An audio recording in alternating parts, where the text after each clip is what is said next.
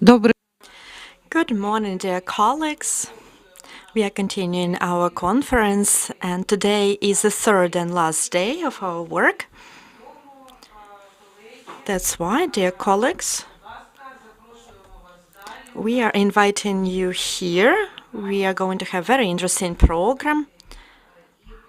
We are going to look into working with adverse events and with antimicrobial chemo, and this is the first session, and the most valuable for us that we will have a really professional specialists who participate in this session, and they will tell us what to do with certain conditions. This is the program of today. You can see now, just give me a moment. Now on your screen you can see the program. You can see it's a session number 7. So we have control on safety and tolerance of IMBT treatment. We will have 5 speakers. First will be from Yulia Senko. It will be information about the frequency and types of AE, which can happen in regimens of modern therapy. And for us to understand, so how many patients might need additional assistance of doctors. Then we will talk about drug allergy, and we will learn about the treatment of this type of allergy. That will be from Serhiy Zaykov, who works in the National University of Healthcare of Ukraine, named after Shupek. If you don't know about this institution, so it was renamed about a year ago, so that's a new name of this establishment.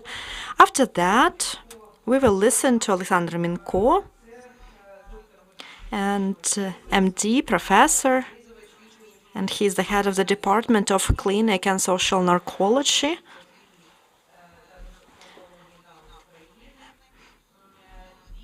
And he will share very important information for us about the diagnostics, treatment, and monitoring of alcohol addiction, and where we'll get some advice to specialists and family doctors. We have never invited narcologists to our conferences, so it will be a unique opportunity to listen to specialists, because people who have TB, sometimes it happens that they have some serious level of addictions, and we as specialists, we need to understand which assistance we can provide to our patients. After that, we'll have very interesting presentation from Irina Belska, and she works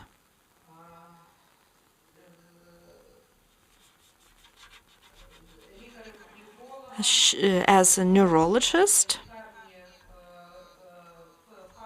in Feofania Clinic, and she will tell us very interesting information about different mental health conditions and like some disorders, because quite often some of our drugs can cause these conditions. And also very relevant for physiologists,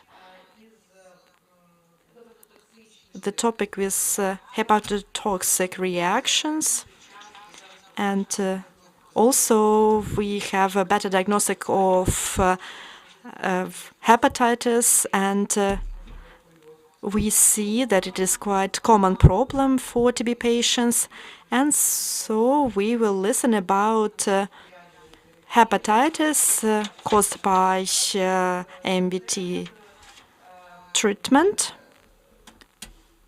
and it will be presented by Anatoly Pechinka, who works in Kiev Medical University, Bogomolets, named after Bogomolets.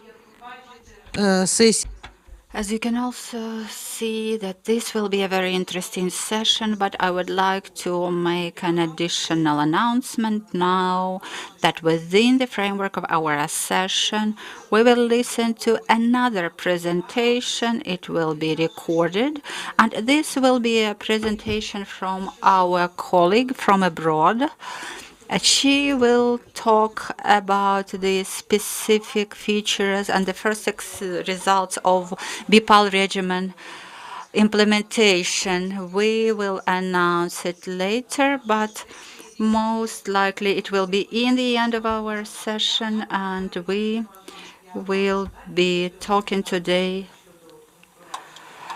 also again about BIPAL regimen implementation. So we are looking forward to your questions in our chat box, and as well as the questions to the specialists who will be making their presentations for you today. So you will have the possibility to ask all questions to the specialists who will take part in today's session. And before we proceed, I'll spend one more minute talking about the organizational issues. Today, we have the last day, and I will remind you the conditions of receiving a certificate. So many of you have seen it on our Facebook page. Yesterday, we posted information about it. So if you have any additional questions, maybe you will be able to find answers on our Facebook page. So the conditions for receiving a certificate is, so after this session, we will activate the feedback questionnaire and you have to fill it out. The certificate will be sent out later to those who filled out the feedback questionnaire. So this year we did not have any requirements concerning the time period spent with us online because we understand the conditions. Not everyone is able to be with us in a real-time mode. So we remind you once again that you will be able to watch all the presentations and all speakers on our YouTube channel of the National TB Hub. And I would also like to thank you. We see that you watch the presentations on our channel. Yesterday night, we saw that each day of the conference was watched by more than 2,000 users. So more than 2,000 people every day watched the stream of our conference, and we are inspired to continue our work for you and with you and to deliver the high-quality product to the benefit of all our colleagues, specialists, and friends listening to us who would like to receive some additional knowledge, expanding the expertise they already have. So good luck. Let us begin our new session, our new day. And I give floor to our first presenter, Yulia Senko. Over to you. Good morning, dear colleagues, and I would like to make a presentation on tolerability of therapy administered within the framework of short-term regime and the tactics of antimicrobacterial therapy in cases of various stages of severity.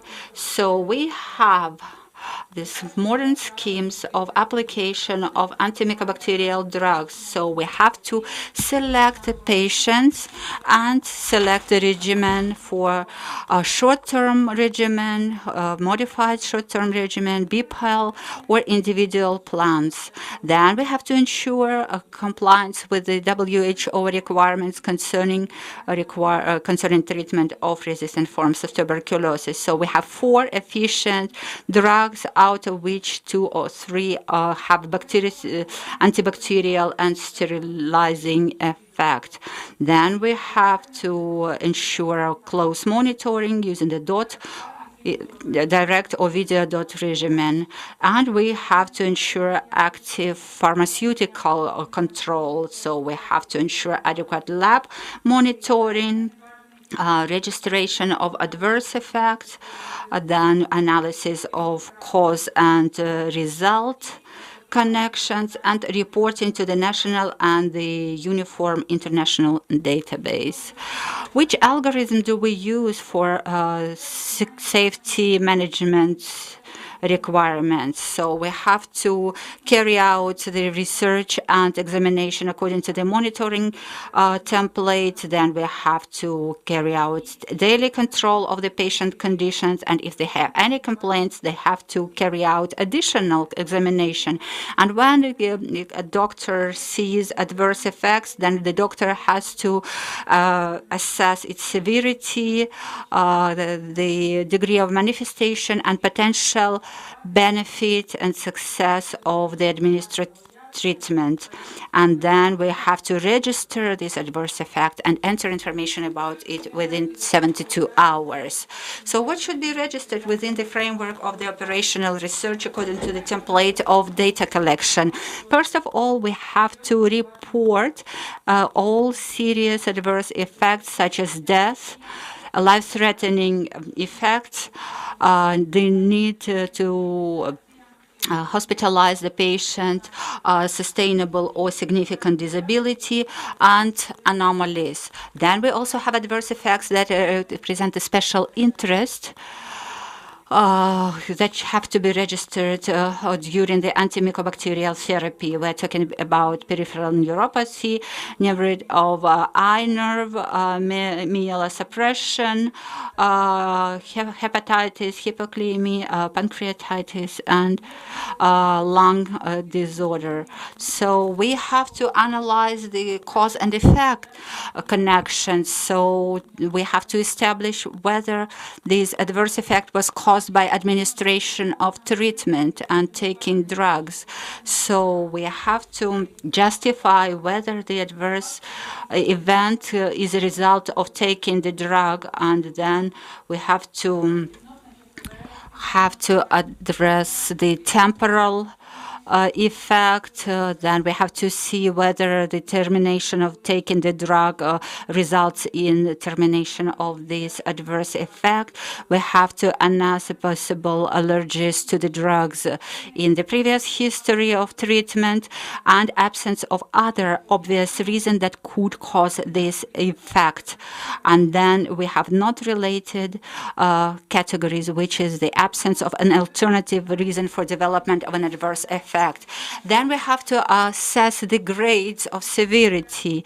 We have grade 1, which is short-term or light discomfort lasting for less than 48 hours. So that does not require medical intervention.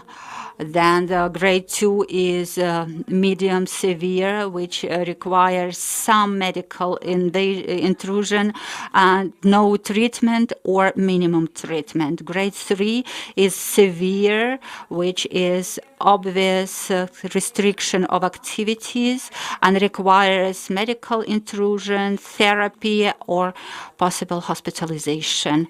Grade 4 is life-threatening, and that means extremely limited activities requiring sufficient or substantial medical intervention or even palliative care. When we are talking about individual adverse events, we have about peripheral neuropathy. It varies from the light discomfort without any need for treatment. Then we have a medium severe condition, which is medium discomfort, which needs a non-narcotic analgesia or that corresponds to index 4 to 6. Then we have the grade 3, which is severe, and we need narcotic analgesia, and corresponding to index 7 to 10. And the fourth grade is disability, results in disability, and it requires substantial intervention. When we are talking to clinical management of peripheral neuropathy, when it's light grade, we have to suspend or terminate linezolid. Then we have medium severe level, we need to stop taking linezolid and consult with specialists, medical specialists. And then if it removes the symptoms, then we decrease the linezolid dosage based on the results of medical concilium discussion. Grade 3 and 4 require urgent termination of linezolid, and it should not be administered again. So, and these results in very painful consequences, sometimes irreversible in its nature. The next manifestation is myelosuppression. Again, we have 4 severity grades. Then we see the decrease of hemoglobin level, and the doctor has to carry out careful clinical monitoring and decrease the linezolid dosage to 300 per day or 600 3 times a day. And the second grade is and results in decrease of hemoglobin level, and it also requires a decrease of the linezolid dosage to 300 milligrams per day or 600 milligrams three times a day.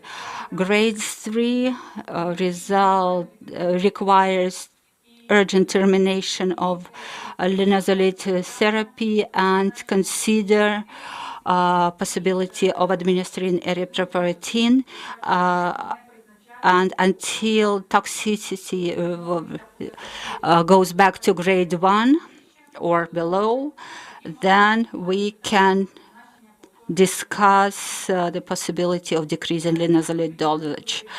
Grade 4 is life-threatening, is hemoglobin lower than 6.5 gram per liter, and linezolid should be terminated immediately, and we have to consider infusion or erythropoietin administration until toxicity decreases to grade 1, and then we discuss repeat administration of linezolid. Then we are talking about lesion of the eye nerve, and of course that has to be diagnosed by ophthalmologist, whether it's the result of taking the drug or whether and which type of impact is the case. So as soon as the patient complains about the eyesight, the patient has to be referred to the ophthalmologist, and the linezolid has to be terminated. And if the ophthalmologist confirms the diagnosis, then the linezolid is not administered again. So the management of patients with liver ferments impact, we have to change the dosage of drugs, and the doctor, in case of grade 1, has to continue treatment with the initial drugs, and then symptomatic treatment has to be administered. Then we have grade 2, and we have increased indicators by 3 to 5 times. Then the regimen, the treatment regimen is continued, and monitoring should be very careful as well. stabilizing treatment has to be administered. Grade 3 means 5 to 20 times increase of ferments, and then all anti-TB drugs have to be cancelled, and weekly blood test has to be taken, and only after the toxicity symptoms are disappear, we can consider continuing anti-TB therapy. And then grade 4 is life-threatening, and it requires termination of all drugs, including antimycobacterial. Weekly chemical blood test should be administered, and treatment continues after the toxicity symptoms disappear. So if we talk about the grades of a QT interval, so if it is 450, 480, then it is light, so then we just monitoring, and if QT goes back to the first level or lower, then if it is necessary, we need to have electrolyte test, so the calcium level, and to increase electrolytes if it's necessary. The second, that's 481, 500 milliseconds. So we need to have more thorough monitoring to have the test at least once a week, and also we need to change electrolytes if necessary. Then the third level, that's 501 without a serious arrhythmia. So we need to stop using the drugs which led to this condition, hospitalize the patient, and also to give electrolytes if necessary. And the fourth, dangerous.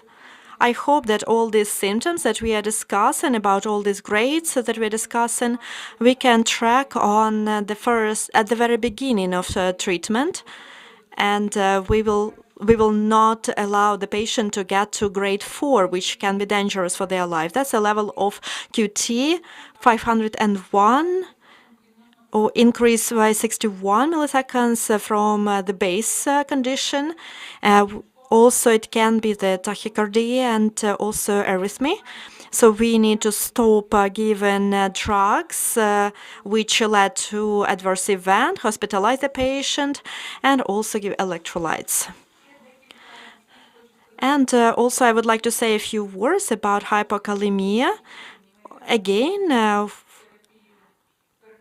so if it is a light version, so we give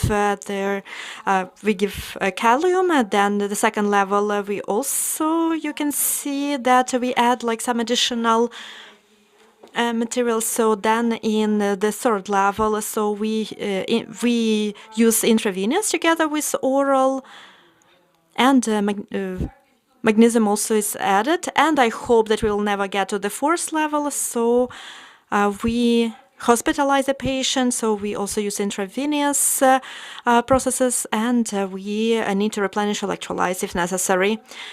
And I would like to say a few words about adverse events which we had in our OR in 2019-2021 in our institute. So this, when we use modified short-term regimens, yesterday you saw this slide, Marina Porhebna showed it to you, so about adverse event which we experience. You can see them on the slide. So also hematology, it was 30%, 15% allergies, 14.6% is neurology, hepatotoxic 22%, and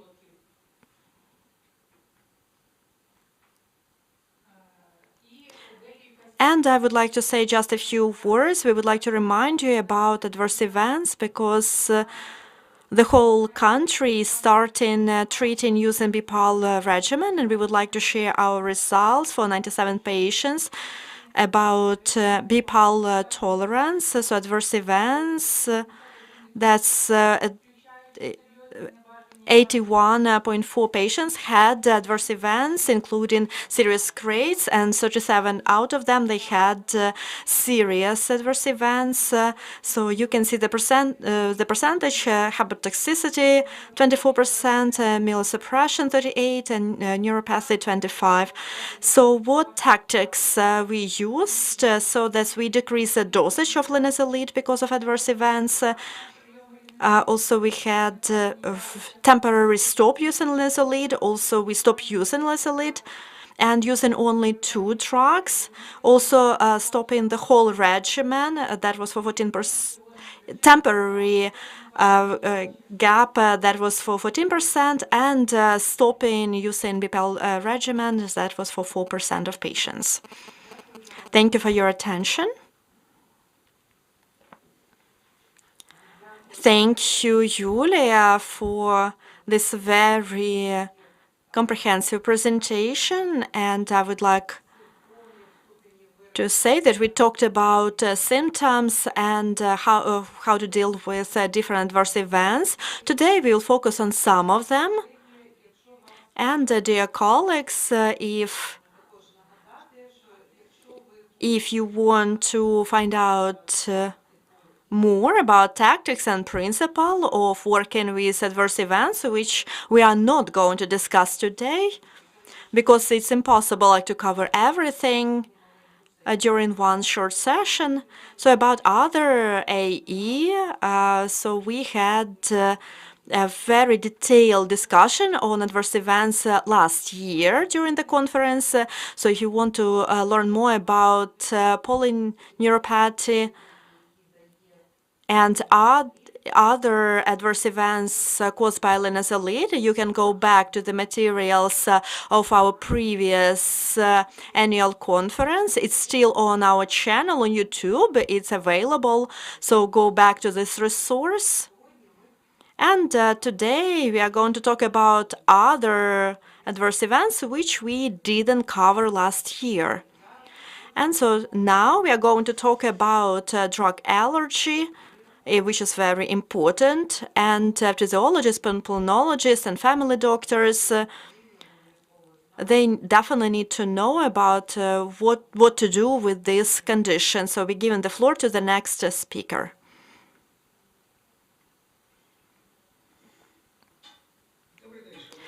Good afternoon, dear colleagues. Let's talk about hypersensitivity to MBTD.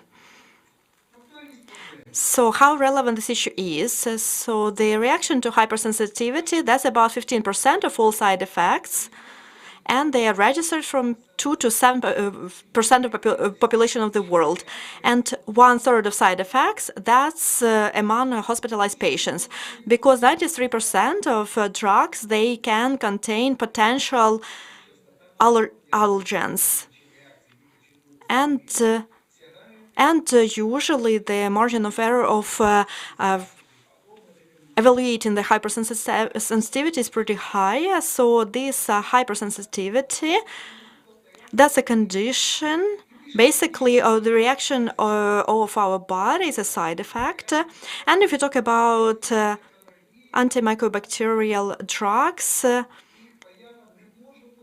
so it cannot be predicted if we do skin tags or provocation test. So any drug can cause any symptoms of drug allergy.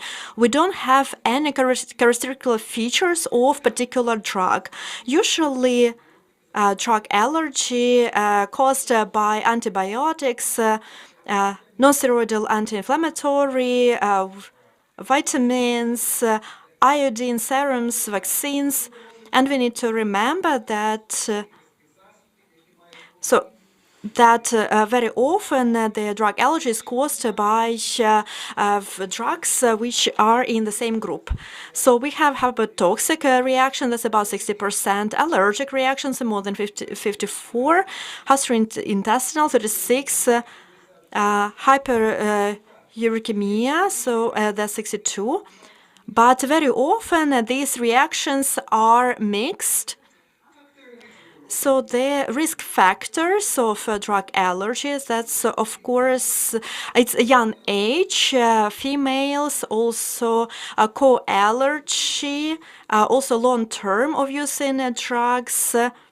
So they use drugs of the same group. So the may causes HIV, herpes, also problems with stomach, liver, some violation of metabolistic polypharmacy, and also, of course, the composition of the drugs itself. If we talk about additional reasons, that's the destruction of pulmonary parenchyma, also the changes in metabolistic processes, on residual fibers of these drugs, adjuvant action of mycobacteria. If we talk about frequency of drug allergy for TB patients, for adults, that's about 16%, for children around 6%, and for children with latent TB infection, it can be up to 3%. Also, based on our own data, so about 60% of TB patients, they have MBTD, and drug allergy, that's about 21%. So if we talk about light grades, so that's itching, also hives, quincus edema, fever, toxic and allergic myocarditis, so that's about 26%. Leill syndrome, myocarditis, so the nephrotic syndrome, that's about 4% of drug allergy. If we talk about etiology, it's caused by isoniazid, streptomycin, and even though streptomycin is almost not used, pyrazinamide, rifampicin about 10%, kanamycin 10%, etambutol 8.5, ofloxacin 8.5, moxifloxacin 4.2 cases, and almost 16% of patients. So it is caused by more than one of IMBTD. So what is a diagnostic approach? So first of all, we have the clinic and history of data, then in vivo test, in vitro test, and provocation test. I would like to remind you that diagnostic of drug allergy is regulated by the order of Ministry of Health of Ukraine of number 916, even though now it is being renewed. So history of the disease, that's the first step to be very precise with your diagnostic, and it's very important for a doctor to ask the patient to fill in the form, and the patient needs to sign this form. The doctor can analyze this form, and if it's necessary, they are referred to allergologist. So the drug allergy, what symptoms? It doesn't look like the former reaction to drugs, and so drug allergy we can see in the symptoms of like regular allergy. If they keep using a drug, so we can see the symptoms again. And if a drug is not used anymore, then the reactions are regressed. What is the probability? So if this drug was not used before, so usually the first symptoms will be into 3, 5, 7 days. And we don't recommend to use a test without detailed history of the patient. Also, it's not probable for drug allergy to deliver if the patient uses the drug for more than 1 month. And drug allergy can possible if the drug is used again. And we also need to use diagnostic of in vivo and in vitro. Patients who have allergy drugs in their history of treatment, who have intolerance to various non-steroid anti-inflammation drugs, people who have the history of allergies to local anesthetics, to various drugs as well. There are various variants of pathogenic clinical hypersensitivity. Usually these are the reactions that manifest themselves 1 to 6 hours. Usually it's swelling, quincke, swelling, rhinitis, bronchospasms, diarrhea, and there are also slower reactions or mixed reactions that manifest themselves 6 hours later, or 5 to 7 days later, or up to 30 days later, with macular papulosis, rash, allergic contact dermatitis, and Lagella's syndrome, and other manifestations. Here you can see the pictures of quincke swelling, skin rash that requires rapid response to save the patients. And then there are slower reactions that manifest themselves later than 1 hour after administration of the drug. There is a contact dermatitis, other acute reactions, Stevens-Jones syndrome, Legela, or toxic epidermis necrosis, or lupus, or skin rash. So you can see the pictures demonstrating the possible skin reactions in various stages of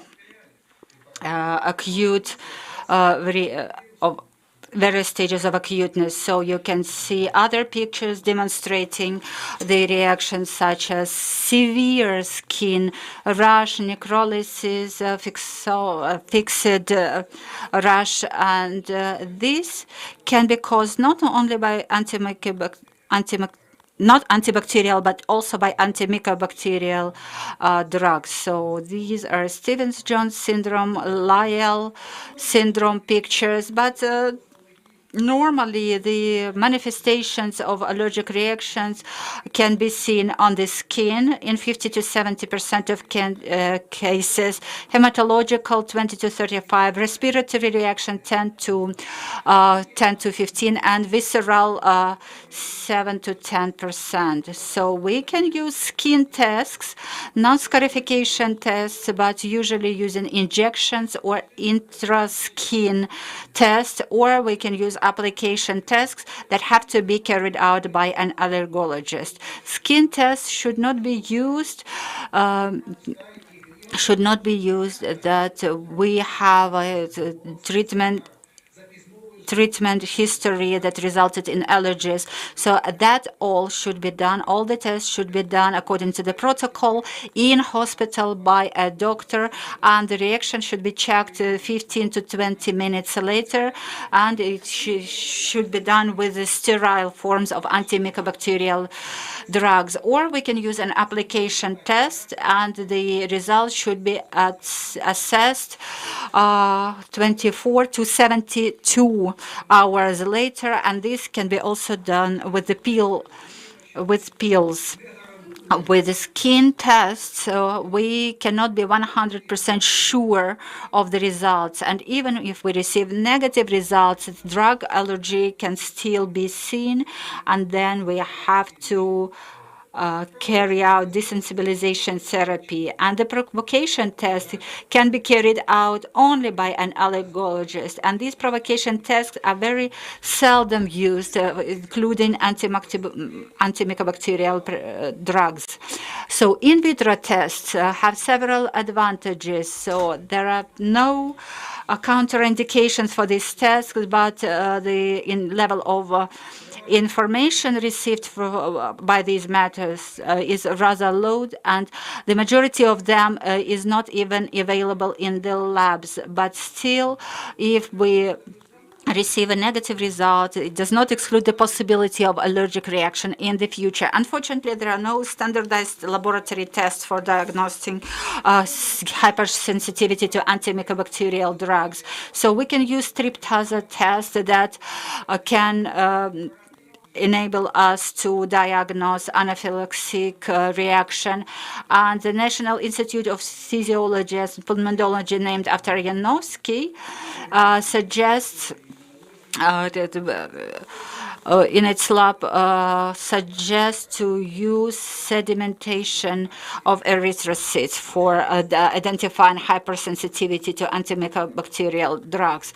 So there are tests that should not be used for diagnosing hypersensitive reactions, which are cytotoxic tests, other tests using the methodologies that were not validated, and basophil activation tests should be used using the run-through cytometric tests. They are not validated and they should not be used for allergy identification. So first, the doctor should carry out a general examination to analyze if there are any mechanisms of possible development of allergic reactions, and then we have to identify whether the reaction is immediate or extended, and if there is a risk of rapid reaction, we should use a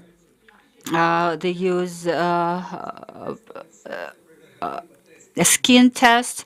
But then if there is a delayed reaction, it should not only be done by the allergist, and it should be done in the laboratory. So if we have allergy to drugs, we have to report the name of the drug, the degree of severity or the grade, and that should be a diagnosis for the rest of the patient's life. So we should avoid underdiagnostics and overdiagnostics in this case. So we should be very, very careful. And then we have to provide immediate help if we have an anaphylactic reaction. Then we have to eliminate allergic agents. Then we have to carry out laboratory testing for people with allergy. Then we can also use drugs that are least probable to cause allergic reaction and minimize impact of other allergic agents, and report mandatory all the reactions that were registered for the patient. So we use epinephrine, adrenaline in the acute cases of allergic reactions. So in an anaphylactic reactions, we use crystalloids, and then we use the third line drugs such as corticosteroids, broncholytics, and other. Then non-sedative anti-allergic drugs are effective for only one type of reactions. For all other types, we have to use glucocorticosteroids, and these non-sedative drugs of the second generation are only used for IgE-dependent reactions. Then we can use antagonists of leukotrienes, if necessary, cyclosporine when necessary, then topic therapy of the affected parts of skin. And then we have also we can also use corticosteroid and inhibitors of protease and antiresorbents.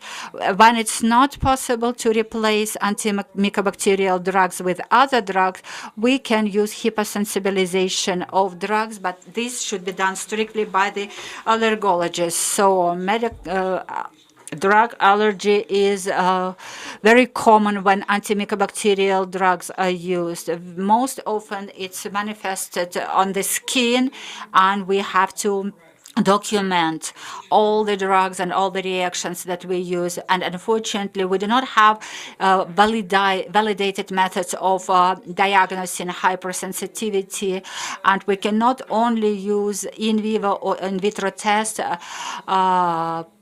to diagnose person with hypersensitivity, because it will be for the rest of the patient's life. So we should be very, very careful with that, and we should think about using alternative drugs with similar pharmacological characteristics. Allergic drugs can be used only for IgE-dependent manifestations of drug allergies, and we have to pay a lot of attention to prevention of allergic reactions. And Association of Allergists of Ukraine is open for constant cooperation and support with diagnostics, prevention, and treatment of allergic reactions, including antimicrobacterial allergies.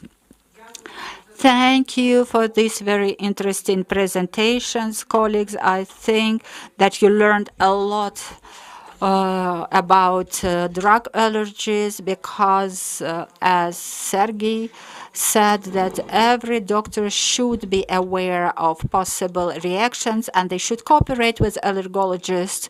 So if you have any questions concerning drug allergies, we will answer them if you write them in the chat.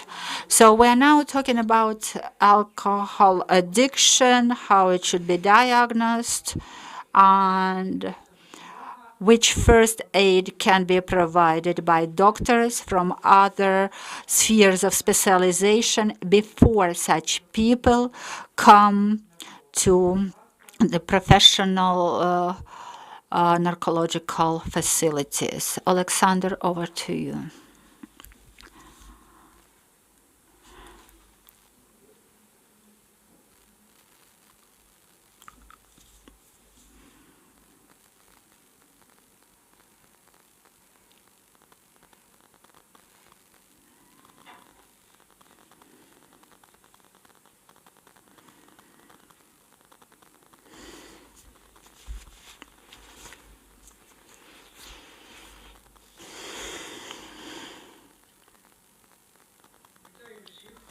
Good morning, everyone. And I would like to thank to the organizers of this event for inviting me. And I'm going to talk about specific features of diagnosing, management, and treatment of alcohol addiction by family doctors. First of all, I would like to tell you a little bit about alcohol consumption in the world. In Europe, over the last decade, the highest level of alcohol consumption has been registered in the world, and the number of people who avoid drinking alcohol decreased, but the share of people who consume more than 20 milligrams of alcohol is increasing. The Organization for Economic Development and Cooperation developed a rating of countries in 2019, and they showed where the alcohol consumption per capita was the highest. The highest level is demonstrated in Lithuania, because people drink 12.3 liters of alcohol there per capita. Then you can see other countries. Sorry. Second place is taken by Austria, where the population drinks more alcohol than on average in the European Union. Then comes France, which is a leader of among the producers of high quality wine, but this country belongs to the top 3 countries where people die as a result of alcohol consumption. Then we have the Czech Republic. There are 300,000 to 700,000 addicted to alcohol consumption out of the 10 million of the population. Then Luxembourg, according to the WHO, they have problems with malignant consumption of alcohols. Then we have Latvia, and then Germany takes the 8th place, where every 5th man and woman and every 12th woman decrease their stress by drinking alcohol. No? In Portugal, they drink also like a lot of wine, and Poland is going up. Ukraine is not even in top 45 rating according to this version, which is definitely a positive indicator. Based on official data, 8.6 liters of alcohol is drunk annually by every Ukrainian, starting of 15-year-olds. But it is believed that data is not objective because we don't take into account illegally made or imported alcohol. And on this table, you can see the negative influence of alcohol on human body. And the harm connected with alcohol can be obvious and not obvious when we need to define the role of alcohol, which cause to certain symptoms or conditions, and also the probability of relapse of some of these conditions. If we talk about disorders or conditions, there's cirrhosis, hepatitis, kidney failure, also depression, anxiety, suicide, acute pancreatitis, also diabetes, obesity. Also, it can be the stomach cancer, also cardiovascular diseases, also like when we talk about cardiovascular, it can be arterial hypertension, heart attack, cardiomyopathy. Alcohol is a leading factor of risk for men 15-59, and to measure the harm caused by alcohol and to evaluate the effectiveness of medical intervention in order to fight the consequences of the condition. So we calculate the life added years, and which means that we can calculate these life years which can be lost, if the condition is serious. And alcohol is leading risk factors for men for 15-59. And if we talk about the other risk factors, it can be unsafe sex and other factors, which you could see on the slide. Until recently, WHO defined the level of risks based on the amount of consumed alcohol, and it was divided into the high risk, middle, and low. Are there the safe dosage of alcohol? So those doses which were quite safe before, now it is believed that they are toxic.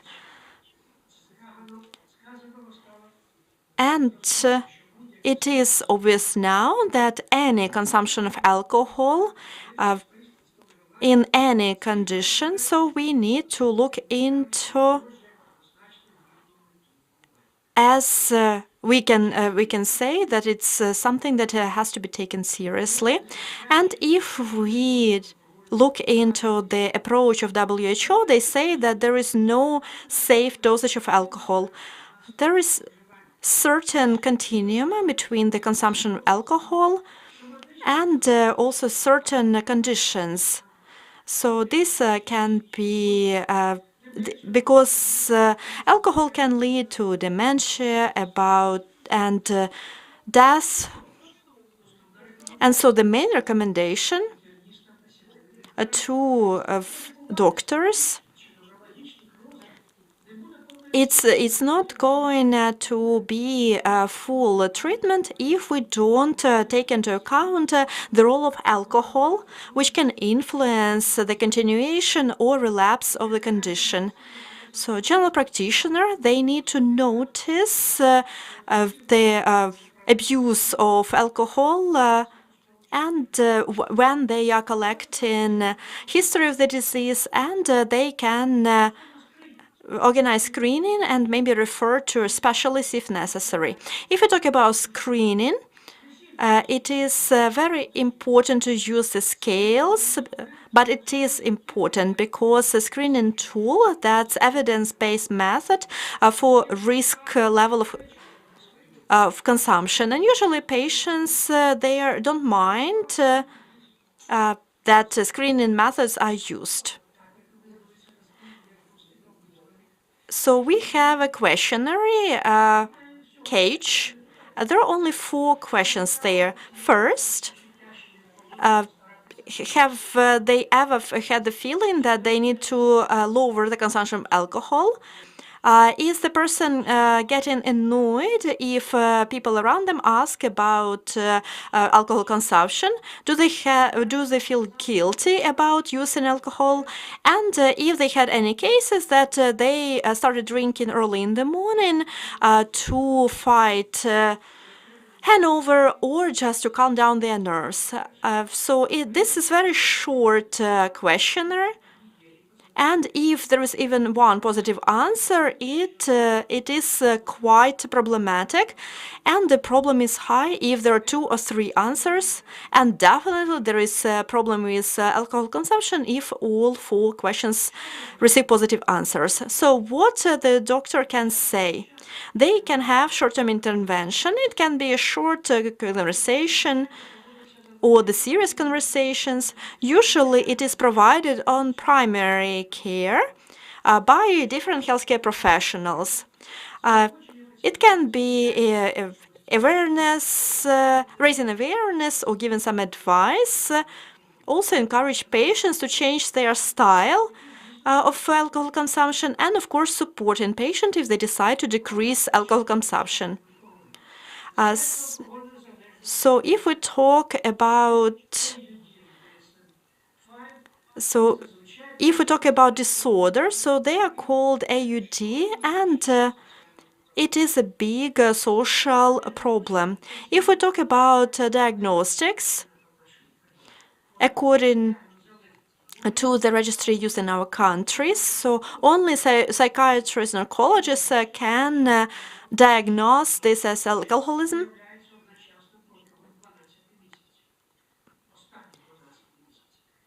So, and usually these symptoms are that strong desire to consume alcohol, a difficulty or controlling behavior connected with absence of alcohol,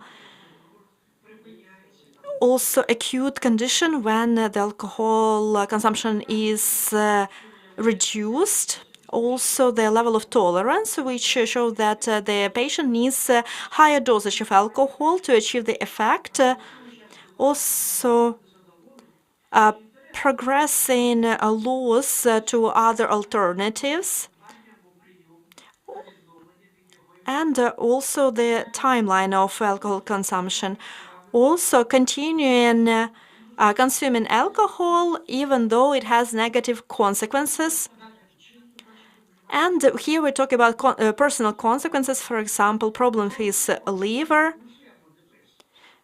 depression, or other symptoms. If we talk about addiction, so usually it is believed that it is the chronic condition, and there is certain continuum of alcohol consumption and other conditions. So the condition of addiction, intoxication. Also, we have acute psychotic disorders, cognitive disorders, disability, and death. And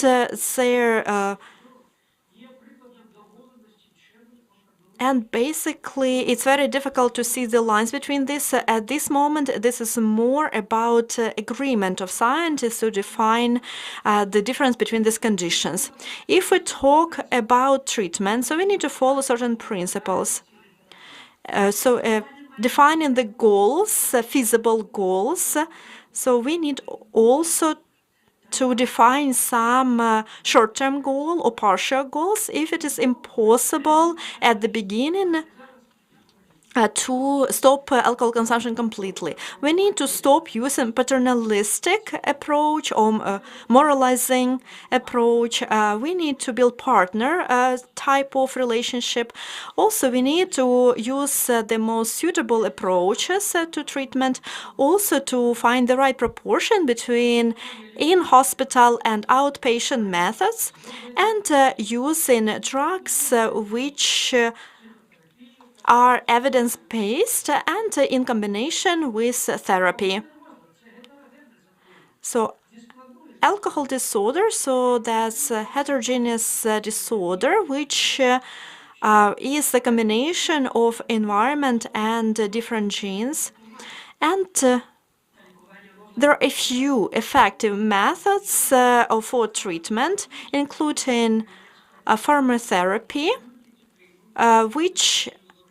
which are controlling the dangerous consumption of alcohol. In this table, you can see 5 main drugs which are proven to help with alcohol addiction. So the first one is acamprosate, which is produced by Campral. So it is believed that it can be used.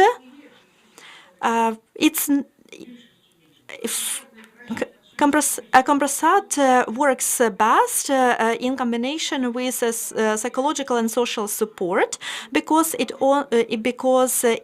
allows to reduce the consumption of alcohol, but there are serious side effects, and you need to pay attention to them.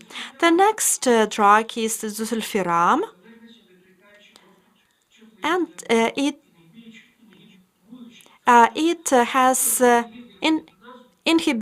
has inhibiting format, and it leads to unpleasant feeling right after alcohol consumption. Carbonate of calcium, yes, so basically when it gets into the stomach, and it creates the chloride of calcium, and this drug is necessary to use because if alcohol consumption is high, then there is unstable cyanamide in normal conditions. And so this problem was resolved by using this drug. If alcohol is used by, so if patients also use disulfiram, and they have so-called alcohol association reactions, so they don't need to have further treatment, but it lowers the desire to consume alcohol. Naltrexone, so it blocks opiate receptors, and it doesn't lead to negative consequences. And so a few meta-analyses, they show that if you use naltrexone, it shows better effectiveness but it doesn't lead to full abstinence. Diaprid, that's another drug which is antipsychotic drug, and it is the only drug which is used, which has a proven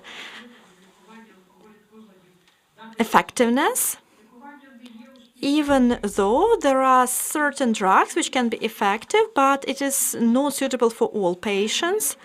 And most people who have alcohol disorders, they are not looking for treatment. And it is very important to create the information and encourage to look for treatment. And I would like to finish my presentation by quoting the American narcologist Robert Swift, who states that that alcohol disorders can require the future pharmacological disorders, so maybe they need to include and to treat certain symptoms caused by alcohol consumption. So also we need to improve the pharmacotherapy because it has potential to improve treatment and to lower the consequences of alcohol consumption for public health and personal health. But we need additional research to improve this. Thank you for your attention. Glory to Ukraine. Glory to everyone. We will win. Thank you very much for this interesting presentation, which was very useful. And I think that first of all, the physiologists who are listening to us learned a lot of interesting things from your presentation. And now we are moving on, and we will continue this topic of alcohol addiction, which is often present and is a negative factor affecting the course of TB progress in our patients. So our antimycobacterial drugs can cause anxiety and depressive disorders in addition to alcohol addiction. So Irina Bielska will share some advice with us on how we can provide timely diagnostics of these disorders and tell you how to help the patients before they go to professionals. Good afternoon. Today we are talking about secondary anxiety and depressive disorders in the physiologist practice, how to diagnose and manage patients with TB. So the main types of deterioration of conditions in patients with TB are toxic polyneuropathy, retrobulbar nephritis, various anxiety and depressive disorders caused by pain, chronic pain. They have sleeping problems and other adverse effects. So when we have to pay significant attention to adverse events in the process of TB treatment, because that results in worse efficiency of treatment and tolerance to mycobacterial drugs, chemioresistance. Then we're talking about more severe status. These adverse effects become even worse. So anxiety and depressive disorders can be caused by social conditions, hypotireosis, pheochromocytoma, heart disorders, asthma, and other lung diseases can deteriorate anxiety and depressive conditions as well. So it also can be caused by corticosteroids, cocaine, amphetamines, and caffeines, and systemic antibiotic therapy. So all these are related to anxiety and depression. So we are also talking about the system of activation of behavioristic reactions, talking about various disorders of glands functioning. So we have a functional disbalance between neuromediating systems such as gamma amino oil acids, serotonin, glutamate, and neuropeptides. So the somatic effect manifests itself in disorders of functions of any systems in the organism, in the body, chronic weakness, pain, and unusual experiences. So that stress generating stimuli include bronchial asthma, heart disorders, psoriasis, and other conditions. Neurotoxical impact of individual anti-TB drugs result in sleeping problems, retrobulbar neurosis, anxiety and depression conditions, and to different degrees, all these drugs that are enumerated on this slide can cause the enumerated disorders. So the generalized anxiety or increased anxiety is usually accompanied by muscle tension, irritation, problems with concentration, also sleeping problems with sleeping, and all these problems should be present during several days per week over the last several months. So we have mental symptoms such as increased fear of disease, of some life situation, fear of death, increased arterial pressure, the feeling of heat or cold, and unpleasant feelings in the stomach area. Then we have disorders where anxiety becomes the main symptom, and it is not related to some or any external situation, and it is added to depression, and phobias various are also seen as a secondary symptom. This panic is characterized by repeated anxiety, which is related to depression and alcoholism. Then the heart disorders also are related to these panic attacks. Then lactate natrium and are also one of the systems, and antidepressants usually have a very good effect here. Clinical manifestation of pathological anxiety also is manifested as irritation, the worse memory, problems with sleeping or falling asleep, quick tiredness, and then clinical manifestation of pathological anxiety also are demonstrated or manifested in the form of vegetative polymorphic hyperactivation and polysystemic psychovegetative syndrome. So the somatic manifestation of anxiety are seen as cardiovascular, respiratory, neurological, and stomach disorders. In order to diagnose these disorder, you have to ask a person whether he or she feels anxiety, tension, or fear over the last 4 weeks, and whether they have frequent disorders, irritation, or problems with sleeping. And if the person answers positively to any of these questions, you have to ask further and use the questionnaire of 7 questions that will facilitate screening of anxiety and efficiency of treatment in the future.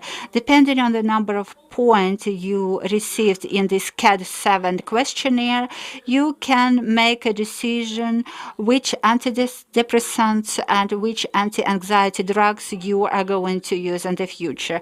When we're talking about diagnosing depression, we also ask 2 questions.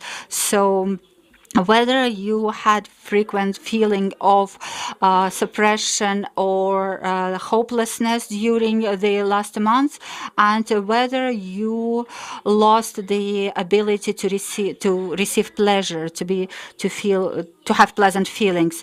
And then a positive answer to one of these questions is 97% efficiency in diagnosing depressive disorder.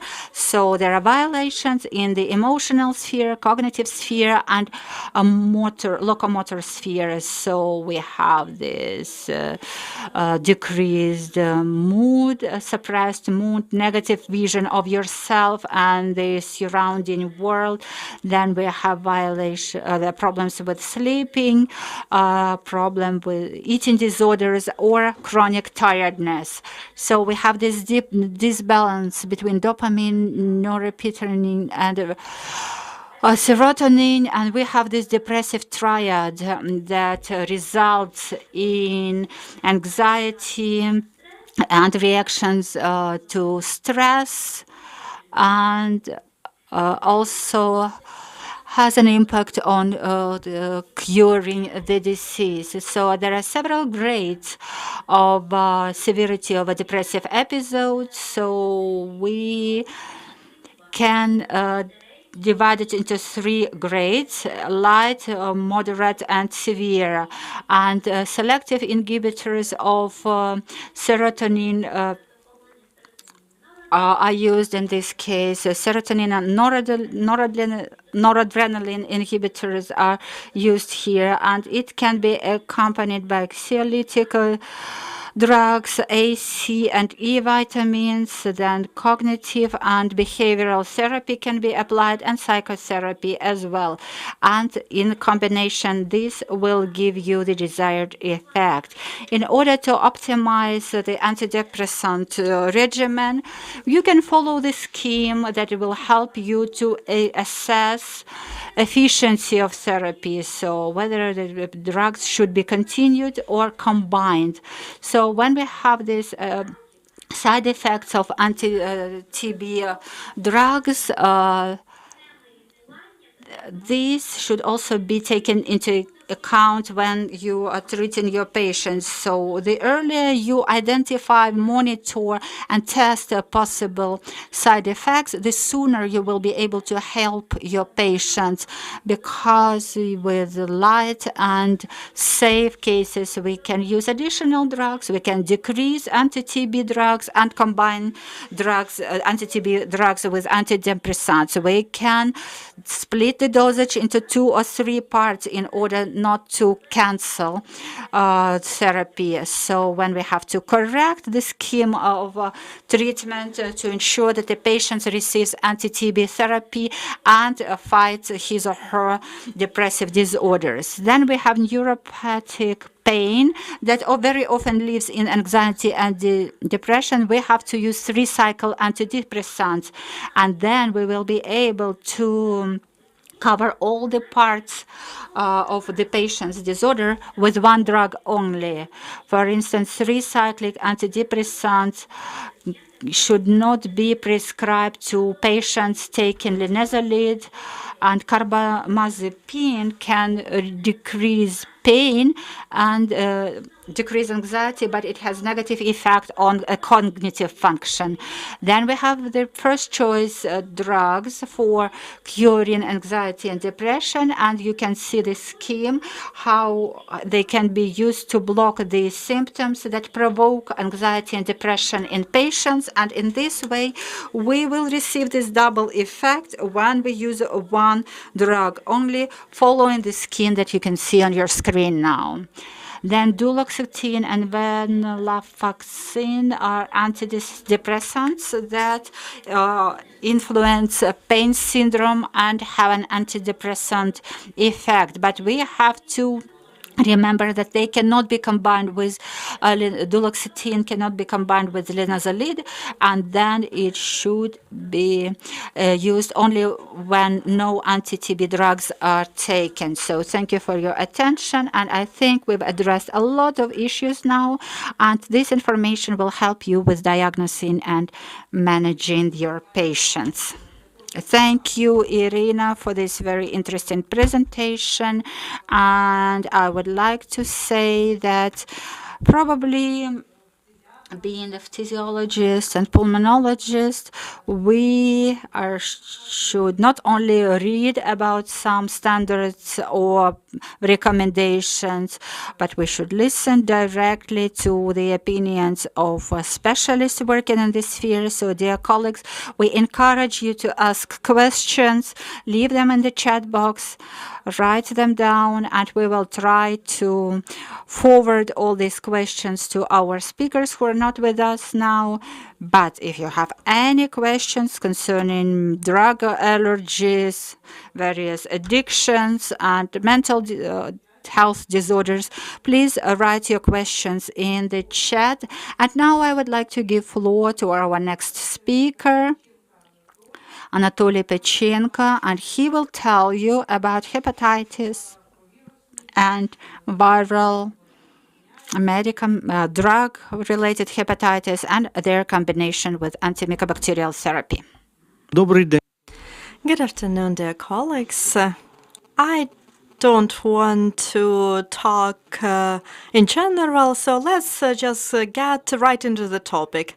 And let's see immediately how inflammation happens in the liver when we discuss hepatitis. And it doesn't matter whether it's ABC or which type of hepatitis. And if I talk about virus inflammation, so that's about 15-20% of all parenchyma of livers. So when we talk about virus inflammation, it doesn't take that much space. So mostly next stages they take a bigger place if we discuss similar cases. So this white, this is the secondary endema, and so then their circulation is stopped, and then it leads to hypoxia. So basically, it's like a septic inflammatory reaction. And after that, we have even bigger space. When you can see, this is like the violation of microcirculation and hypoxia.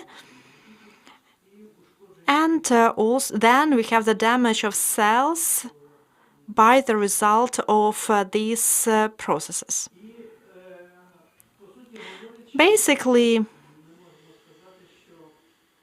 if we can say that oxidized lipids, so this is the main factor of liver damage. And I can say that we have virus hepatitis A, which were treated because of fever. So paracetamol was assigned because it was believed that it was influenza. But then patients can be in coma condition. Yes, it was possible to bring them back, but virus hepatitis A. But if we look into statistics, paracetamol as the main fever drug, I looked into world statistics, especially American and West European statistics, where they use paracetamol mostly. So they have 1,000 cases every year of the cases that I described, even though in 40 years of my experience, I've never seen these cases of hepatitis A of this situation. So, and take into account everything, the most important part when we talk about liver damage, this is the oxidation of lipids. And if we talk about this, so then we will have some very typical clinical pictures of virus hepatitis, and we have very clear time periods which are not typical for other chronic hepatitis. So you will never see this kind of time periods in others. So we have incubation period, which is connected to epidemiology.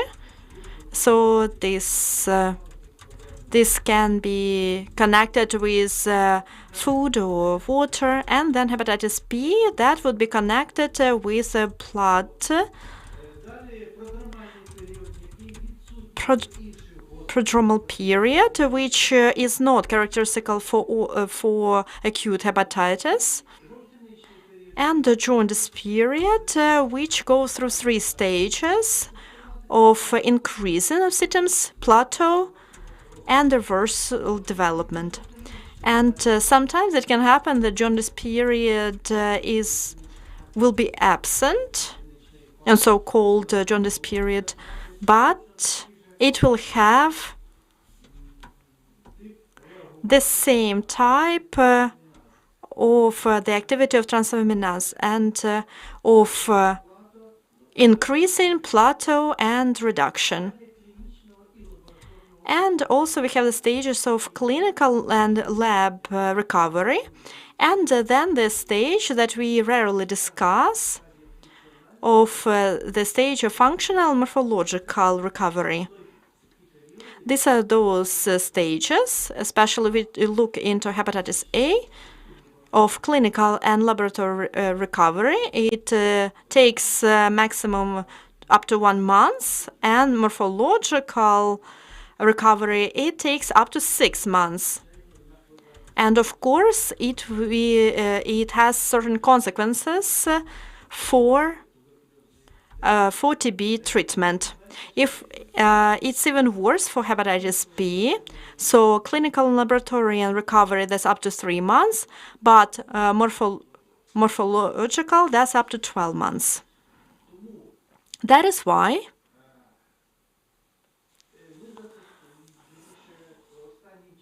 so recently we started to use drugs which allows us to accelerate this morphological recovery and functional recovery. These are not usual drugs. I mean, usually they are quite common, but they didn't used to be used for acute virus hepatitis, for A and B. So you can see here, like the names of the drugs. There are many of them, of L-arginine, and they also the drugs of pentoxylin. And in the last place, that's adimethionine or methodoxin. It can be also, it's not always either or, but it can be used in parallel. So methodoxin is a kind of hepatitis protector, and in some way it also lowers down the alcohol addiction, and usually it is used with alcohol hepatitis. If we look into virus hepatitis A, so rehabilitation period takes up to 2 months after this clinical recovery, and after that, after this rehabilitation recovery and treatment, so usually it is possible to continue TB treatment or to start TB treatment. If we talk about virus hepatitis P, so clinical laboratory recovery takes up to 3 months. Here we have a big problem because according to modern classification of Hep B, there is so-called 5th stage occult hepatitis P because IgB antigen is absent, and even though this type in some countries in the world, we don't have any data in Ukraine, but for example in Kazakhstan, that's about 12–15% of all chronic Hep Bs. In China, that's up to 30%. In Italy, up to 30%, and in Western Europe, the numbers are fluctuating, but not that much. So taking this into account, we need to change those markers which are used to diagnose acute and chronic Hep B. And so for Hep B, especially for clinical phase, we need to have markers like anticorps, HB core, and also antibodies to HB antigen. So what information can we get out of this? We need to check if the person had B or not, and also it will give us information that if there's HB assets, that the person recovered from Hep B. So these situations are very different. So all other antibodies, they are quite irrelevant, but if we have HBs antigen, that's definitely chronic Hep. You know, it just so basically, if we have this information, so we don't pay attention to that because we don't provide treatment. The treatment is not necessary. But this fact is important if we have other comorbidity. And if we talk about biochemistry of blood, we need to pay attention to HAMA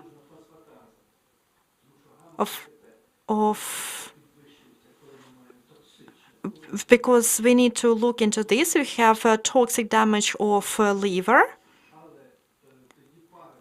and then HAMA GTP, and then if we have these data, then we will know whether it's cholestasis or it's toxic damage of the liver. And the beginning of TB treatment, if we have acute Hep B, so we can start only with a complete recovery, so with appearance of HBs. So after about 6 months from the beginning of the disease. And for rehabilitation, we need up to 2-3 months. And after that, we can add other treatment. I'm not going to focus on all of these details because I think that you know enough about drug-related hepatitis, but it's interesting that for people over 40,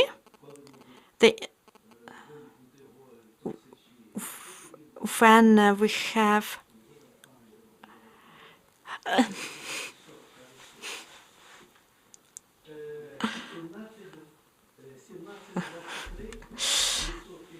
so the indicator can be up to 40%, and so many of the drugs, they can be completely safe separately, but if they're used in combination, then they can be dangerous. And I can say 3-4 drugs, we can more or less predict how metabolism is going, so we can foresee. But if we use 5 or 6, or as now we are going to talk about, as Americans are saying that sometimes more than 15 drugs should be used in combination.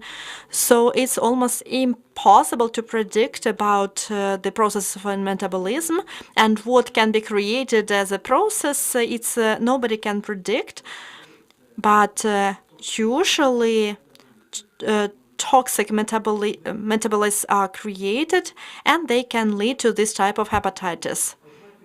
And here you can see the symptoms. What we can say, so what is unusual, that's So it can be darker urine, losing appetite. This can be quite situational. But dark urine, that's the beginning of jaundice. And it has to be diagnosed at this stage. Also, a fever for longer than 3 days, vomiting, nausea. I'm not going to go into all details. But the most interesting is the last point. Also, toxicity of TB drugs can be seen as side effects. For example, it can be rash, allergic rash, so we think it's allergy, and it happens quite often, up to 14% of patients. And this so-called allergic rash is going to be a symptom of toxicity of anti-TB drugs. We are not talking even isoniazid, which leads to this which causes toxic metabolites and other drugs that can intensify the severity of oxidicity of lipids. Then we can look at the lab manifestation. So I think very often you can miss the clinical symptoms before the jaundice becomes very obvious.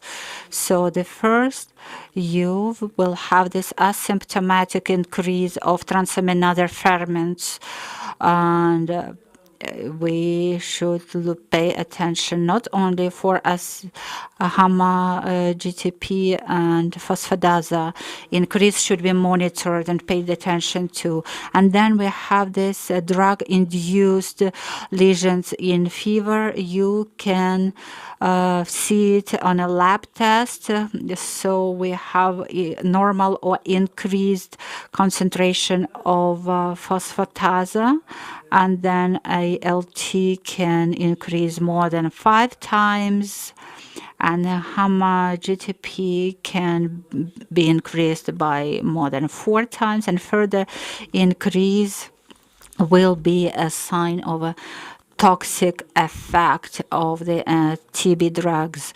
I will not talk about the reaction of individual ferments on holeostatic, cytostatic options or mixed reactions, because very often we'll have precisely the mixed options. So I'm not going to talk in detail on one individual option only, because in the very beginning of this reaction, you have to examine the patient urgently to find out what type of toxic lesion we are dealing with. So then alcohol was mentioned, and for alcohol hepatitis, you will see the very high level of gamma ferments. I deal a lot with liver cirrhosis, including alcohol-induced cirrhosis. And for my patients, they have to take this test twice a week. And if we have a decreased level of ferments, that means that the person stopped abusing alcohol. And if I see the same level, I have a personal meeting with the patient, look into his or her eyes, and then I give a warning. The first and the last one, telling the person that if they continue consuming alcohol, we will not be able to achieve the necessary level of recovery. So here you can see the types of reactions caused by the most widely used drugs. Holestase is one of the manifestations, and we've discussed all the drugs that are used for TB treatment. And we will be talking now a little bit about other drugs as well that cause a hepatotoxic effect. So there are holestase, then paracetamol is one of the drugs that together with isoniazid can cause hepatotoxic effects. So the drugs that are used for pain killing are normally those containing paracetamol, and you have to pay attention that the drugs that you prescribe should not contain paracetamol, which is a very hepatotoxic drug, and I don't know why it is so popular and why is it better than analgin. Then let's move on. There are other drugs that are very toxic. So any chronic effect on the liver, even minimum impact, it creates the conditions where drug-induced hepatitis can develop. Then we have other drugs that have increased toxicity when combined with paracetamol, such as isoniazid, paracetamol. So alcohol is toxic by itself. So, and then we have up to 70% of women suffering from drug-induced hepatitis, so 2 to 3 times. So we will not discuss that. We have the opinion here, but it's not the only correct opinion in this case. Then starving also contributes to developments of hepatotoxic effects when combined with the use of isoniazid and paracetamol. And each specialist today was talking about various drugs. 2 or 3 drugs were mentioned by each of the previous speakers, but if we do not have someone who coordinates the entire treatment regimen, we will not be able to treat TB. We will only be treating toxic drug-induced hepatitis related from taking all the medications. So more than 40% have this side effect from taking the discussed drugs. Isoniazid is one of them. I understand very well that it's first choice drug and very efficient. And if it's combined with rifampicin, then it will be much stronger. But I read some literature and I saw various possibilities there. And I think if this combination is the first choice for the drugs, then it needs to be used, but you have to assess the dynamics and respond to deviations. So paracetamol, diclofenac, fluconazole, oral contraceptives, ciprofloxacin are hepatotoxic, and physiologists use moxifloxacin and other floxacin group drugs, and I don't know how dangerous it can be, but I don't think that it's totally safe because these are drugs that have a prominent hepatotoxic effect when used simultaneously. Then we have other drugs that increase increasing P450 group, so they will be oxidated, like phenobarbital, will increase active impact of the anti-TB drugs, and this is the very frequent reason of poisoning with paracetamol, glucocorticosteroid, rifampicin, fluconazole, partly omeprazole, which is a very tricky drug, and I was not able to understand yet in which cases it increases and in which cases it does not increase the effect of this 450 group of drugs. So, as to the conclusion, we should use the same drugs for prevention and for treatment. Group 1 of the patients with the minimum adverse conditions, so no chronic pathologist of liver, and elastometric tests should be used to assess the chronic processes in the liver, and then absence of diabetes, and no allergic reactions in the past, and steatometric test should be SOM1. So all TB drugs should be more or less safe for this group of patients. So for prevention of possible adverse effects, we have to use the indicated dosage that is highlighted yellow here, and then we have to add other drugs such as L-glutathione, should be recovered, so it's up to 50% of all the antioxidant system in a human body.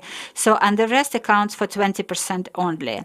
So we can use two hepatoprotective drugs, which is adamethionine and methodoxine, that should be used in the dosage of 1 pill 3 times a day.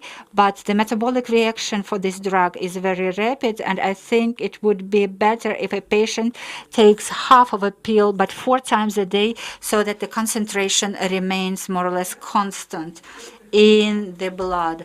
So this is for the cases when we deal with a group of patients with favorable conditions. Now, we have group 2. These are patients up to 70 years old with some chronic pathological process in patients, maybe diabetes, especially the second type of diabetes. We're not talking about type 1 of diabetes, not at this age. So let's not talk about it in any detail. So toxic reactions could be present in the history, possible allergic reactions, then it's very difficult to identify which drugs caused these allergic reactions. Then liver fibrosis of the second grade, and steatosis is also present for this group of patients. The same for prevention, the same drugs are used, and maybe the dosage should be increased a little bit, and then antiresorbents should be added here. Yeah, produced in Ukraine, which is not very popular for some reasons, but it works very well when we have these holistic processes. It's also good for patients with diabetes, non-alcohol caused hepatitis. So it's quite useful and helps in these cases. Until 2 weeks after all these drugs are taken, 2 weeks after beginning of taking of these drugs, the processes will normalize themselves. Hypoxia will be decreased, and all these drugs will work with higher efficiency. And the final group, the third one, the same drugs, and we add immune modulating drug. That drug has been registered approximately 20 years ago in Ukraine, and it works quite well in the case of toxic effects on the liver. And holistic drugs are also the same, but I'm only concerned about one fact. So it should work either very quickly, or I will do the same that was done before me, because you can see 4 courses of siloxicol acid, cholestyramine, and the same drugs and peptide immune modulating drug should also be added. So in such situation, and plasmapheresis should also be used in these cases to improve the situation. Thank you very much for your attention, and all the best. Thank you very much. It was an interesting presentation. I also have a few questions to you, Mr. Anatoly. But before I ask them, we have one question in the chat. When do we need to start treating Hep B, Hep C with middle higher indicator and transaminase if the patient is already being treated for TB? Why 5 times higher? Because we need to stop TB treatment if we have 5 times higher ALT. And yeah. And if at the same time they have active hepatitis, so when do we need to do that? It's a very difficult question because acute hepatitis, so we cannot talk about 5 times. For hepatitis, whether it's A, B, or C, it doesn't matter. So the ALT, it goes up to 1,000, 2,000, 4, 5, 6,000. We cannot just talk about this 5 times higher. 5 times higher, that's when we talk about chronic hepatitis and or toxic hepatitis, and that's where we can calculate those enzymes about 4 or 5 times higher, especially when we have HAMA HTP, when once a week or once every 10 days you measure this HTP and you see if it goes down, if our treatment doesn't have any effect. And then we need to stop treatment, unfortunately. But I have to say that I saw cases like this often, and I had usually we continued the TB treatment, and also for you to understand. So if immunomodulating drug, usually they have pretty positive influence on TB treatment. I had one case when I made a mistake on elastometrics. So it was a young girl, so she was a third-year student, learning to be a dentist, and she was so TB was found in upper lobe of lung, and she was treated. She was being treated, but whatever treatment they started, whatever regimen they started, she couldn't continue after 10 days. So there were some elements of jaundice, and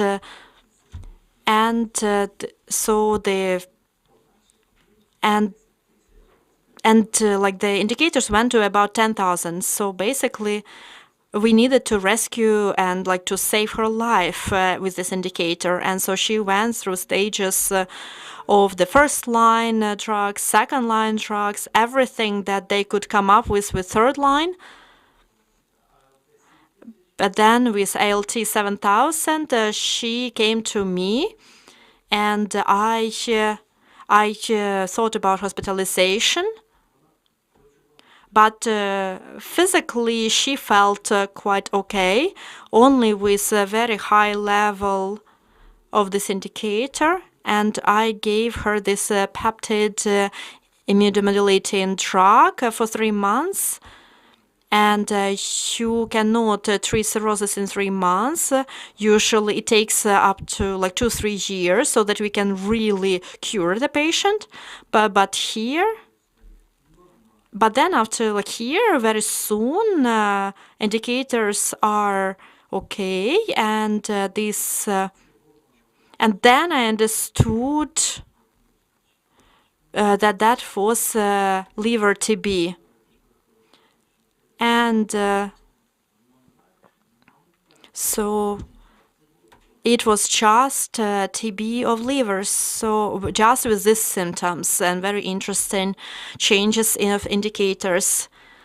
But the girl, she's fine, and she became a dentist, so she's okay. That was very interesting.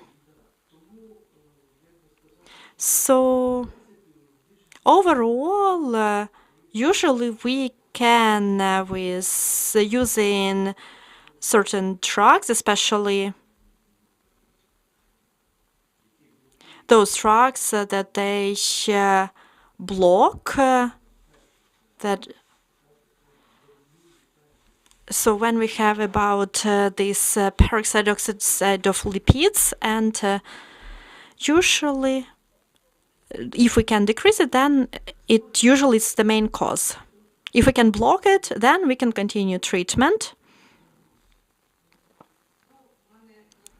And in your presentation and in your answer, you partly answered the question that I had, but I still want to go back to focus our main criteria, that ALT.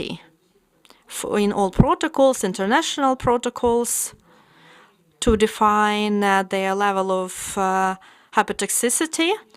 Of course, other indicators, they are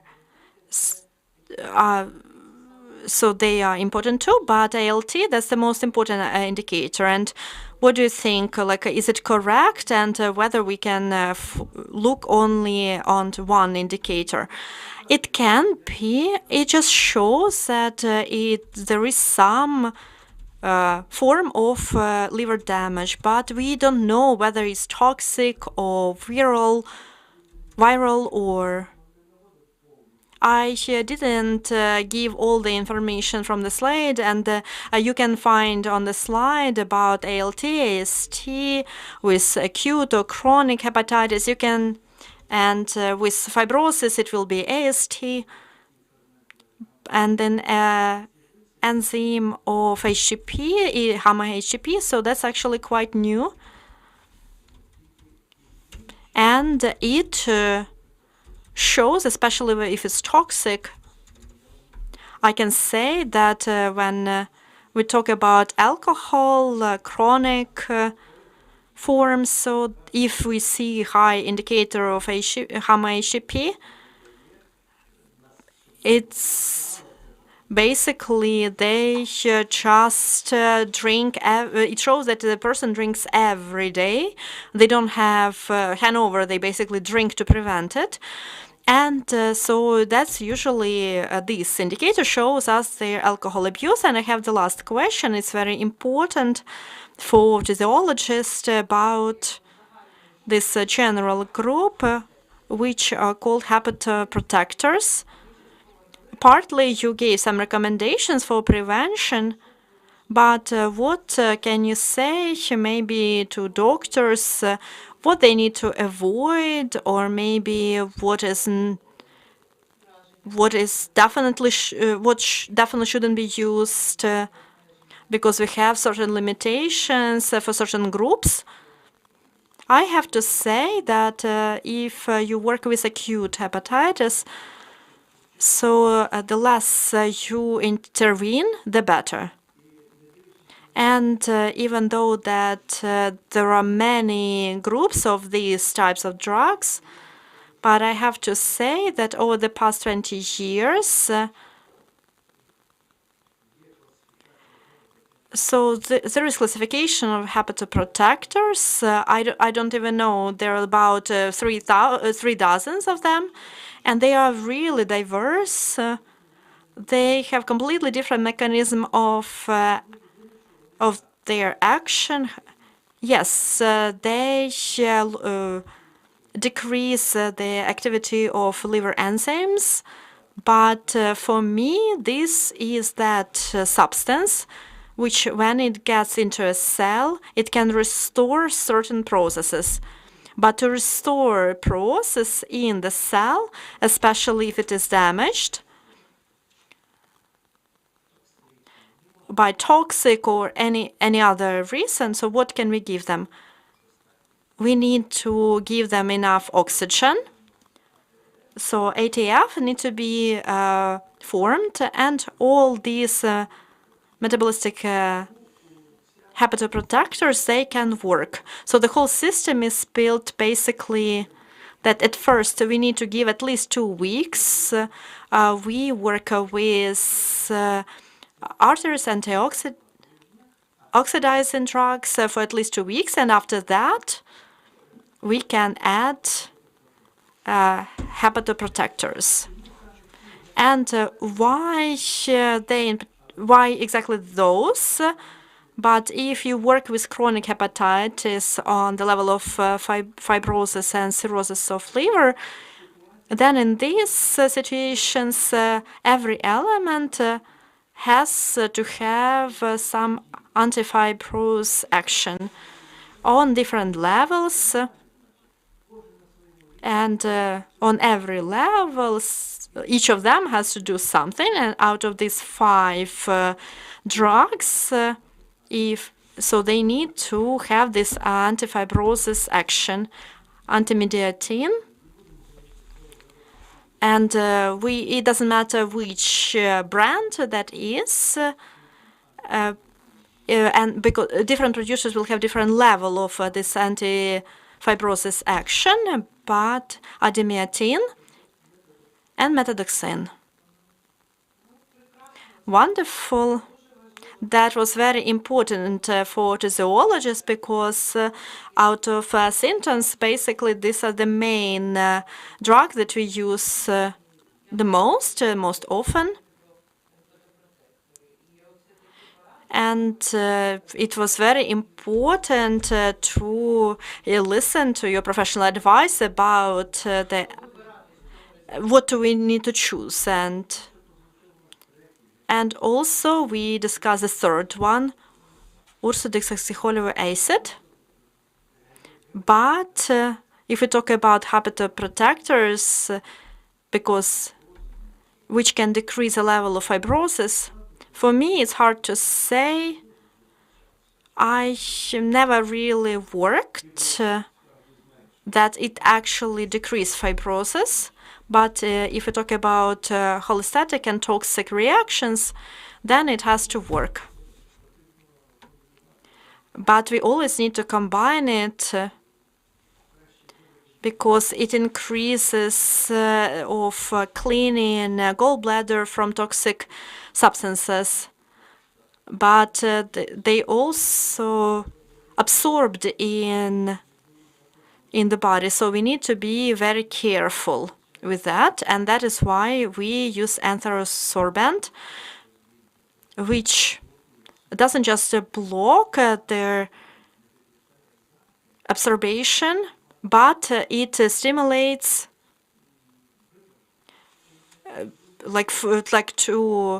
stimulates for these substances to leave our body. Thank you. Thank you very much. I believe that it was very useful to hear this type of advice. And this is the end of our session. So we can sum up. And dear colleagues, if you have some other questions to our speakers, you can write them in the chat. We will go back to the chat during the day. And if you want to ask questions, then we can send them to our speakers. And they can respond today. And we'll give you feedback. Thank you very much for your attention. I believe that this presentation about BPAL, maybe we'll discuss it in your section if we have time. We'll see what we can do.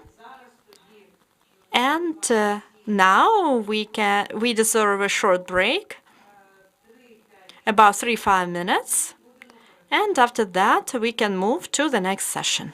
Thank you.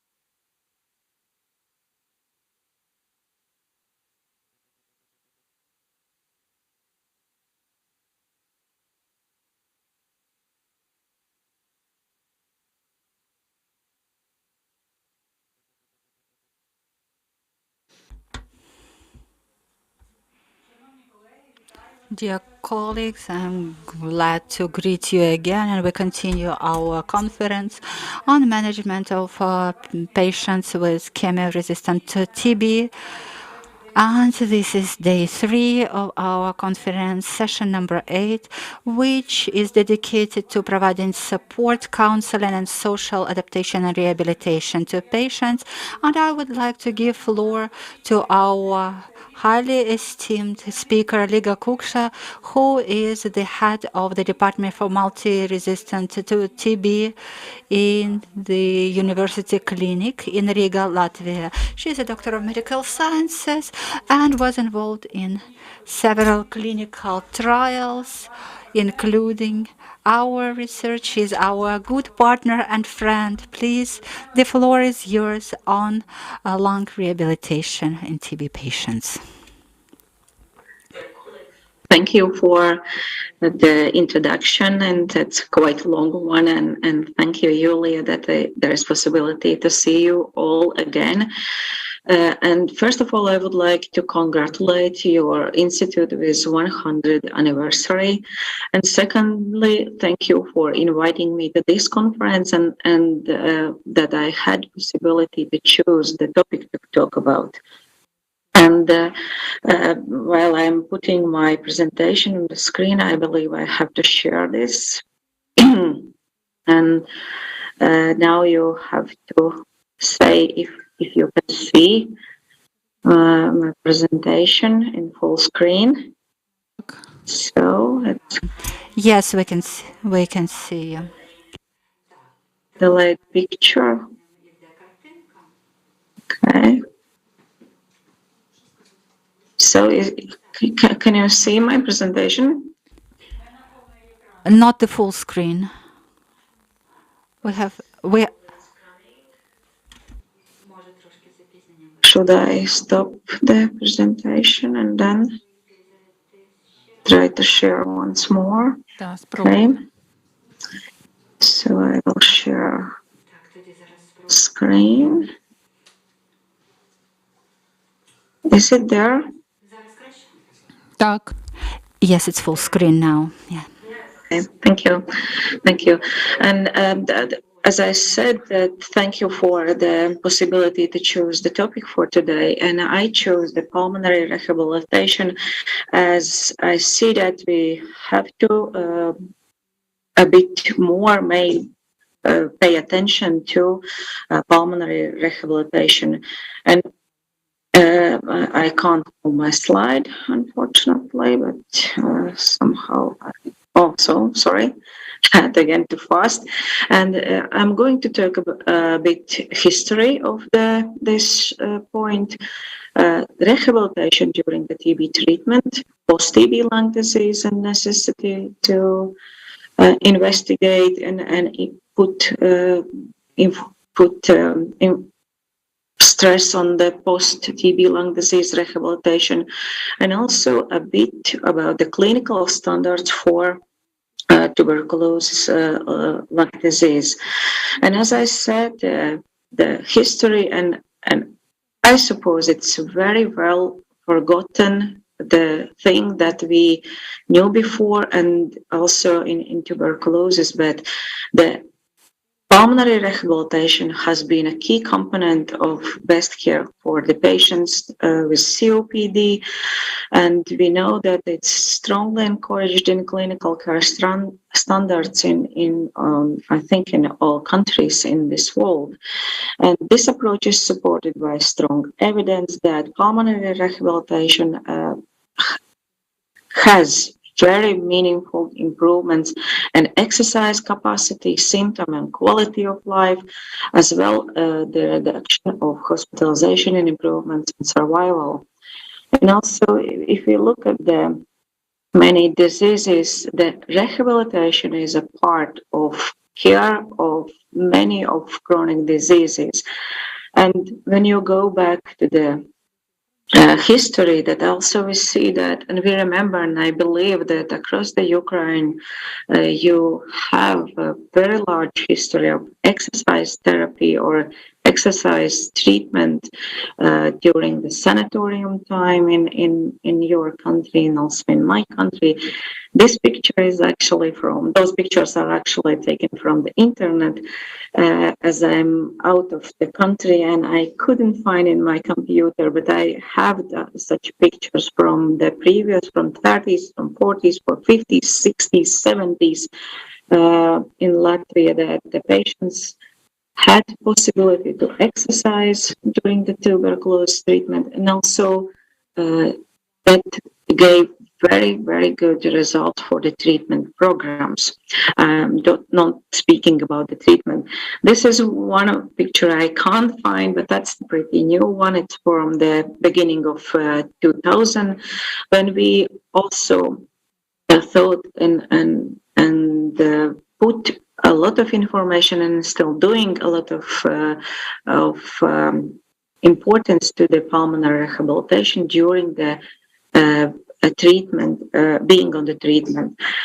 And if you look at the definition of pulmonary rehabilitation, that it's comprehensive intervention based on a throughout patient assessment, followed by patient therapies that includes, but are not limited, exercise training, education, behavior change, designed to improve the physical and psychological condition of people with chronic respiratory disease and also to promote the long-term adherence to health enhancing behaviors. And you see, this is a definition from 2013. Till the 2013, there were quite a lot of new updates for definition, but so since 2013, there is no huge, let's say, differences or changes in definition, just the more clear directions where the pulmonary rehabilitation has to be seen and how to apply it in real life. If you look at the rehabilitation or necessity of pulmonary rehabilitation, that I'm on this point of view that we need to start from very beginning when we see the patient. And currently we have a document, and I will talk later about the pulmonary rehabilitation for post-tuberculosis disease. But always the results are better if we start rehabilitation for the moment we diagnose tuberculosis. And pulmonary rehabilitation is designed to reduce symptoms, optimize functional status of the patient, and also improve health-related quality of life. And always the start is patient assessment. And as soon as we have this patient assessment, and I'm not going into the details because let's say choose that like introductory and awareness raising issues to bring up, and that this is patient assessment, then how we can use the physiotherapy or exercise therapy for the patients. That includes also education of the patients, physio-social or psychosocial support, and also physical therapy if it is necessary and applicable for each patient. My point also is to remind again that the pulmonary rehabilitation is the thing that which can be planned only with together with the treating physician. The treating physician is actually the person who knows all about the patient, understands and sees all the problems, and also is a part of the team who plans the pulmonary rehabilitation for the patients. And that means that also the physicians or physiatricians or physiopneumologists or pulmonologists who are responsible for treatment of tuberculosis, those also have to be very good and have to know very well the also need and necessity and also benefit of pulmonary rehabilitation. But if we go further, then after assessment is exercise therapy, and main thing of exercise therapy is regularity, that patients start and do it on everyday basis. Purposefulness, that patient could understand why they do this, and also not only patient but also the physicians and also physiotherapists who is providing exercise therapy. We have to be very careful, step-by-step loading of the physical activities, of course, depending on the basic assessment, on basic condition of the patients who started treatment. And very important part is patient adherence, that patient understands, patient follows, and patient is motivated to continue not treatment, but exercise therapy. The exercise therapy has some limitations, and we cannot apply in acute or progressive stage of disease. When patient has a temperature, patient could be intoxicated, or there are the complications of tuberculosis like pulmonary bleeding, like pneumothorax, like empyema or fistulas. Then we not always can apply at very early stages the physical or exercise therapy, and could be also linked with severe side effects of TB drug, TB medications. Then and also patient could have severe concomitant diseases like joint problems or neurological problems. I mean, it's actually not applicable, exercise therapy is not applicable. Or in cases with severe mental status, when we can't explain how to do exercises, but even in very severe mental cases, we still have do some physiotherapy done by physiotherapists. That's always up to us to decide and assess patient and see what could be benefits of exercise and then the further steps of pulmonary rehabilitation. Talking about the physical or physics, using physics in therapy of our patients, that we are still benefiting from the some kind of physical therapy in specific situations like side effects of TB drugs. More we can see multi-drug tuberculosis, but not only that. Peripheral neuropathy could be on muscular pain and gout. We can use also, and when there is concomitant diseases, then also the physical therapy could be applied and used as a part of rehabilitation for the patients. So, and my interest today is say that the rehabilitation of TB patients since very beginning is integral part of complex treatment of tuberculosis and also multi-drug resistant tuberculosis. But I by intention didn't choose the multi-drug resistant or rifampicin resistant tuberculosis only. That's the applicable and needed for all TB patients. And also the rehabilitation procedures must be adjusted to each patient individually. That's based on the patient assessment. And also, as I said, and I'm really would like to you to see the importance to start pulmonary rehabilitation since we start TB treatment. If there are contraindications, start rehabilitation as soon as possible. And the second point and importance to talk about the pulmonary rehabilitation is that we have to look at the different angles of use of pulmonary rehabilitation.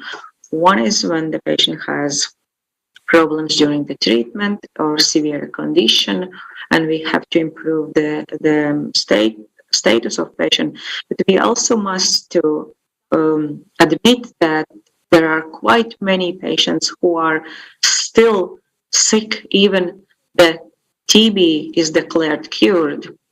They could have residual cough, residual cavities with possibility to, for a bleeding. They could have weakness or dyspnea due to large lesions, post-TB lesions in the lungs.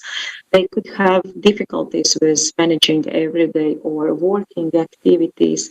And that all may affect the quality of life of our people, and also the rehospitalizations and could increase risk of death. And for that, there is a very good tool now released by Union. Those are clinical standards for post-tuberculosis disease. Excuse me. And that's you see all 6 standards. First is assess patients at the end of the treatment for sequelae and post-tuberculosis lung disease.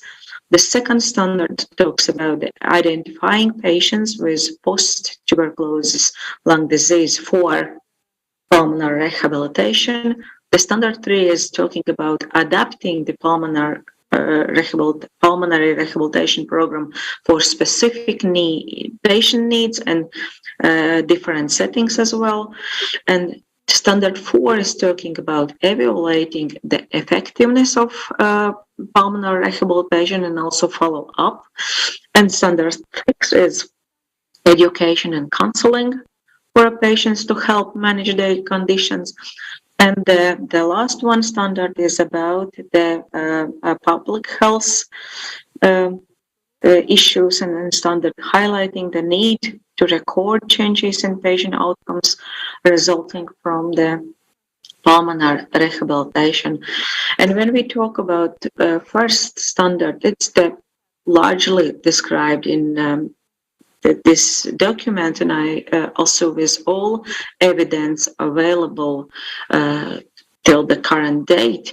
And it's I actually not going into the deep, but those are the list of the tests which we have to do for the patients when we investigate or not investigate, but assess for the what condition patient is at the end of the treatment and what each patient can benefit from the pulmonary rehabilitation. And probably some of those tests you see and you find not very common for TB previously, but those colleagues who are working with COPD, you see that there are pulmonary function tests we mainly do, but plethysmography, diffusing capacity of the lungs for carbon monoxide, the cardiopulmonary exercise testing, 6-minute walking test, those are not very common. But later, when patients come with sequelae to the TB, not TB clinics, but in general medicine, then we use those tests to assess the level of the patient condition and also the use of the pulmonary rehabilitation. There's the several slides. I just put the standards in, and this document I find very well developed and with really good guidance for clinical for the physicians to apply pulmonary rehabilitation and start think more, and also remember that the post-tuberculosis lung disease is also our responsibility. And that we have to follow our patients, we have to apply rehabilitation programs, to also assess the result and look for the if it's not fully introduced in our programs, then we look for the possibilities to expand this and to apply for the programs and see what kind of training needs we have and what kind of equipment we need, because not always we will have everything what is written in standards, but we could tend to have at least basic things, and then of course improve during the use of the standards. And I tried to go through, and you will see also those slides for you. And my aim was for today to make aware about the pulmonary rehabilitation, to importance since very beginning throughout the treatment, and also for those who need assess the need for the post-TB period and apply pulmonary rehabilitation to increase quality of life and also to improve quality of life. So, and the last slide that I would say that as I always, when the war in Ukraine started, that we wish you all the best, and we wish you very quick history and Slava Ukraini. Thank you. Thank you, Dr. Liga, Heroem Slava. So thank you for your interesting presentation. Thank you for joining us and sharing your time with us, demonstrating and speaking about these standards, which are very important. It was very interesting for us to see that you place great focus on adherence to rehabilitation and motivation for rehabilitation. For the first time, I heard that, and it was very interesting for me. If you can, please stay with us, and maybe during the discussion, we will have some questions left for you in the chat box. If you can read those questions right now, you can provide a written answer if possible. Thank you. Just probably I have different this chat box than you. Добре. Okay then. Thank you for being with us.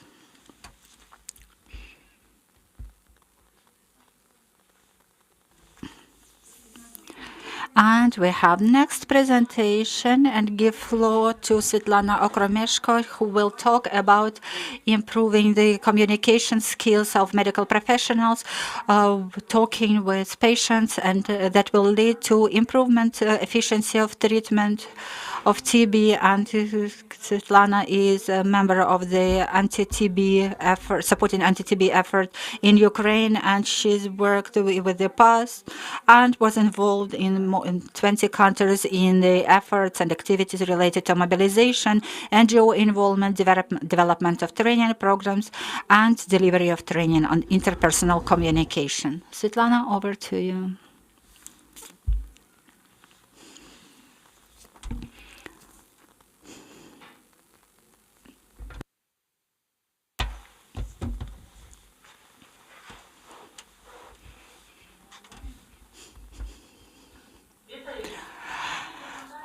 Hello, everyone. In my presentation, I would like to talk briefly about the importance of the efficient communication skills for medical professionals working with the patients for improving better results of TB treatment. And the ability to talk to people efficiently is one of the key preconditions for success in any time of modern life. So when we are able to express our opinions clear, our position is understandable for other people, and we have to be able to communicate because it's an indivisible part of our everyday life and professional life. But unfortunately, not always we are able to understand or to reach agreement and understanding. So, and that causes the feeling of conflict among us. And then we tend to shift the blame to others, as you can see on the pictures.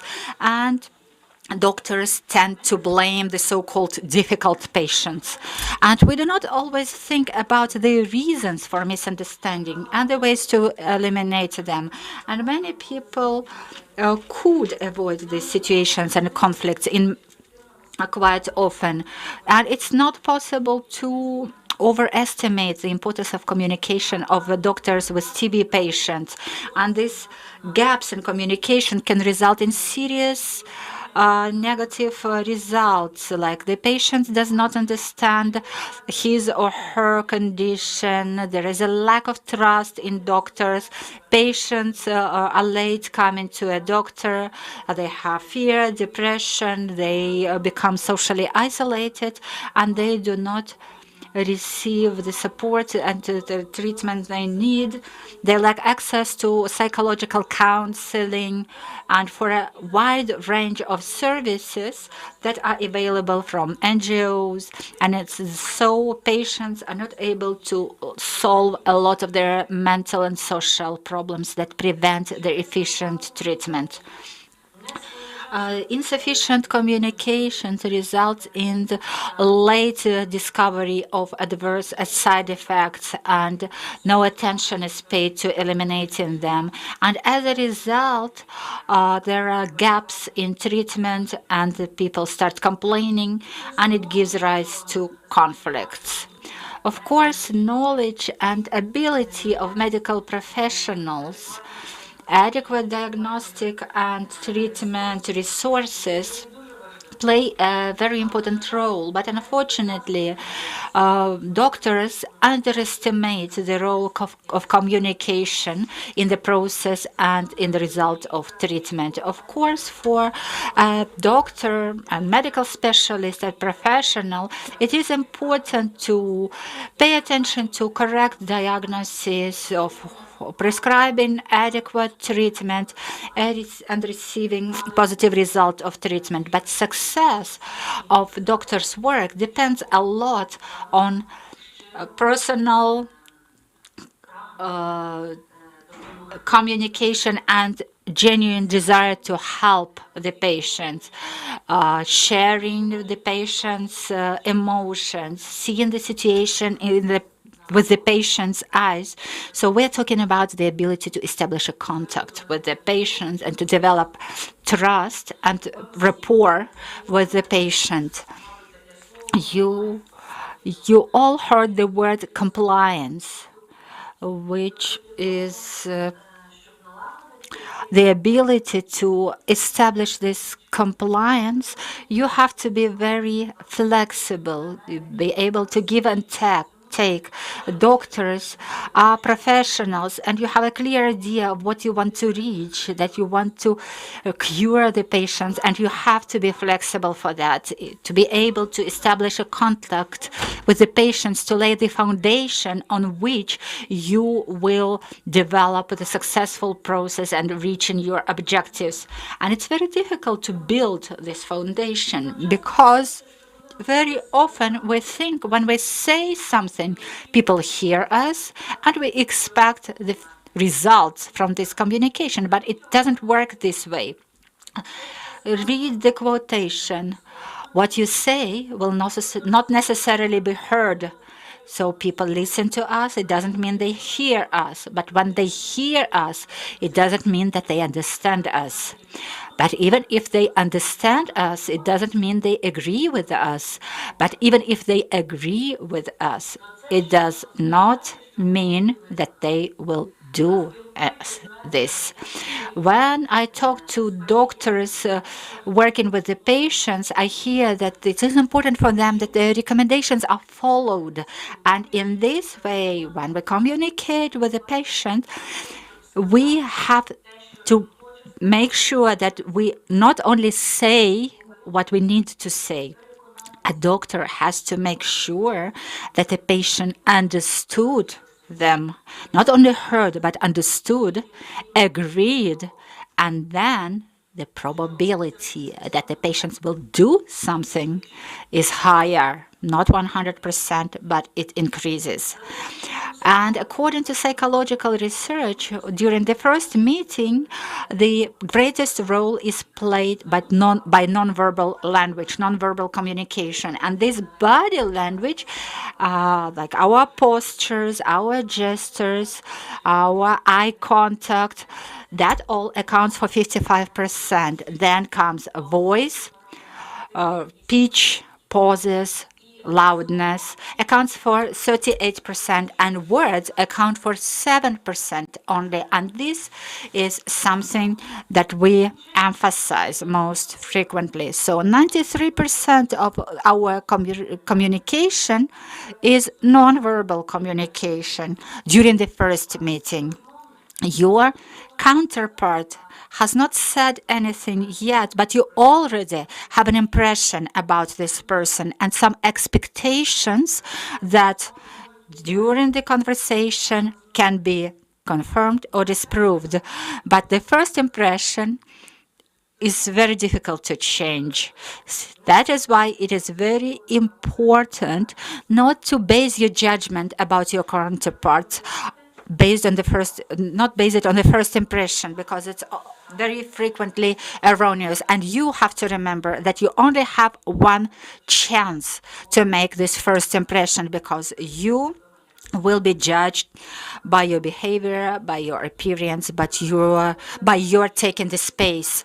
And people perceive information selectively depending on how actively they're engaged in the communication process. And it is especially important for doctors, because we would like us to be understood, agreed with, and followed. And when the doctor speaks alone and the patient only listens, only 20% of information will be remembered. The more a doctor or a patient engages a patient into the conversation, the more the patient will remember. So it will be 50%. When the patient is able to speak, express their opinion, ask questions, then 70% will be remembered. And if the patient repeats, if you ask the patient to repeat, to explain what they remembered, what they heard, to repeat what they are supposed to do at home, how they have to take the pills, then the patients will remember 90%. And then this huge workload and lack of communication skills results in the situation that the doctors cannot communicate properly with the patients. According to the research results, means that people are not able to hear, to listen, yeah? So a lot of research activities in Europe, in America, demonstrate that doctors do not listen to the patients after the first 10 seconds of communication. They are not able to listen to the patient. They interrupt the patient and start their monologue, and the patient cannot share their problems. And then they do not have enough time to answer patients' questions.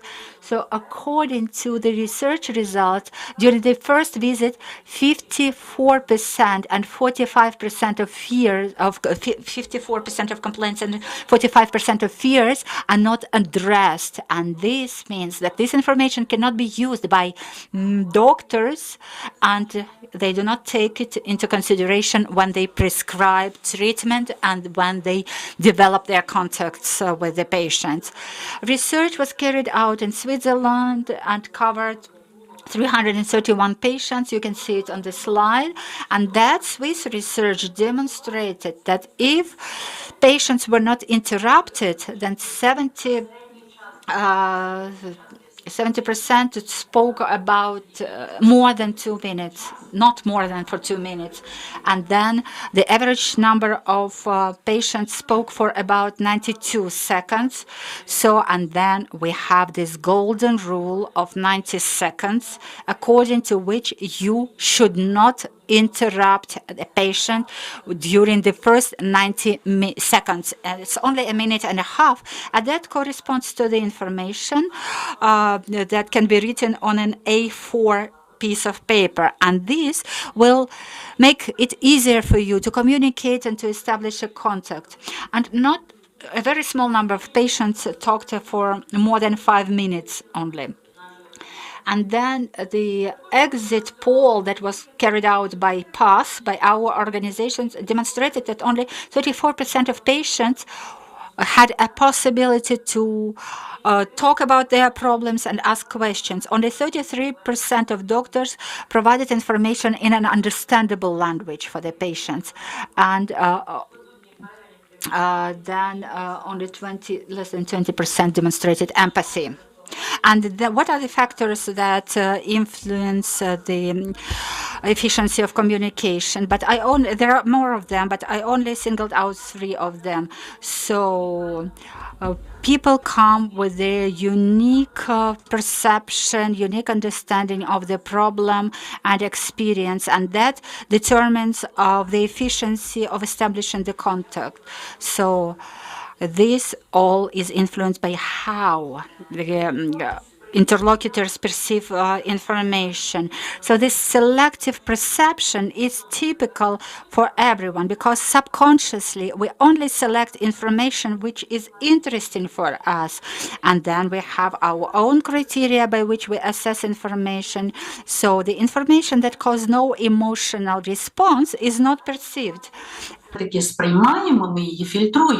And the information that we actually perceive, we filter out. And these filters depend on our experience, education, psychological condition, also our values and values of our counterparts. So we are all very different. So it's not right to think that you are the only person who can be right. So because what is perception? It's how we understand what we see, what we hear, what we perceive by our senses, and it's unique for every person. It cannot be changed, but it's very important to understand that it's different for everyone, and every person has the right to have their own perception, their own point of view, and we cannot start from the beginning that the people immediately will agree with us. But we need to take into account the opinion of other person, especially if this opinion is different. So that's what will help us to build communication. So the second factor which influences the effectiveness of communication, that's the ability and willingness to see situation in the shoes of your counterpart. So how they see the situation, how they see the problems, and to show empathy. So when you start communicating, especially if it's professional communication, we can see the problem in completely different light. So it's very important to avoid confrontation. We should not convince that we are right. We should not insist that we are right, because it will be very difficult to achieve the result that you want. But if we try to understand what the person wants, if we show empathy, calm the person down, build rapport, then it will be easier. But until you do that, a patient will be thinking about what they think, but after you build this rapport, then they will be listening to rational information about disease and try to understand you. So the ability to distance from your own perception, your own values, your own understanding of the problem, and to try to see it with the eyes of your counterpart, that is very important, especially for a doctor. The third factor that is very important as well, that's that to understand your counterpart correctly and use the information that you heard from them. So if you want to understand them, you need to build your answer based on the information that you received from this person. So the skills of effective communication is a skill. And if we want, we can learn how to do it if we put some effort into this. So effective communication starts with admitting that not all people see the world different, and other people can have correct opinion, and sometimes they can be even more correct than us. And so it's very important to listen and to understand this person. So if we talk about effective communication, that's a part of competence of a doctor, because That's what we use to communicate with our patient, and this tool will allow you to use your medical knowledge and experience. And effective communication, its ability to listen and hear, read nonverbal language, ask the right question at the right time, control your responses, also to be able to keep your emotions to yourself. So what conclusions I can make, even though the presentation is very short and the topic is very important? So if there is a good contact, the patient will recover faster. You can be very experienced and professional doctor, but if you have bad levels of communication and consulting, if it's not effective, then the results will be worse. So you need to learn, you need to improve your skills. You need to participate in regular trainings for medical professionals on effective communication. Because it will bring not only better results for treatment, but also it can have positive consequences for doctors themselves, because it doesn't just improve the satisfaction of patients, but also decrease the level of stress of doctors. They feel more satisfied with their work. Also, you can prevent complaints, and also your reputation will be better. So thank you very much for your attention. Thank you very much. Thank you, Svetlana, for this very interesting presentation, because the ability to listen and hear is very important for both doctor and patient. So thank you very much. Stay with us. And if you have any questions in the chat, so that you can answer. And now I'm giving the floor for the next presentation. It's Ms. Oksana Smetanina, who will introduce a presentation on engaging of non-governmental organizations into finding the cases of TB. Oksana is coordinator of the programs of PATH. She has 20 years of experience on planning, implementation, and evaluation of TB projects on national and international levels. So, Ms. Oksana, the floor is yours. Good afternoon, dear colleagues. My name is Oksana Smetanina, and I'm a coordinator of PATH programs. In my presentation, I want to introduce the results of engaging non-governmental organizations into finding the new cases of TB. We know that Ukraine has one of the highest number on resistant TB in European region of WHO, and 50% of cases are not registered. So and COVID pandemic it made the situation harder and more difficult to find the cases of DRTB and MDR-TB.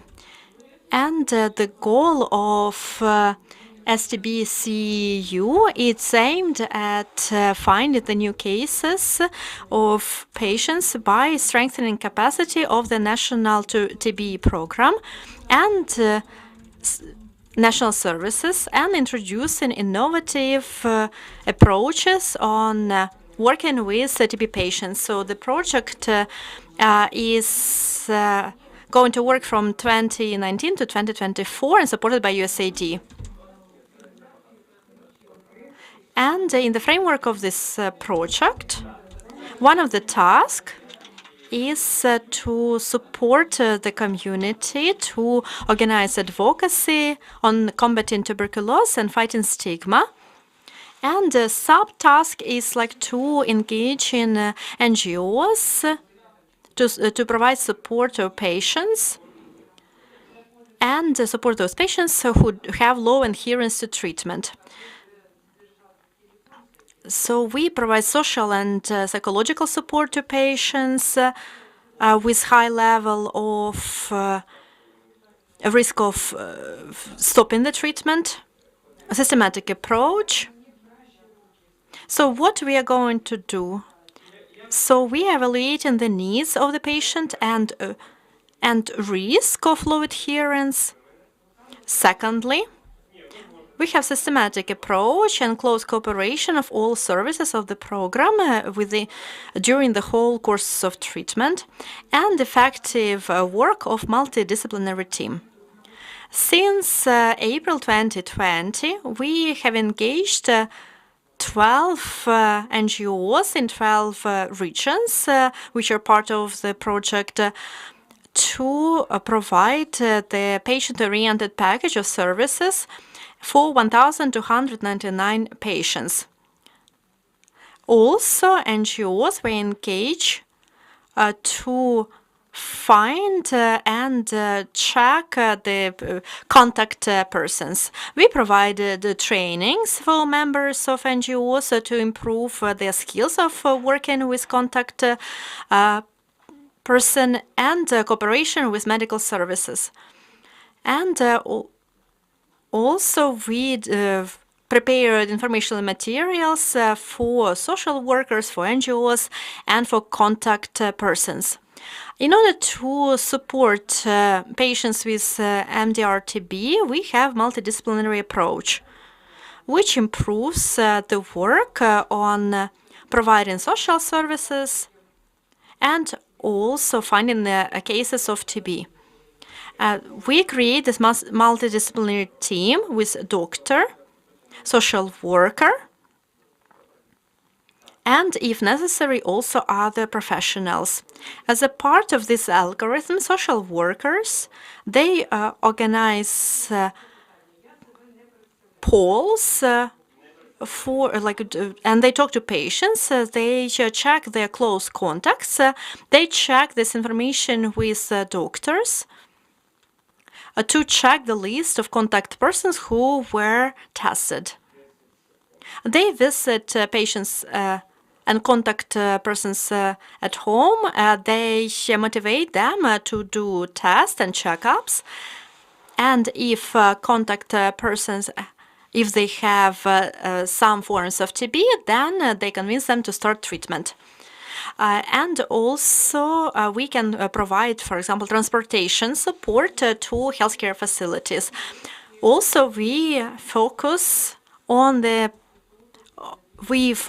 people who were identified before, and also new contacts. And social workers, they are active part of multidisciplinary team.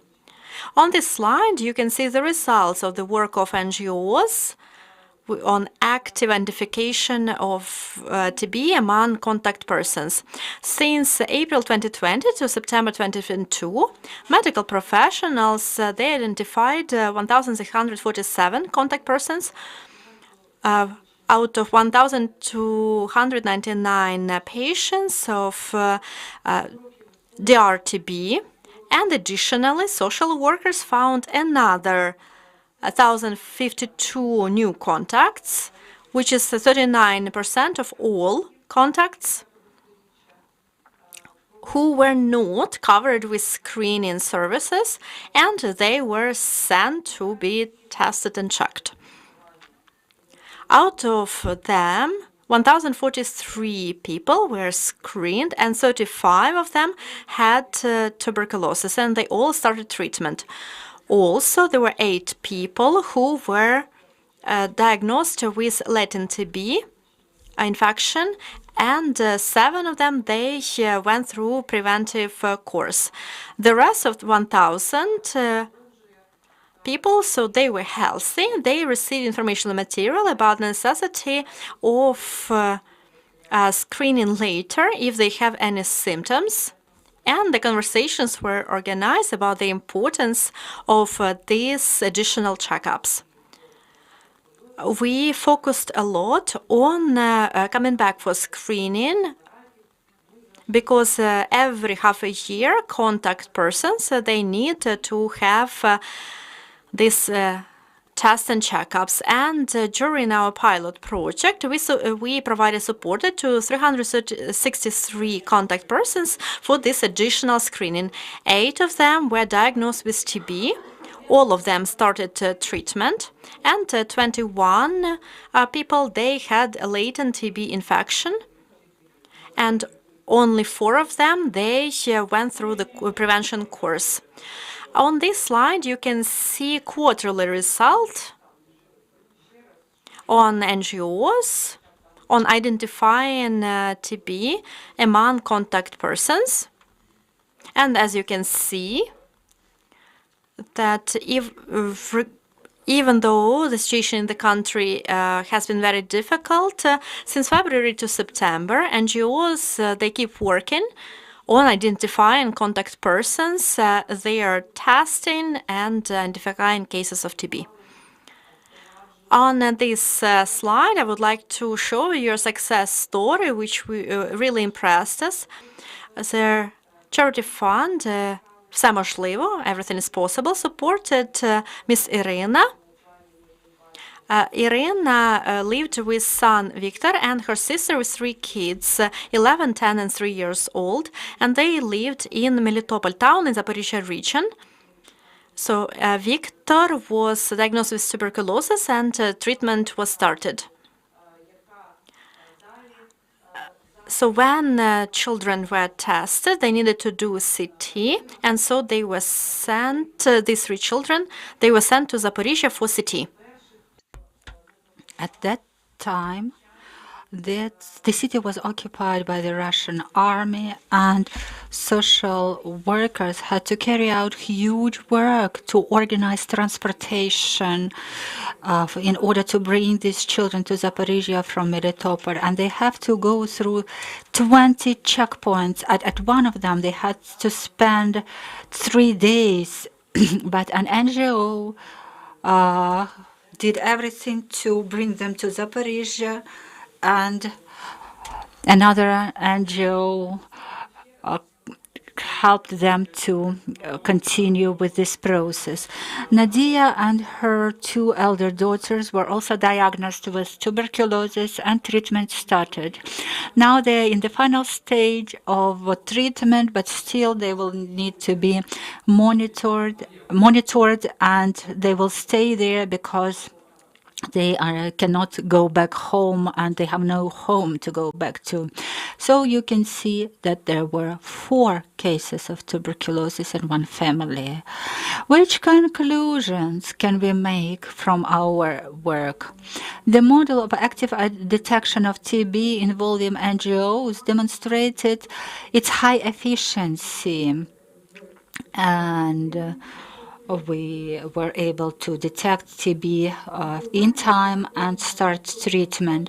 Then there is motivation for repeat examinations and checkups 6 months later, improves the efficiency of detection of TB. Then best results can be achieved only in close cooperation of NGOs with medical services, and this model can be recommended for use in other regions of Ukraine and outside Ukraine as well. Thank you very much for attention. Thank you, Oksana, for this interesting and full information. Thank you for sharing your success stories with us. Please stay here, and we are going to share more success stories with you. And now I would like to give floor to Senko Tatiana, and she will speak about art therapy as a precondition for sustainable and long-term rehabilitation. Tatiana works in Dragomanov's Institute on the psychology department, and she is a specialist in art therapy, positive psychotherapy. She provides psychological counseling, and she paints pictures and is an artist herself. Greetings, everyone. I would like to make my presentation about art therapy as a precondition of not only recovery but sustainable social rehabilitation. Art therapy was first mentioned back in 1939 when TB patients tried it and reached unusual effect. The person changed their conditions through painting, because art therapy includes not only painting but making dolls, using sand to create pictures. Knitting and needlework is also in part of the art therapy because it relaxes muscles and launches other processes. A person starts talking about things that are normally blocked by the subconsciousness, and then it tells you a lot about the person, and the psychologist's task is to hear the person and direct the conversation. Properly selected art techniques reduces stress and tension. Some art techniques are used for team building and team creation. Art therapy is also used to diagnose certain conditions and to cure traumatic and PTSD. Art therapy involves a psychologist, and there is no assessment here whether a painting is good or bad.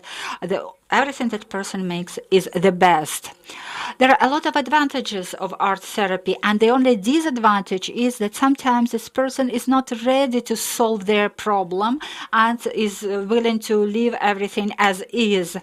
But people start communicating with the help of art therapy. So they leave their shelters, they do not stay on their own, they have to go out, talk to people, find contacts, and find a place where they can share their thoughts. And when people start discussing problems after these sessions, they find a lot in common because people are like mirrors and they can receive support and assistance in such groups. It's a difficult period now, and excessive information provokes panic and internal tension, and that is shared by adults with kids as well. And this is an extreme stress for the nervous system, and people are always stressed by the information surrounding us. When something is wrong around you, you have to try art therapy because creative activities are helpful in reducing tension and stress in your body. So here are some recommendations. You have to cut something and glue it again. So you can find old magazines and you can imagine that you cut your bad situation into pieces, and then when you have glue, you create a new picture and your new mood. When you feel that you cannot make a choice and it causes anxiety and your thoughts are running away from you and you cannot control yourself, you take a black marker and a large piece of paper and you start drawing patterns. So sometimes it can be difficult, but you will definitely like certain elements, and then you create a new order, and then you can decorate it if you wish.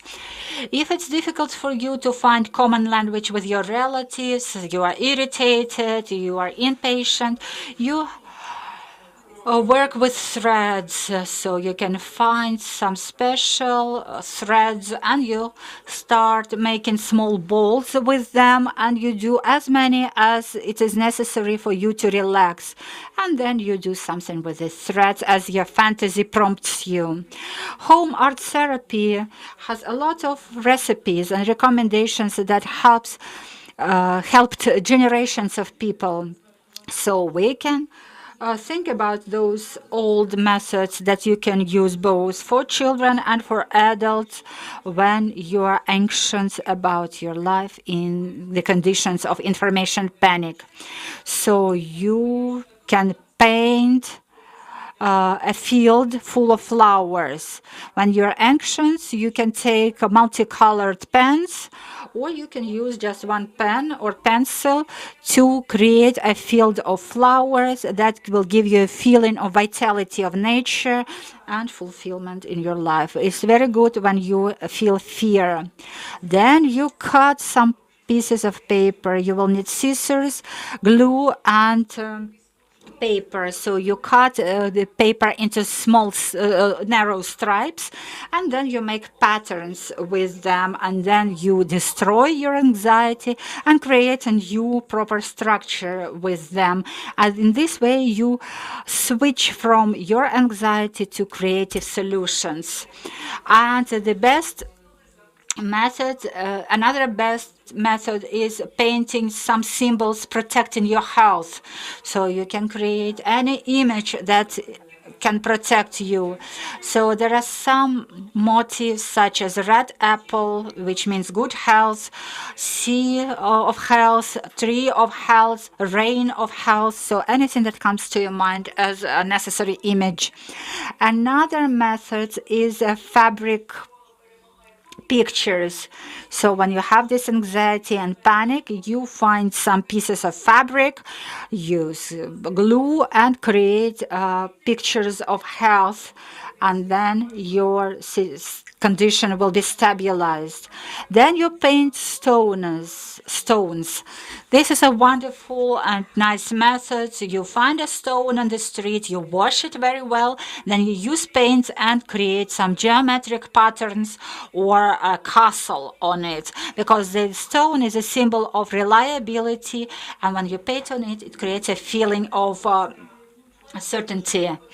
Then music, marches, some cheerful compositions wake up a warrior in you that will help you to win every battle. So you find a playlist and you listen to it.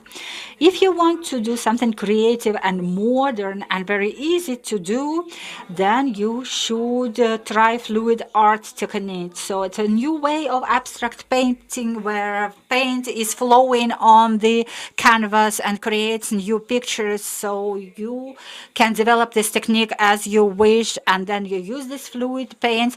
They are mixed on the canvas and create marvelous pictures. These abstract images that are developed in front of your eyes can be a real piece of art. You only need necessary materials and you let your imagination go.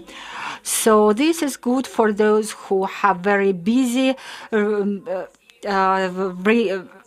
pace of life, or is struggling with content dense deadlines, and then you have to relax and work with this languid fluid paints that will have a therapeutic and relaxing effect on you, because it does not require any special skills, and you will create new compositions.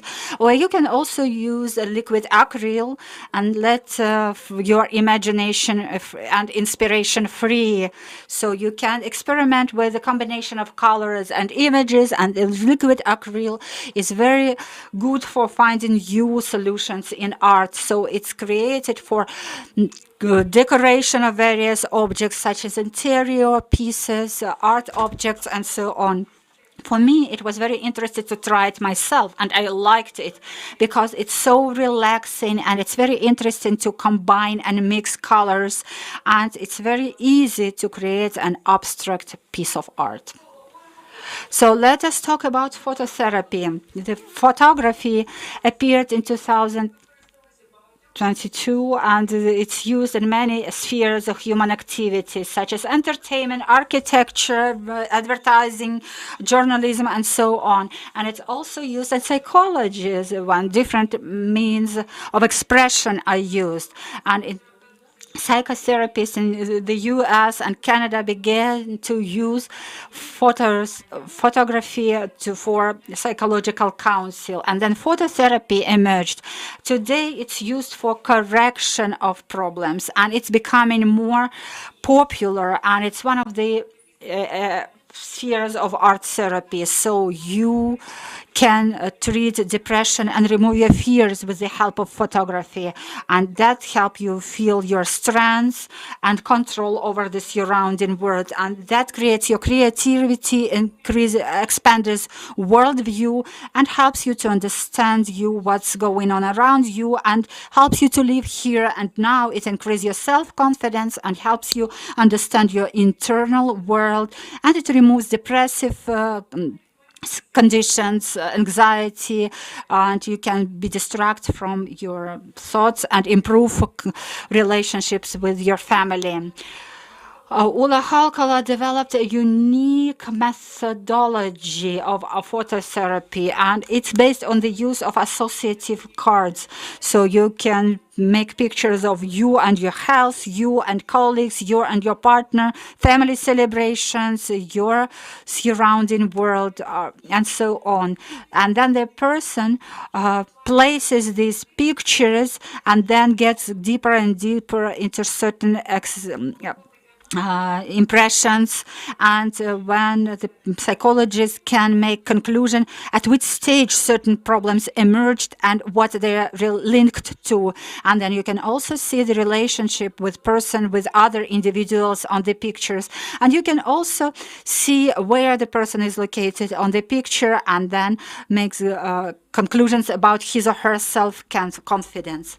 So let's think about some techniques. You have a story, photo story. So the person has to make certain pictures according to the predefined topic.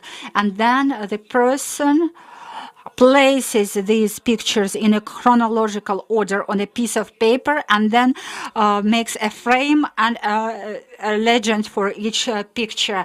Then they demonstrate this story, and then if it's a group exercise, then micro groups can be created to discuss this story.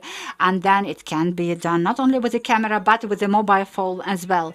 Then we have photo marathon. We need a camera, and then one participant or a group of participants receives 7 days task, and they have to make pictures according to the predefined topic, and then they have to give the title or the name to each a picture, and then they have to discuss it. Or teenagers work in couples, and then they exchange pictures, and then the other group has to understand what their partners were supposed to say. Creativity is always a very powerful tool for self-development, and phototherapy can be used for different spectrum of problems about crisis conditions, loss, bereavement, for children, teenagers. So be creative, notice wonderful things around you, and put everything into your photos, a part of yourself. I, as a photographer, can add that all my clients liked taking photos and the result of their work. I really like noticing how people relax, open up, and they just enjoy the process itself, because you see the world completely different. If you go to the professional photo shoot, you will look different, of course, in a good way. And most of my clients ask me, is it really me? Can I be that beautiful? So photo shoot is a chance to love yourself, to increase your self-esteem as to the highest level. And I would like to thank you for your attention, and I wish all of the participants of the conference to be really inspired and share how you perceive the world with others. Be healthy and loved. Thank you. Thank you very much, Ms. Tatiana, for a very interesting presentation. Thank you for your wishes. And dear colleagues, you had a question on the first day of the conference about the psychological support of the patient. This is the answer to your question. You can select a few methods which can work for you. Now I'm giving the floor to our physiologist of DRTB, Yaroslav Lubevich, and he will present the topic of success story and partnership relationship of DRTB and the doctor. Thank you very much. I will give you an interesting case about how we built a relationship, partner level relationship with me and a female patient who had DRTB and some addictions. So the patients with DRTB, usually they have not very good social or psychological conditions, for example, addictions, which can prevent them from successful treatment and good result of treatment. And the goal of this presentation is to present the evaluation of their social and psychological condition, and use in short-term regimen for treatment of the RTB. Which factors can influence the treatment of TB? Besides of the regimen itself, for a doctor it's very important for a patient to be high level of experience, and certain nuances influence this level. First, that's different psychological disorders which can influence their motivation and thoughts.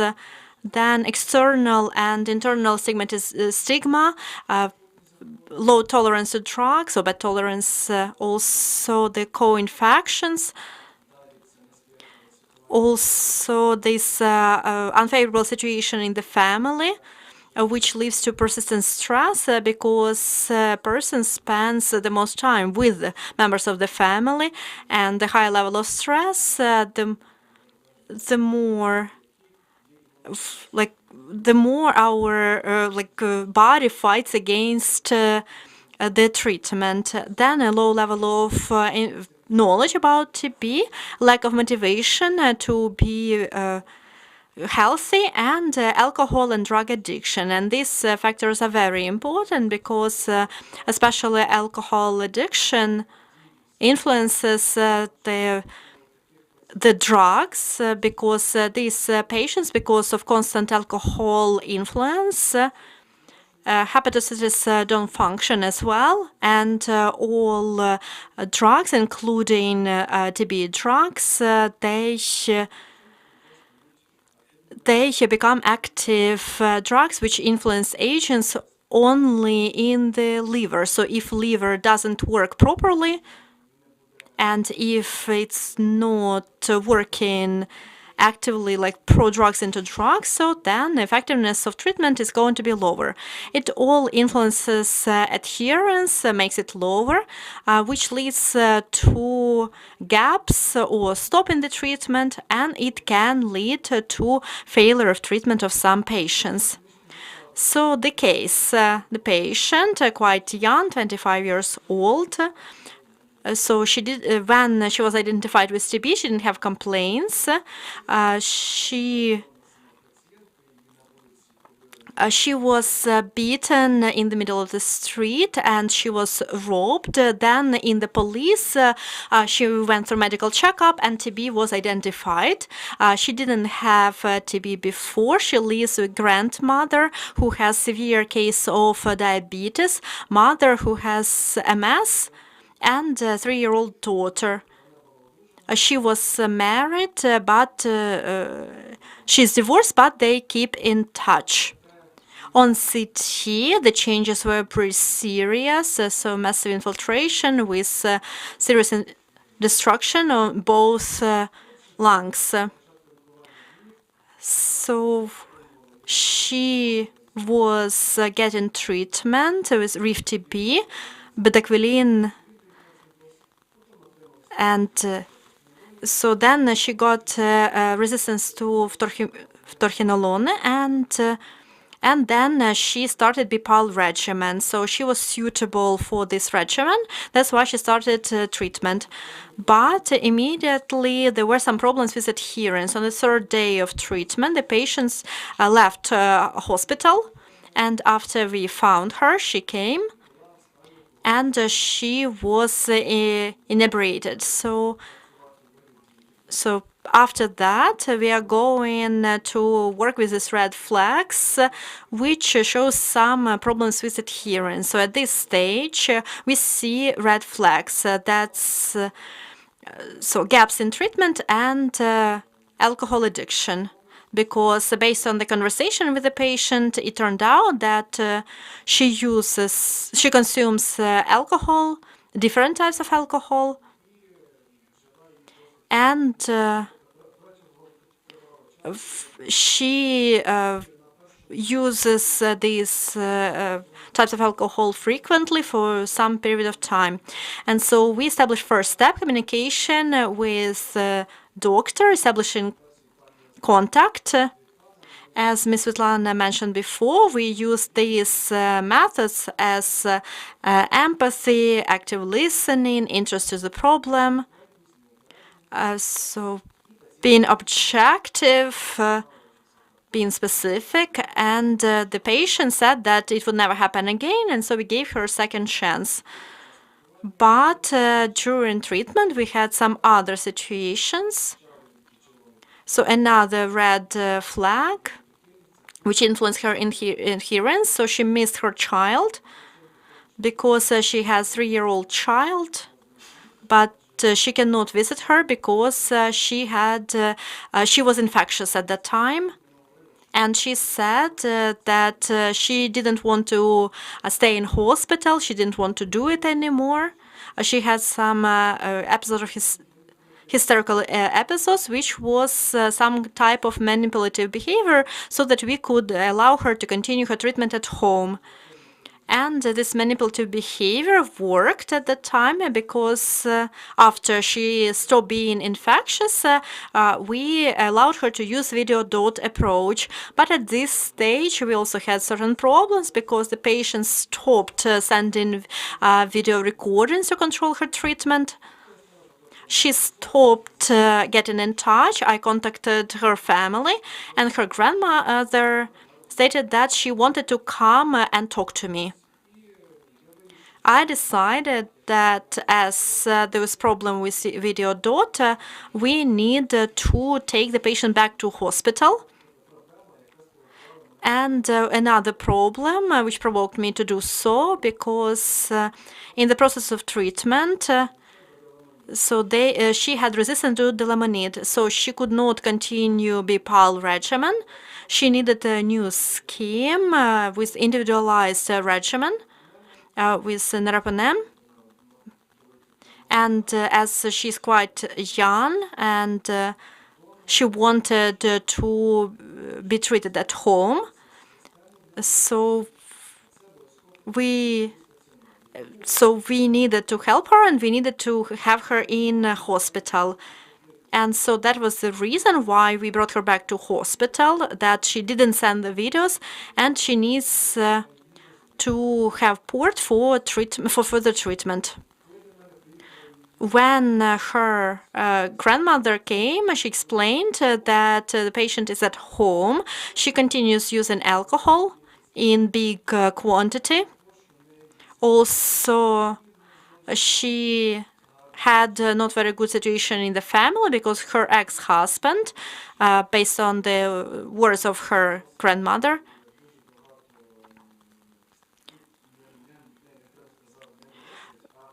he is the factor of stress because of their difficult relationship. He uses physical violence even when she was admitted.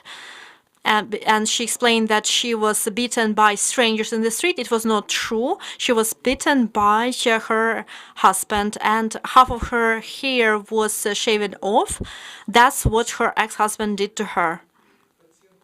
And the patient informed that there is a court case about taking the parental rights from the father, because the father had the history of being in penitentiary system, alcohol abuse, but she kept in touch with him. She drank with him together as well. Also, grandmother informed that the patient had attempts of suicide and self-harm, which relatives noticed before. So the patient, after she came to hospital treatment, we had another conversation with me and her doctor about all these details. And she confirmed that she really had problems. She had problems before with psychiatric problems. She was followed by psychiatrists. Also, there were some indicators for self-harm, and she confirmed everything that her grandmother said. So we decided to be kind of tricky, and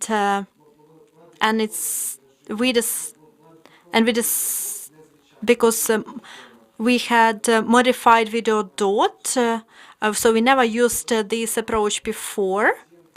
The patient had provocation factors in hospital and at home.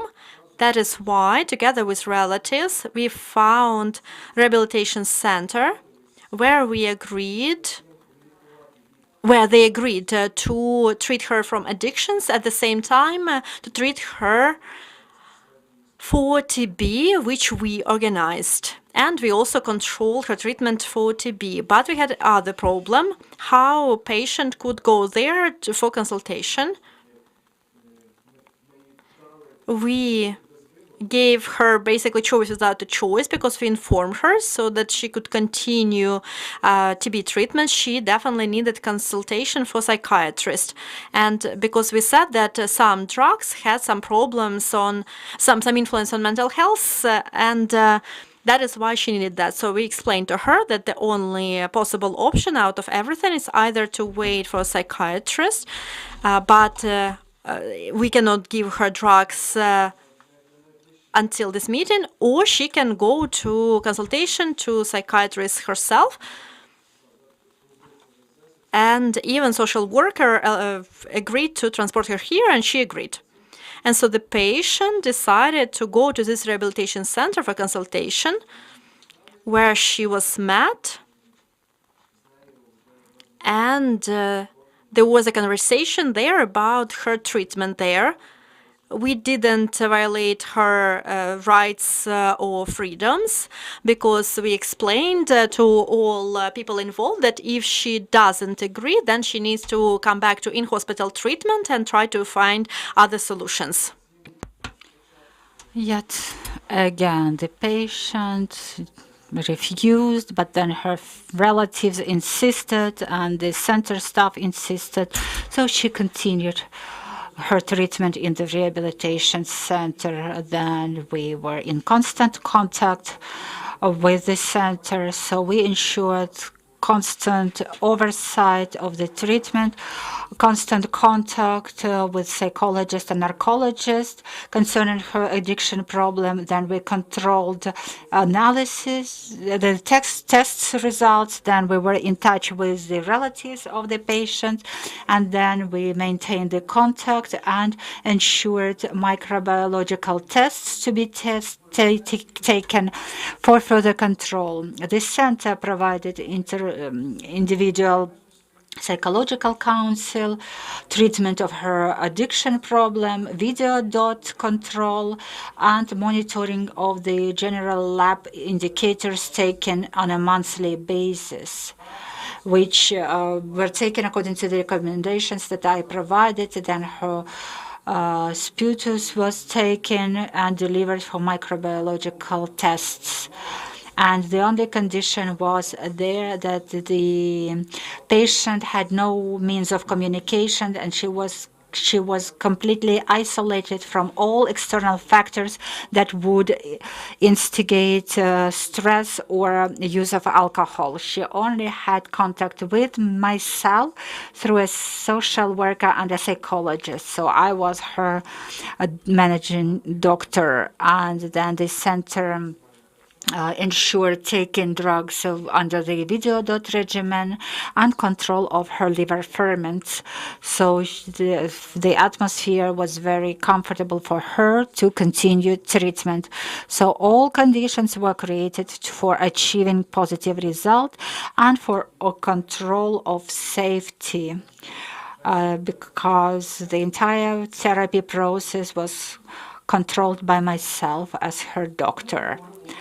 Then, as unfortunately after the war started, the patient had to leave the center because it was in Kiev region, and she went abroad together with her grandmother, mother, and a child, and her treatment continued following a different regimen. Then 1 month later she came back, and she came back to the institute where her treatment was resumed. And for the staff members, it was very interesting. They did not recognize her when they saw her. She was like a new person.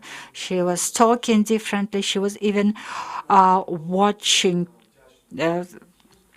people differently, and she was very grateful for this support. She had no desire to use alcohol from the very beginning of her therapy in the rehabilitation center, where she spent about 6 months, and her personal life also improved. And for a year she had contacts with a young man, and she had plans to marry him, and that man supported her even in her relations with her ex-husband.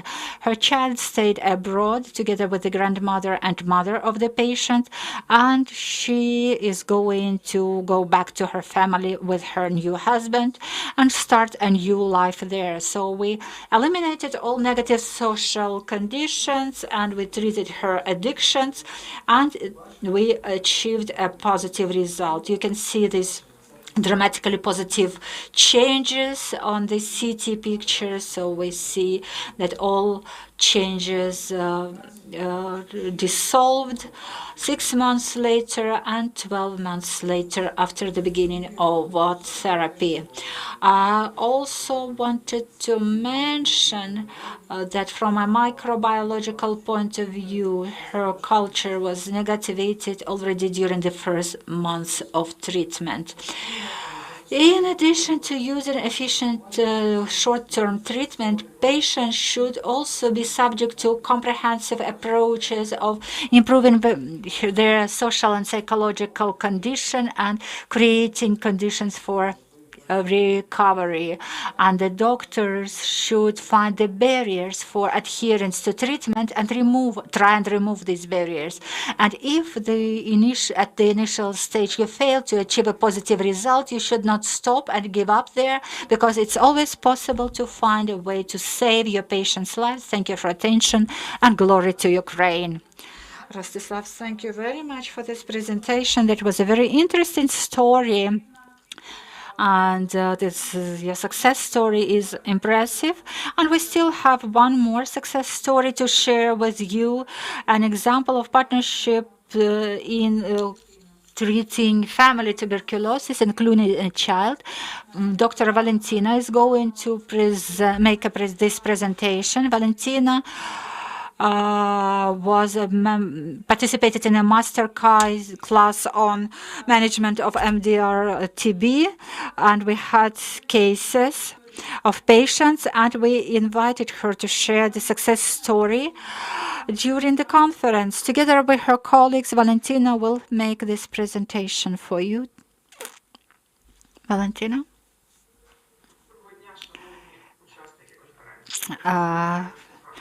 Good afternoon, dear participants. We are speaking from Kharkiv and would like to present a team success story of MDR TB from a family. So we had a child that was monitored in 3 healthcare facilities in Kharkiv, in regional healthcare facilities and the polyclinic number 9. So the child, a girl, aged 3 years, so she was, her great-grandfather died of tuberculosis. That was confirmed by autopsy, and then he was not registered in any of the tuberculosis facilities over the last 3 years. So we collected the family history, and we found multiple cases of TB in the family. So great-grandmother died of TB. Her great-grandfather was diagnosed with TB. Then he lived in another region. Then he came to Kharkiv and died at home. Her grandmother received 3 courses of treatment of TB, and as of the moment of examination of the child, there were no history of relapses of the grandmother, and her mother was also monitored as the person who had contact with a TB infected person in various years. And in 2018, we also found the changes in liver caused by TB. So the girl was not registered in the tuberculosis facility, and she left the maternity hospital only after her grandmother completed the treatment. So she went home to the healthy environment. So according to the examination results, the child was developed according to her age, and there were MAN2 tests taken twice, and no changes were demonstrated. But during the X-ray examination, we saw the changes at the root of her right lung, and then bronchs were tested, and negative results were received according to the test implemented. And then the first case of tuberculosis was diagnosed in 2021, and she was registered as category 1, and then first-line drugs were prescribed, so for using several drugs for 2 and 4 months. So the question was where these girls should go, and then we thought first that it should be inpatient treatment, and it was a young child, and then her hereditary story was was quite bad, and she was in the family where people died of TB, and there was another child, age 2, in the family. And then she had no bacterial emission, so the process was insignificant. She was very close with her mother, and there were not enough places in the hospital because of the COVID restrictions, and a lot of hospitals in Kharkiv admitted COVID patients. So the hospital had quarantine for chickenpox, and we decided that the child would be treated at home using video dot regimen. So mother and grandmother signed informed consent, and we had an interview with them, and we told them how important it was to adhere strictly to taking the prescribed drugs and ensuring all the examination with children. So we organized video dot regime, which was bifurcated. So not only the nurse who was working in the video doc office, and then the child physiologist was also involved. So drugs were delivered to this local hospital number 9, and we organized all the tests and checkups for the child. Then we had a conversation with the medical specialist in local hospital number 9 about using the medical healthcare services package of the National Service for Health of Ukraine. So we signed a contract with them. We found a family doctor for the child, and we organized delivery of drugs in order to bring healthcare closer to the family. So the family received the drugs. Video dot regimen was extended to another medical specialist in the local hospital, and then we also had an emergency case. So when something happened to the gadget in the family, they could go to the hospital and take drugs in the presence of the medical specialist of the local hospital. And then laboratory tests were also carried out in these local hospitals, hospital like blood test, urine test, and biochemical blood test. Unfortunately, we received negative results, and negative dynamics was demonstrated. So we saw increased intensiveness of the process. Then X-ray test was organized, but the results were still negative. So we continued the intensive stage involving the same drug, and 1 month later we received positive results. GeneXpert and LTE was received, and we received data concerning individual sensitivity of the child to the drugs that were used. So the child was re-registered as category 4 on the 29th of July of 2021, and Delamanid, linezolid, and fluoroquinolones were prescribed. So, and the question was how we should continue treatment. At that time, we had no alternatives to inpatient treatment because it was a young child. For Delamanid, it was very difficult to organize this treatment at home, so she was delivered to Oblast Sanatorium, where they had places for children with TB, and she stayed there from the end of July 2021 to December 2021. And we are very grateful to the team of doctors of the sanatorium who worked with the child. So we stayed in contact. We stayed in contact with them, with the family, with the doctors, and we provided mutual support because for mother it was very difficult to stay away from the child and see her only occasionally.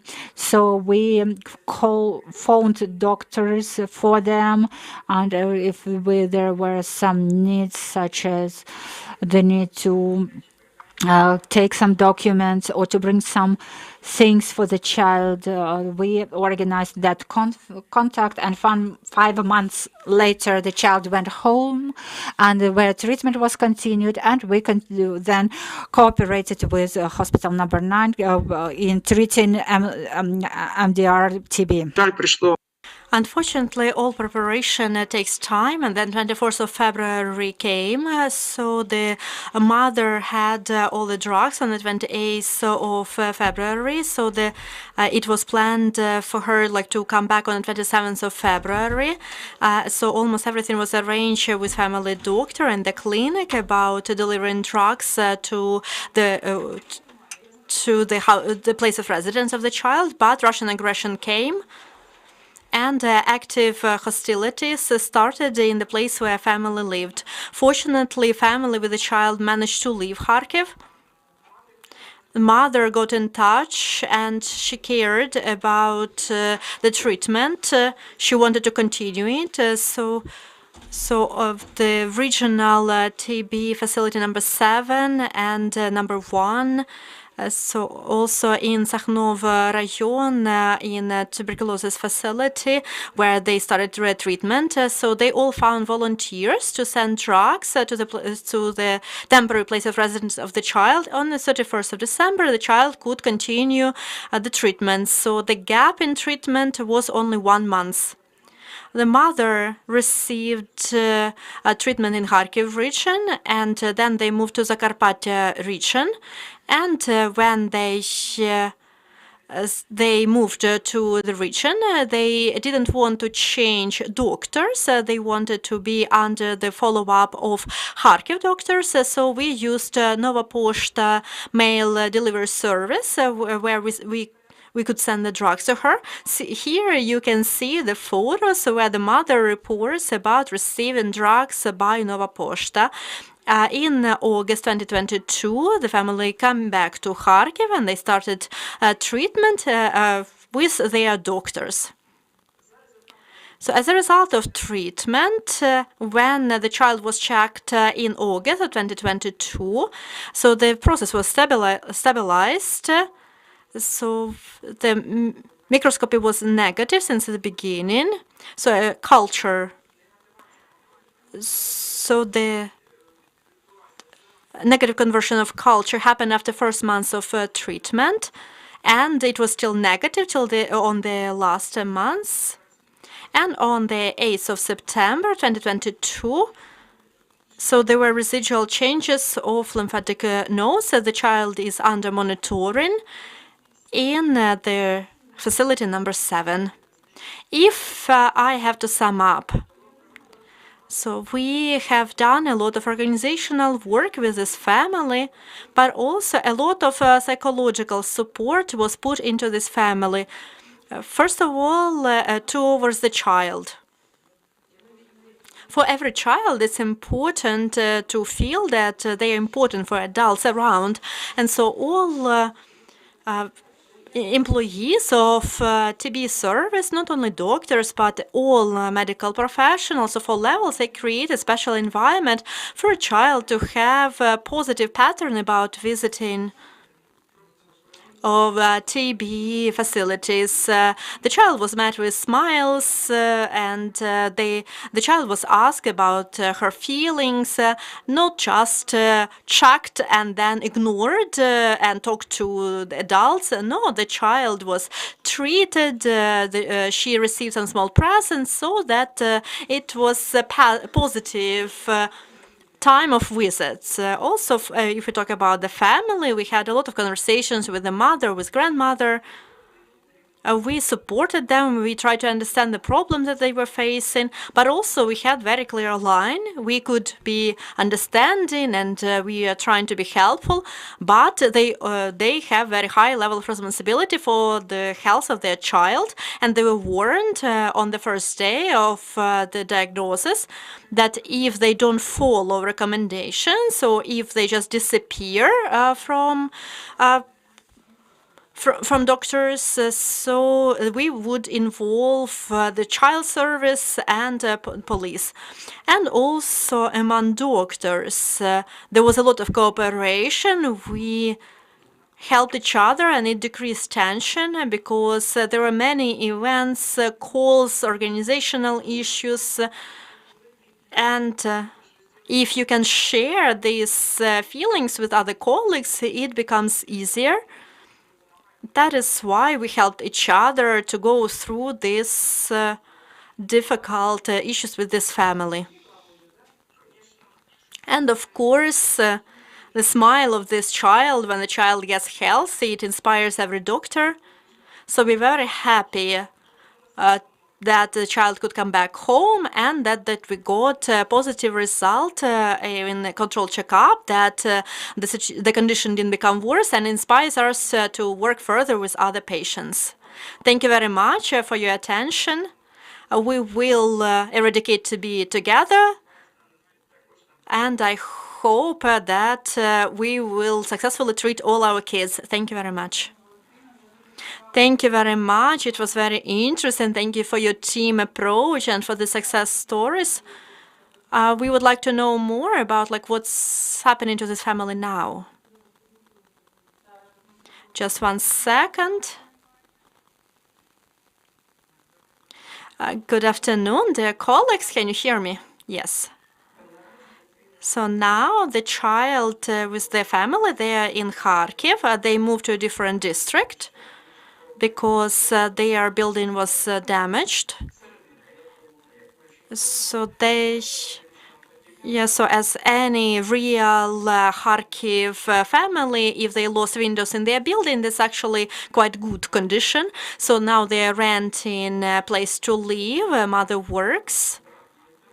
Her brother is healthy. The girl finished the treatment, and we are expecting to see her in March for checkup.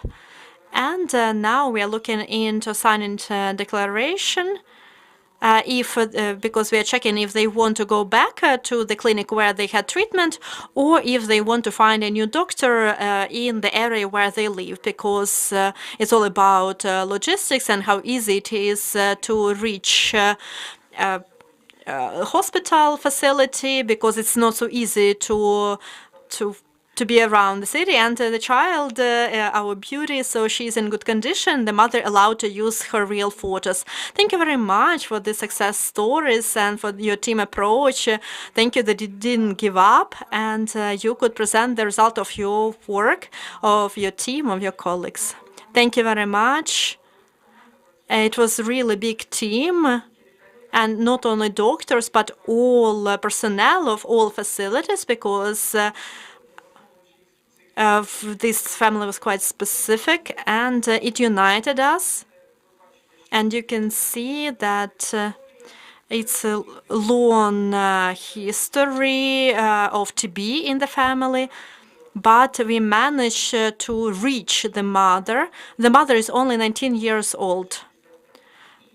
and the grandmother also was engaged.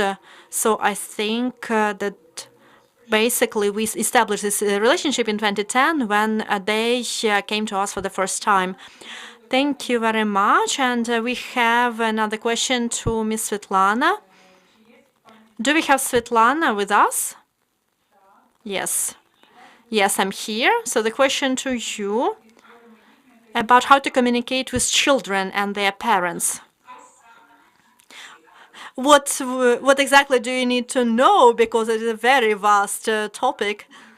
True, of course. But like some maybe peculiarities, how to communicate with kids. Of course, without a doubt that every patient needs their approach, personalized approach. Children, sick children, that's very sad and it's very difficult because it's not only talking to them, but we communicate with parents as well. Because parents' behavior influences the adherence to treatment and how child approaches the treatment as well. And I think that this session is a good illustration of these various ways of what you can use. And Ms. Svetlana, who had presentation right now, it was a very good example how they could build effective communication with a big group of completely different people, of medical professionals, volunteers, health resort, family, and the child. And also we talked about this partnership before, and we can use art therapy as well in order to find this key to a child for the child to be treated. So we need to find individual approach. It's very difficult to answer this question in general because communication is not something precise like math where you can give a specific formula. Here, it's of course not so clear, but you need to see this unique personality of the child. You need to see what is interesting for the child and to approach this child the way how you would communicate with an adult. So you need to see their interest and to see to use it as a hook to keep them involved. Thank you very much, Ms. Svetlana. And we read a lot of thanks. That is very interesting and very informative. Thank you very much for your participation and see you soon. I also wanted to thank you for inviting me to participate, and I'm glad that it is an interesting topic for your participant, and I think we need to focus more on this, and we need to help doctors because it's not criticism. Everything I delivered in my presentation, that we just need to focus on this because correct communication will help doctors in their work. It will help them not to burn out and to get higher level of satisfaction from their work and to see better results. And these two success stories that we heard from Ms. Svetlana and Mr. Rostislav, that's a great illustration for this. Slava Ukraini, slava to the armed forces of Ukraine. And I hope that we will have our next conference after our victory, and we will be in better mood then. Thank you. Thank you very much. I want to thank all our speakers. This session is over. We will have another session on surgery, and also we'll have master class on surgical treatment of TB. Thank you very much. We have 5-minute break now.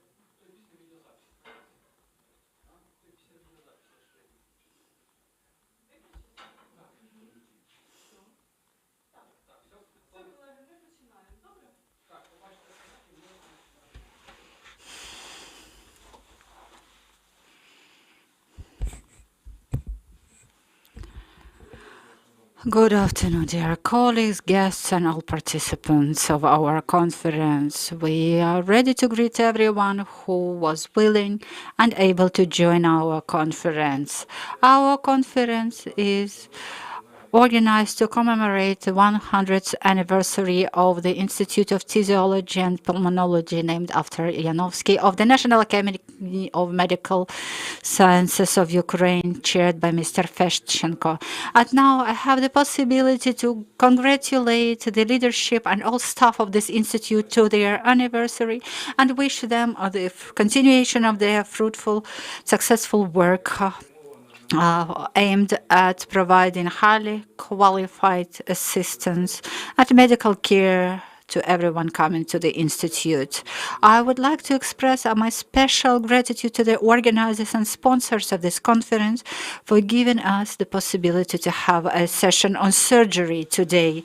And despite the huge effort of the physiology service in general and success in implementation of innovative schemes of treatment using new drugs, we still have patients in whom we are not able to achieve the desired result, and physiologists have to go to physio surgeons because surgery was and still is the most radical way of removing the TB process from the patient's lungs. And I would like to introduce the first speaker of today's session, Deputy Director of the National Institute of Physiology and Pulmonology, Deputy Head of the Department for Thoracic Surgery, Professor Igor Kalabu, who for more than 15 years have been immediately involved in drafting various legislative documents in the Ministry of Health related to the surgery of lung TB. Dr. Igor monitors the TB treatment results in all regions of Ukraine, and he is very well aware of not only success stories in the physiology sphere, but also about the challenges faced by doctors in their everyday life. Thank you, dear colleagues. I would like to start with in a paradoxical way. For all this time, I stayed behind the founders, and the founders always started, and I was staying behind their backs, developing the topics, developing the problematic issues, and this is how we came here today. And now I would like to refer to the founding fathers whom I was talking about the day before yesterday. And we had our presentation, and then my boss, my teacher, Professor Boris Rodionov, who heard that from Professor Brusilovsky, who was one of the founders of our institute. So the phrase he said is on the screen, and I am not going to read it out aloud for you. So that was the phrase he heard, and I I'm going to make a presentation to you now about a very specific topic. So the idea of making this presentation was voiced by my colleagues, and I have been the head of thoracic surgery since 2008, and we already have a team that was working under my leadership for quite a long time. And back in 2008, before the regular session and congress of physiologists and pulmonologists, there was a special issue published in a periodical, and we had an article in it, which you can see on this slide. And until today, this article is still being quoted most frequently. So here we described the conditions in which we were working at that time. So it was 15 years ago. And this article became the starting point for my today's presentation. At that time, 15 years ago, briefly, we were talking about such problems as not quite sufficient and correct relations between physiosurgeons and physiologists. That problem emerged somehow 30 or 50 years ago, and for quite a long time we had to deal with it. And finally, over the last 15 years, I think we were able to remove it. Then 15 years ago, we had to answer a question that in 2008 we still had people coming to a physiosurgeon for two reasons. So people were either referred by a physiologist who provided treatment for the patient, or sometimes patients wanted to go to a surgeon themselves because they had some previous conversations, talked to other patients, or they found information in some sources that physiosurgery probably can help them. And that's why they went to the physiosurgeon. And at that time, we already said that the physiosurgeon should be engaged and involved, that they should be members of the advisory commission of doctors for every patient from the very first test. Already at that time, that was a radical question, that a surgeon should be involved in examination of differential diagnosed patients. And in 2008, we already had possibilities for invasive diagnostic tests and other ways to involve surgeons into the diagnostics process. At that time, in 2008, we also had quite efficient means of dealing with accompanying pathologists, and we had a possibility to expand the surgical invasion in patients with accompanying pathologists that would have adverse effect on the TB progress. And some of those patients were seen for quite a long time as not subject to surgical intrusion, as people with counterindications. So we had to revise those counterindications and revise the scope of surgical assistance. And of course, over all this time of TB surgery, all the time that it existed, so of course we talked about the working with destruction, but also we could use not only resection, but also low invasion methods. so-called the big residual changes of TB. So probably we had discussions around this during all this time, and then in 2008, as issue that we need to discuss, that these patients, they need to be under monitoring of a surgeon. Also we are not talking about this now. I don't know if it's correct or not. I think it's quite controversial. So if we don't have surgical TB, but these people still exist, and here we have different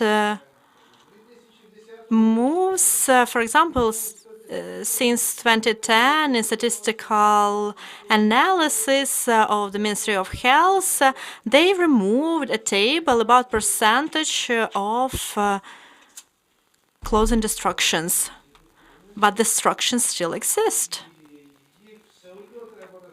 And we still need to look into them. Then in 2014, as a part of a discussion, which was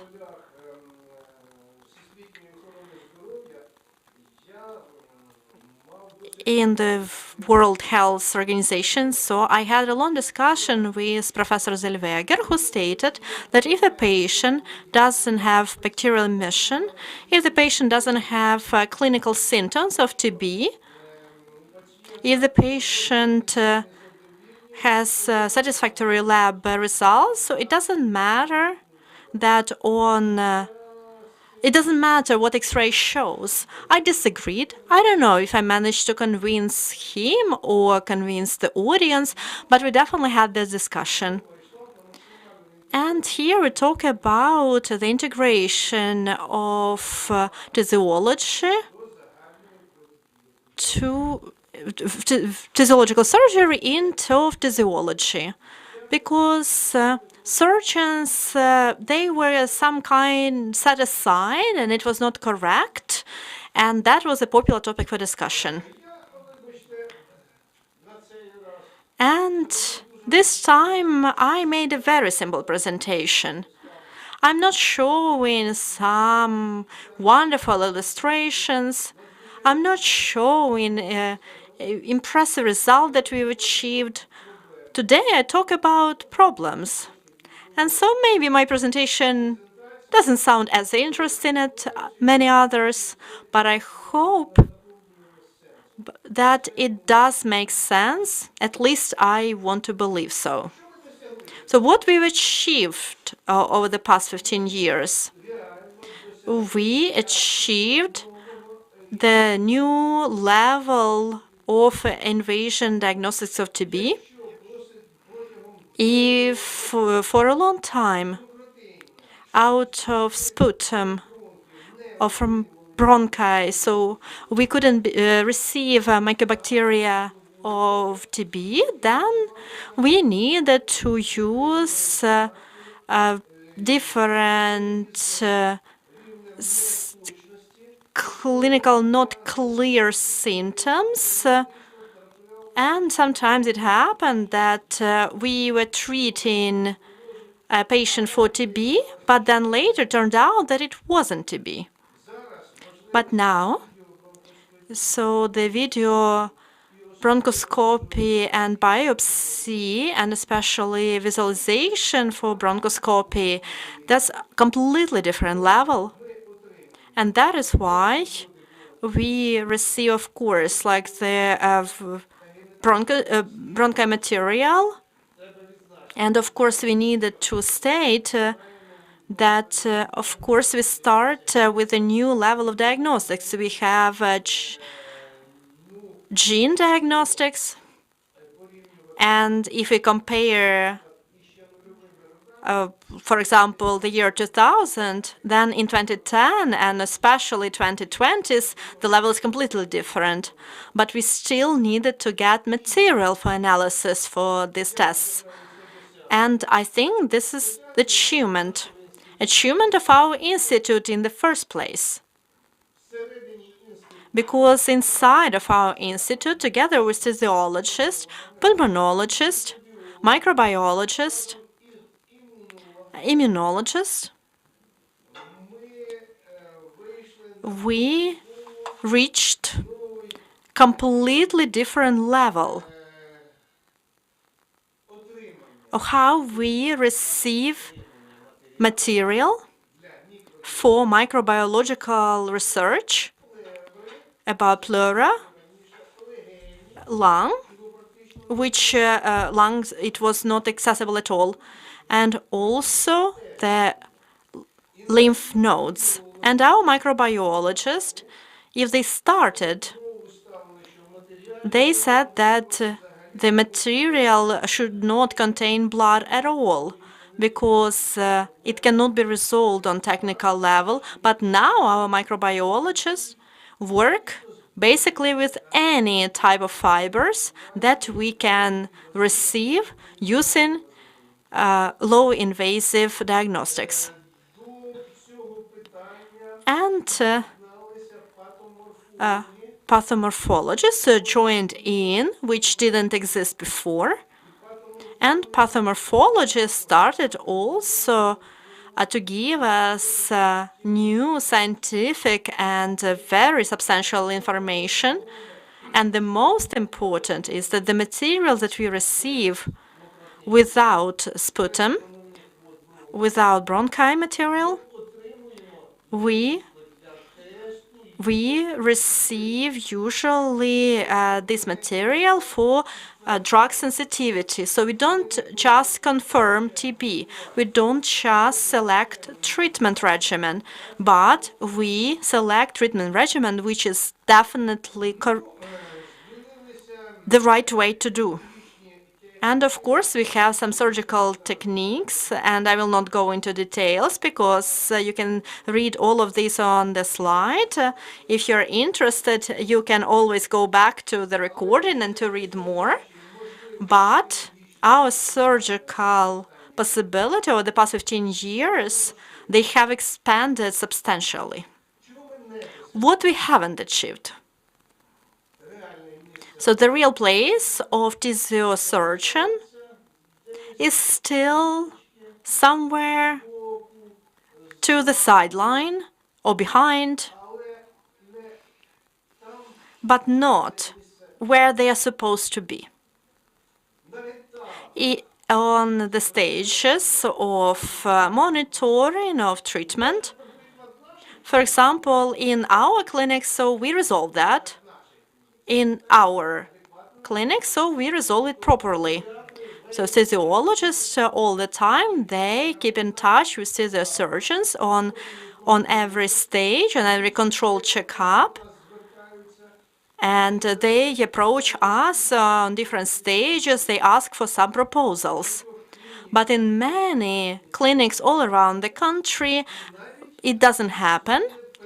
And even in some clinics, they have even certain resistance of the administration about engaging surgeons. And again, I go back to this chronic TB. Now it's not the term that we use, but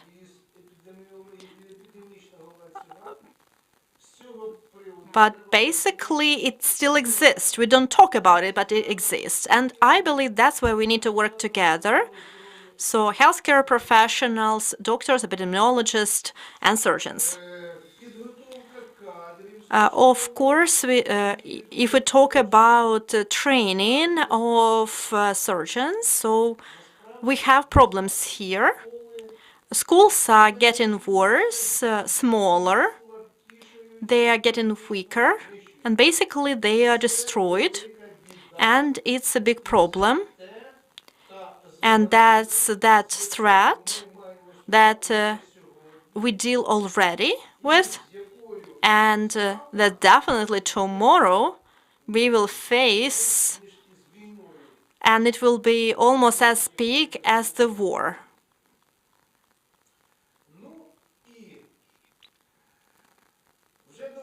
And it's proven that so-called big residual TB changes, we have publications and articles, and it's proven that if we talk about big residual TB changes, even not DR TB,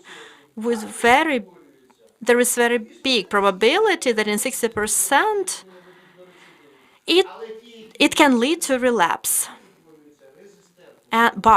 So it doesn't always happen, but if it does happen, usually it is multi-drug resistant TB, which of course causes all the negative consequences. We live in the condition of reorganization.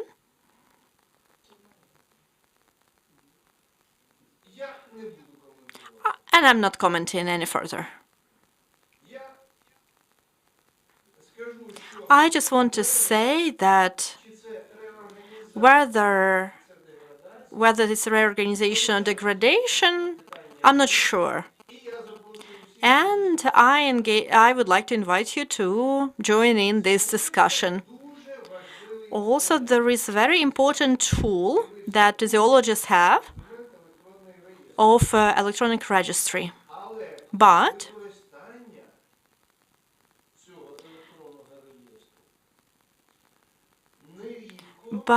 quite often, this tool is used by system administrators or IT specialists who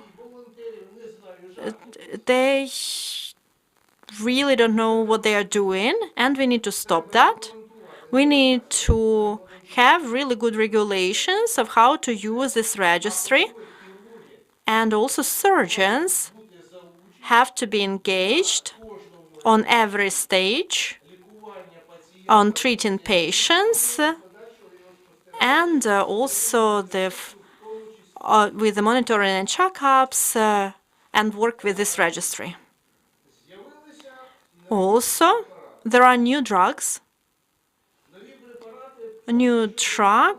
which show fantastic results. That's what we discussed on the first day, second day, and even today. The results are fantastic at this moment, but what's going to happen in 3, 4, 5 years? We don't know. And what happens with these big residual TB changes? Because that's what we need to focus on in the nearest future, and we need to really pay a lot of attention to this. And we need to resolve the problems immediately if they do appear. The problem of mycobacteriosis, because mycobacteriosis, they are lost because they are not treated by a physiologist, as the way how the responsibilities are divided, and pulmonologists also don't treat them because the way how the responsibilities are split. And our institute is in unique situation, and our institute, using this unique condition, we help these patients, but it is a big problem, huge, and it needs to be resolved.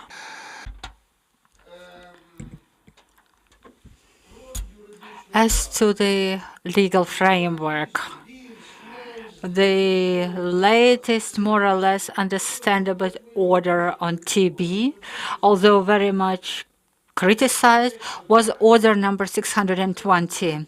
Everything that followed was a mess, I'm sorry to say that, and it's very difficult to make sense of even for physiologists. And those working in the adjacent areas were not able to make sense of it at all.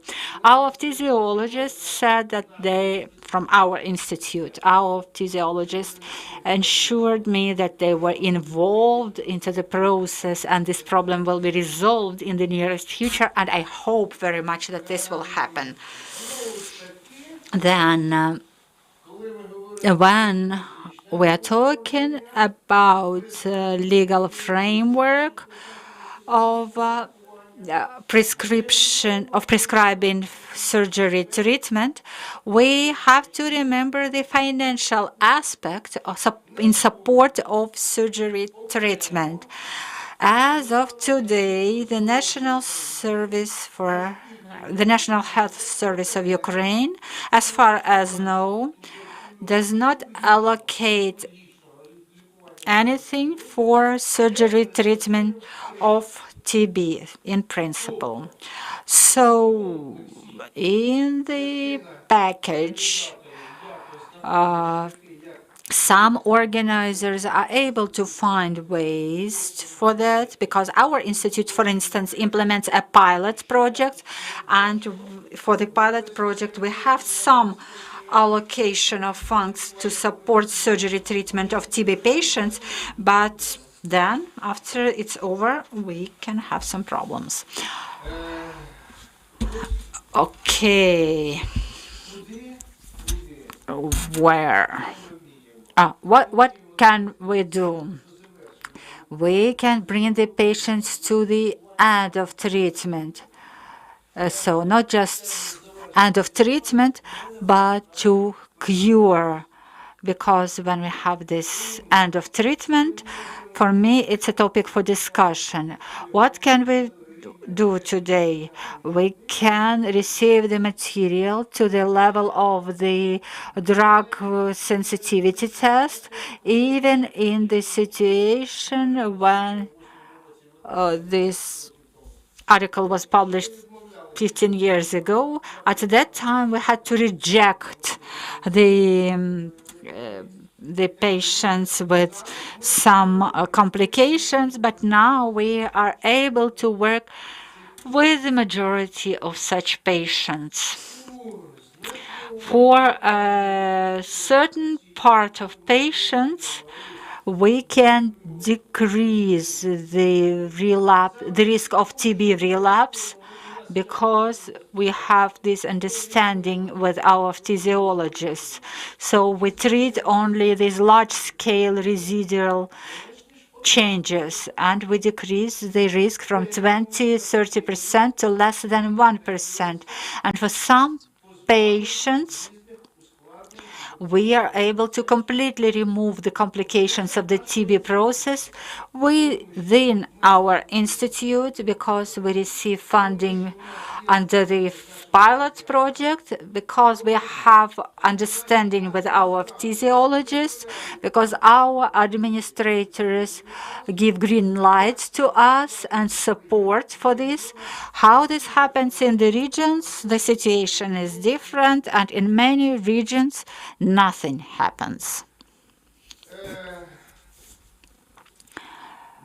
What can we do? We can treat a certain number of mycobacteriosis, and I don't know whether it's done anywhere outside the institute. I have no idea. The statistics is undermined because of the war and other reasons, but in principle, patients with mycobacteriosis, from my practical experience, they all come to us here.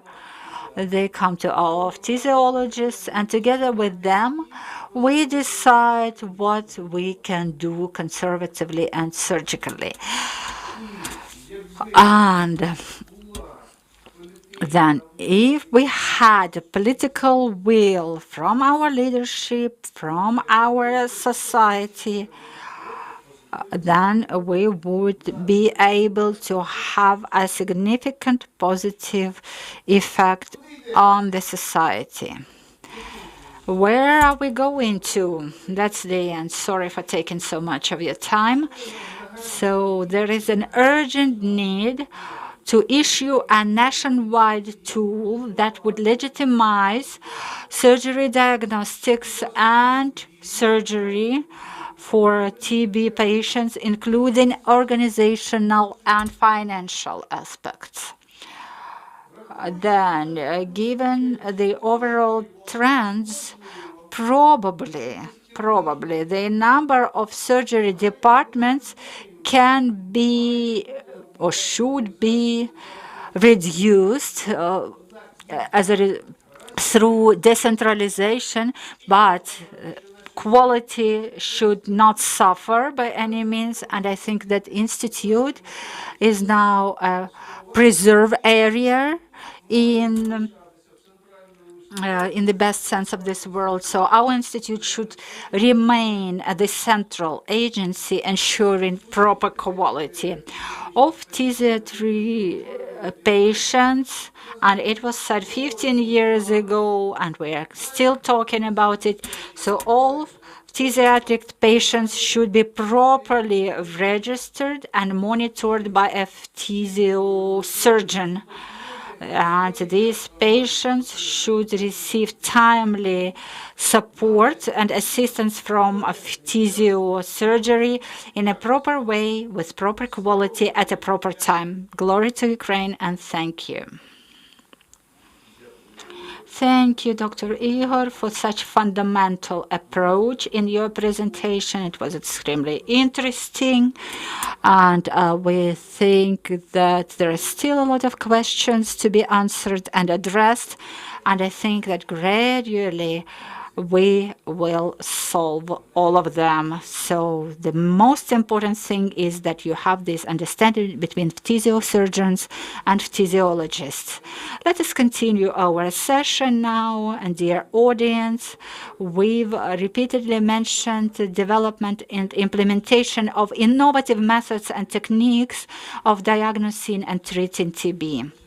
And recently, the first computer tomograph was created, and the world received the possibility to use digital technologies for assessing the condition of internal organs without invasive methods. And now we have no idea which other routine methods of diagnostics can be used with the same level of provision of information. But science moves on, and the CT opened the possibilities of new diagnostic digital technologies that enable us to use digital analysis of density of tissues to develop further conservative treatment regimens to assess the intensiveness of inflammatory process, expand the possibilities of planning for using the optimal amount of surgical invasion.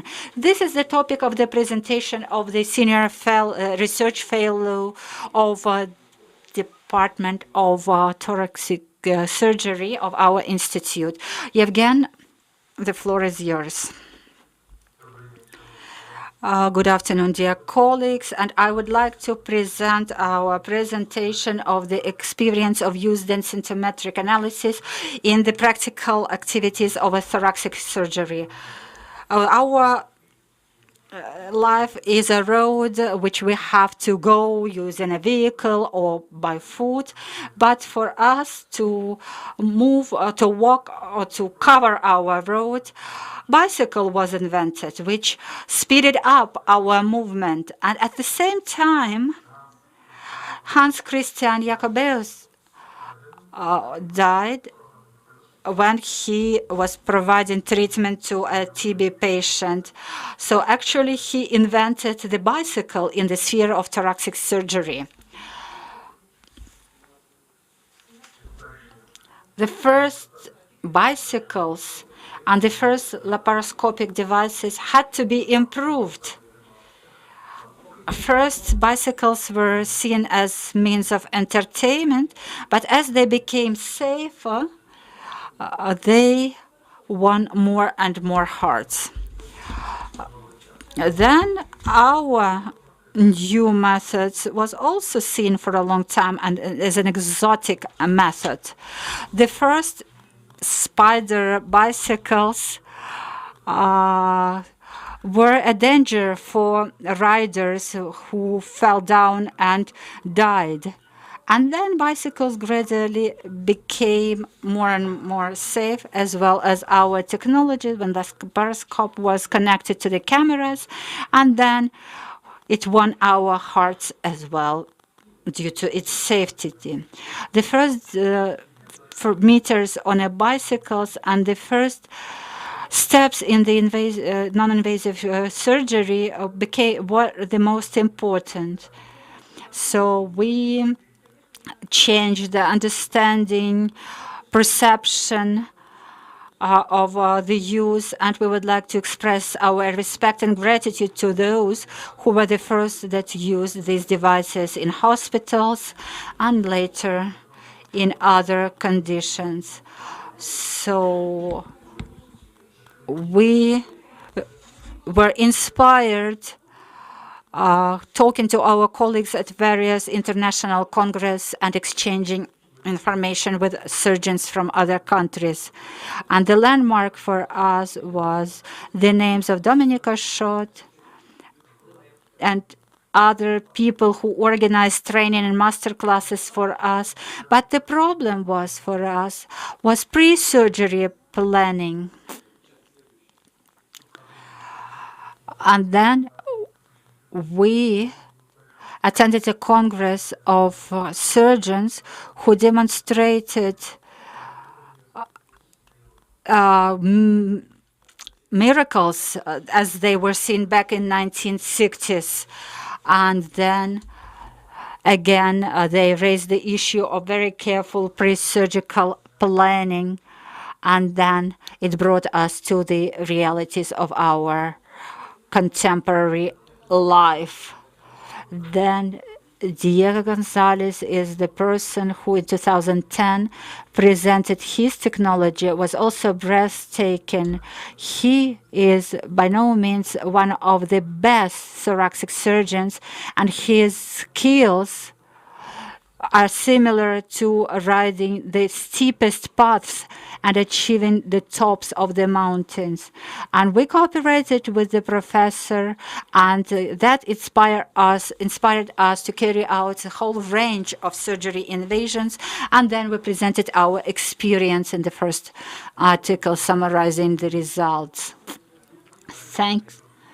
We share this experience with other partners, with other colleagues worldwide, and Ukraine has some success stories to share.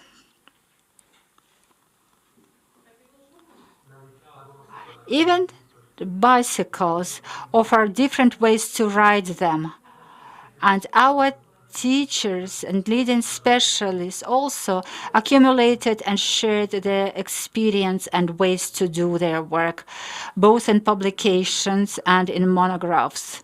And you can find the list of publications on the Institute's website to learn more about previous experience.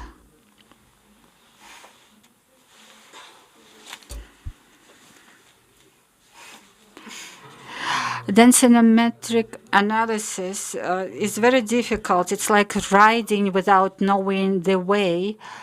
And then for densitometric analysis is the method that helps you, because you can use it not only for visual assessment, but densitometric analysis gives us a possibility to assess the density of tissues, the dynamics, and identify the most important stages of the disease progress. And we can optimize the tactics we use for treatment and ensure timely use of computer tomography in physiological facilities, enable us to correct conservative treatment and planned surgical treatment.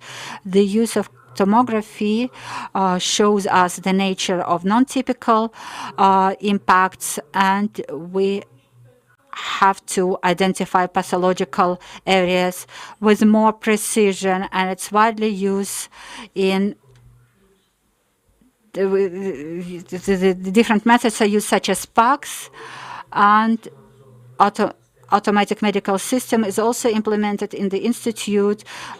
MT-Med Scientific facilitates the ways of collecting that data and systematizing them and assess the results. And NCMN Scientific allows us to organize monitoring of patients. With development of computer tomography, we define the place which is interesting for us. Then we go to the menu. We click with the mouse, and on the defined section, the program shows us densitometric analysis and indicators. If we know the processes, so this indicator shows us their inflammatory process. If it is a mild inflammatory process, then we work this way. The patient got 13 months treatment for DRTB. So there was a surgery on the left side. Then the process was stabilized. We set these sections of interest, and we get these indicators, and it showed the specific inflammatory process, and the patient was operated. And we can see here quite dense lungs with pretty high indicators. Of course, specialized institutions, they prefer professional systems, and in our event we use Dragonfly equipment, which is provided for non-commercial use. Also, we have different solutions from Dragonfly, and it allows us not only to select from the outside the section of interest, but we also can focus on surgical anatomy, and we can have consultations for the whole team. And the software Dragonfly, it allows us to visualize sections of the density that is interesting for us.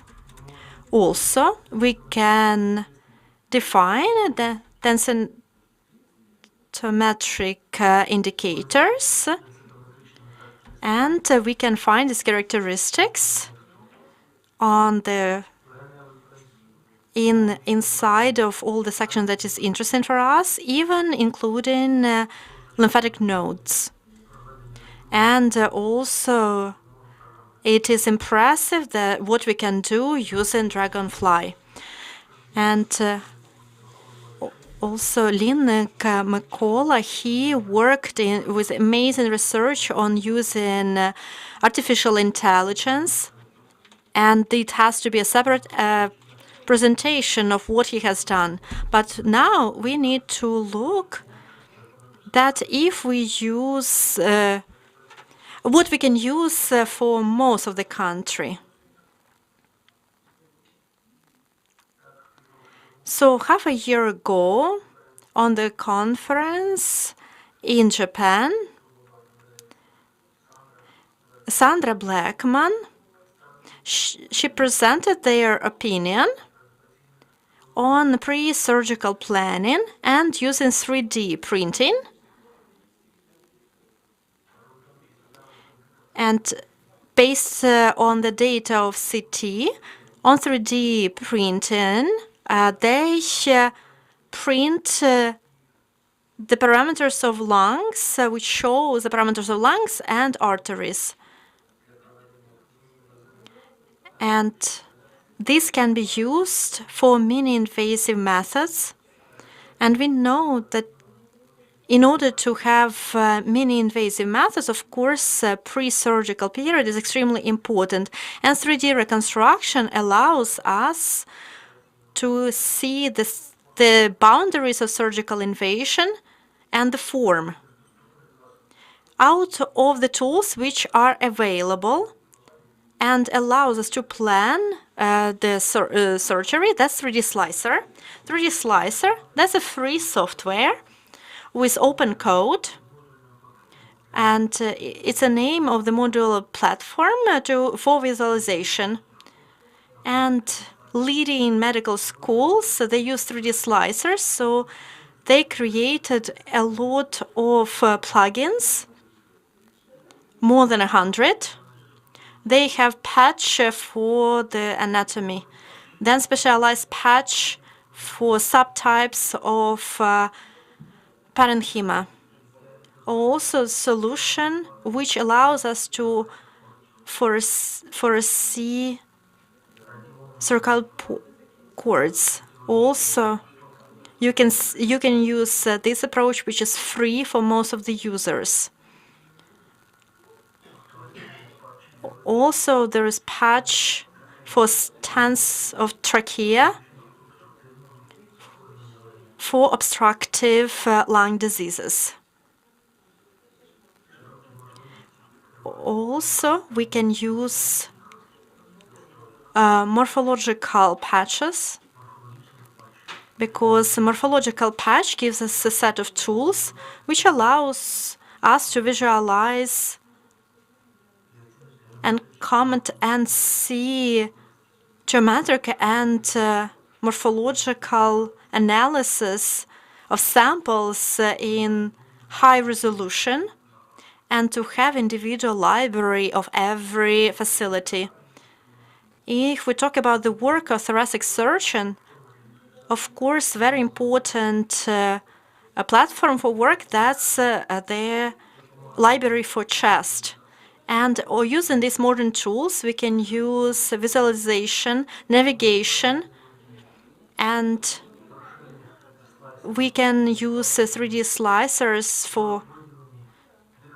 We also can work with. You can see in these fragments what we can do using 3D slicers, and we can also use it for 3D printing.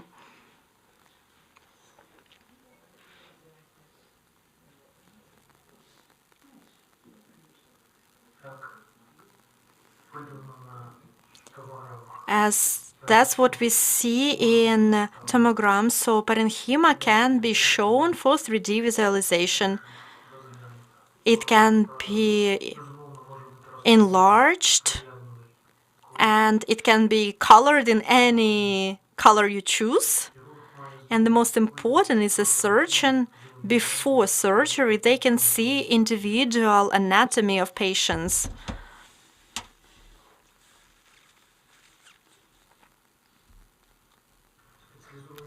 Specialized solution allows us densitometric characteristics of all lungs and separate sections, every dole of parenchyma, and these automatic solutions, they simplify segmentation and reconstruction. And this modern software, they work with files, and they can upload the file without conversion. And after it is uploaded, you can use the patch you need. It's quite simple to define the sections which are interesting for us. And in this case, you can see this right lung, left lung, and in other section here, we define the borders of right and left. We define the airways, and then we can research in 3D approach the anatomic peculiarities and placement of all the structures. And now there are patches which allow us to build automatic reports of parenchyma, so the level of damage, the percentage of different types of damages in doles, densitometric characteristics, section by section. And these data about these anatomic peculiarities allows us, of course, implement effectively of prevention. And of course, now we are watching what's happening with motorbikes and all the new methods of mini invasion methods. But now it is very important to see individual peculiarities of anatomy of a patient. And this way, we can use not only Dragonfly, but we can use not only by the whole system, but we can use just free software. And if we know the form and all the peculiarities of parenchyma, we can prevent many serious diseases.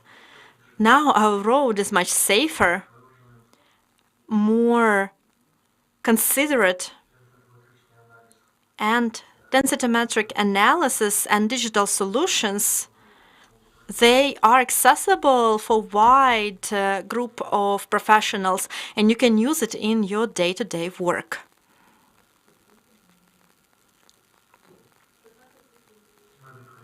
We are open to cooperation with you.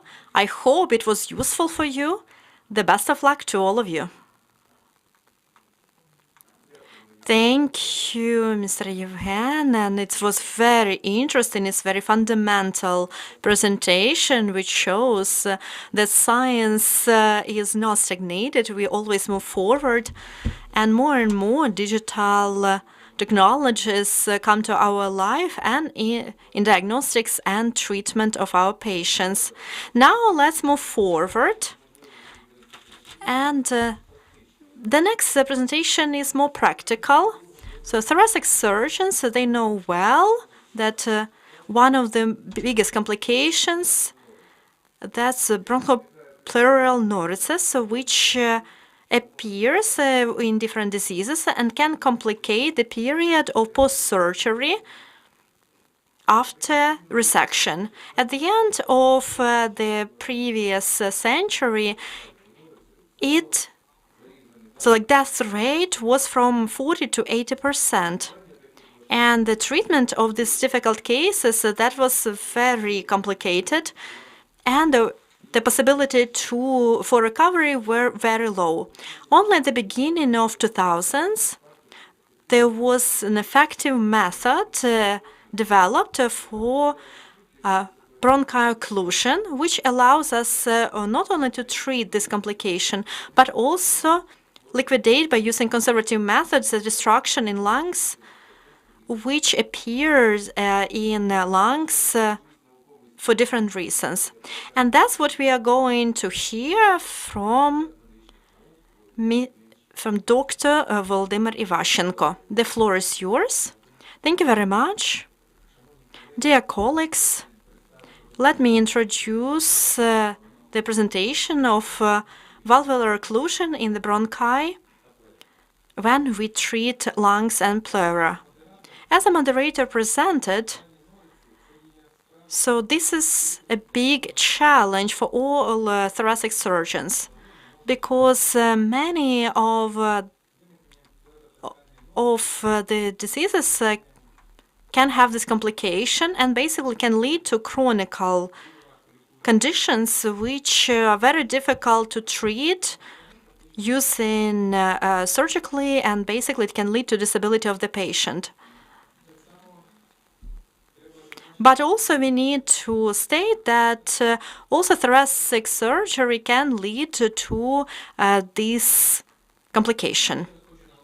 I would like to emphasize once again all which destructive processes in lungs can lead to this, as abscess of lungs, MPM of pleura, pneumothorax, and of course destructive forms of TB. But when we develop endoscopy and technology, we are assisted very much with closing this pathological connection of the tree with the tissue by clapons, and these clapons make it possible for us to break this pathological connection, and then we can continue treating the patients without the risk of constant infection of the cavity. And that makes it possible for us to treat these patients. And the use of endoscopic clapons expanded over time. And here you can see the list of the most appropriate, in our opinion, appropriate situations for using these clap-ons. So we're talking about lung emphysema and various types of TB, even without destruction, when it's bad for the patients to use TB drugs. Then we also have situations with mycobacteria resistance that cannot be treated by drugs. Then we have undisciplined patients who, for various reasons, cannot or may not be suitable for surgery. We're talking about age, somatic pathologies accompanying, and so on.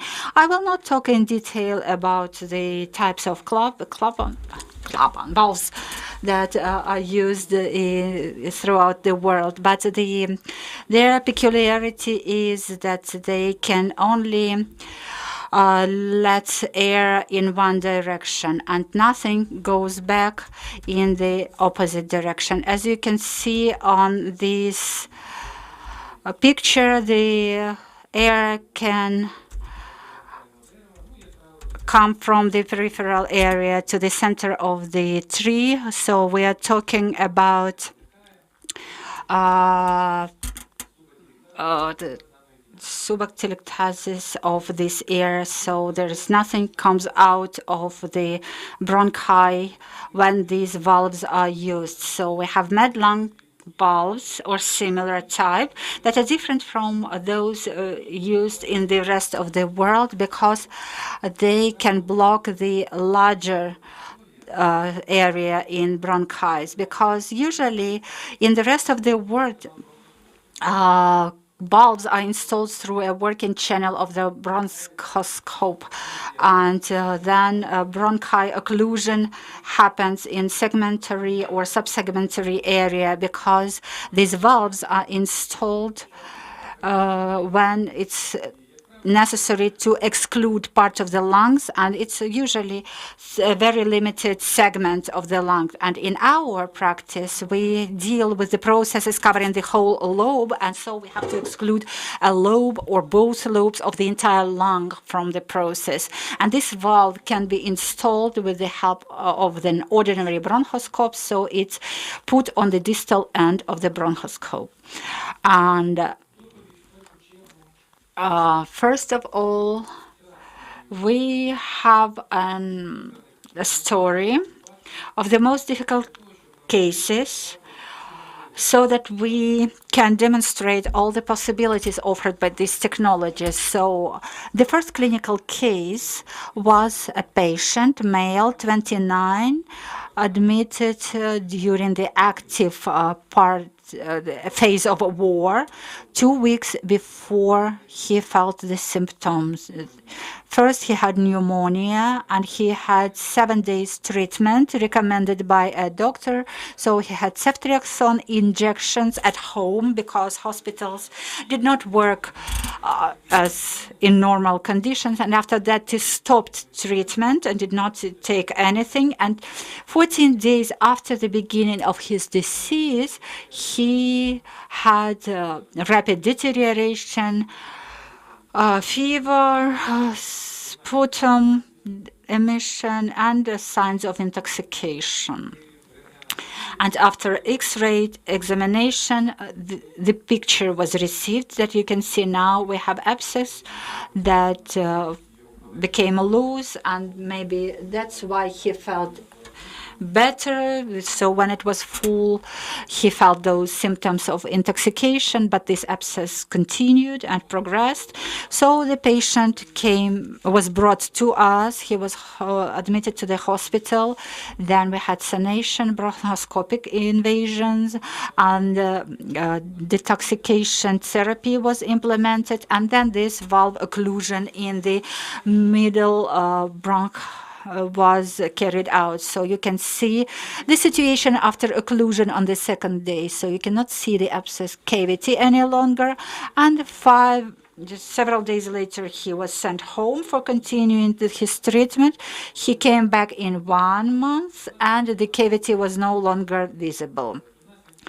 And the middle lobe was decreased, and he came back to us with COVID, and computer tomography was taken, we see there is no abscess in the lungs, and in the middle lobe we can see the subactilic tuss where the abscess was located. The valve was removed. We don't have any X-ray picture for that ear, but no cavity was visualized.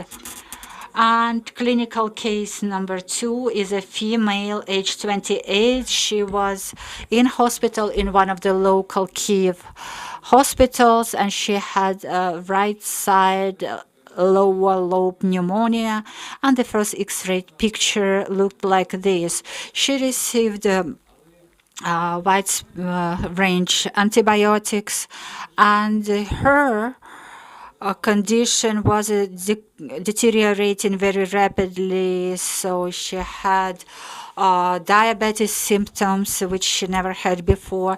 She was brought to the emergency therapy department, and then oxygen therapy was started. And now you can see the X-ray picture 4 days after the first picture. So the thoracic surgeon was called, and during the consultation this picture was received. So we can see a large process taking place in her lung.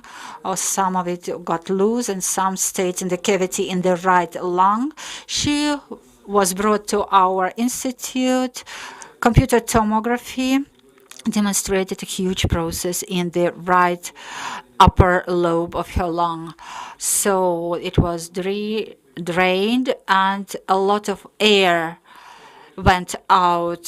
So there was a huge channel connecting the bronchi and the cavity, which was revealed after draining.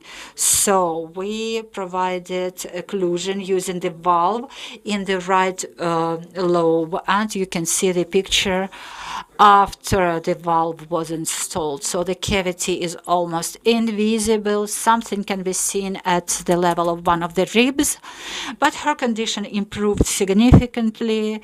So no air was released, and this is an X-ray picture 1 month later. No cavity, no atelectasis in the lobe, and of course she went home.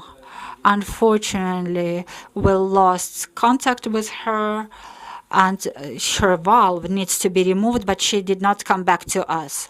Next case, male patient, 36 years old, diagnosed with TB in 2012. 16 months before he was admitted to the hospital, resection was carried out, and after surgery invasion, he had this bronchopleural Norris and empyema of pleura that we try to treat conservatively. So he came to our institute and demonstrated a quite wide range of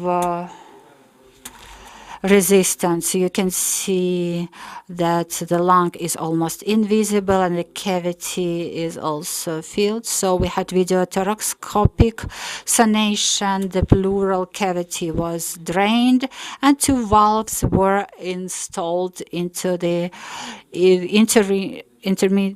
middle and upper lobe. So you can see cirrhosis and fibrosis of the remnants of the right lung.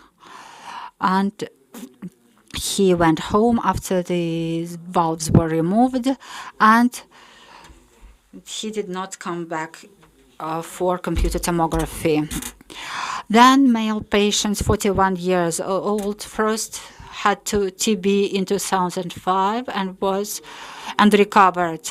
Then he had relapses in 2012 and 2015, and 2019 he was diagnosed with multi-resistance. He was resistant to many anti-TB drugs, and since April 2022, he had hyperthermic symptoms, panting and weakness. It was also in the middle of the war, active phase of the war, and he did not go to hospital until June 2022. He was treated in a local hospital where he was diagnosed with consequences of TB. His left lung was destroyed and he had fistula in the right lung. So this is the picture of computer tomography taken after he came to the institute. We can see the residual pleural cavity, emphysema with old focuses of, and he had a very severe condition because of intoxication and had problems breathing. After antibacterial therapy and desintoxication therapy, he got surgery. We destroyed the connections that separated the pleural cavity, and his lungs were also drained. First, we installed 2 valves in upper low and left lower bronchi, and some of the mouth of the 6 segmental bronch was opened, so the valve migrated and stopped to block the left lobe bronchus. Later, both valves were removed and 1 valve was in full installed, and this is the CT picture received after 1 month. Cirrhosis and fibrosis of the left lung, valves were removed, and recently he came to us and was released from treatment. So the use of endoscopic occlusion of bronchi complements and sometimes is an alternative way to replace surgery intrusion for the patients with severe destructive cases, including destructive forms of TB. Thank you for your attention.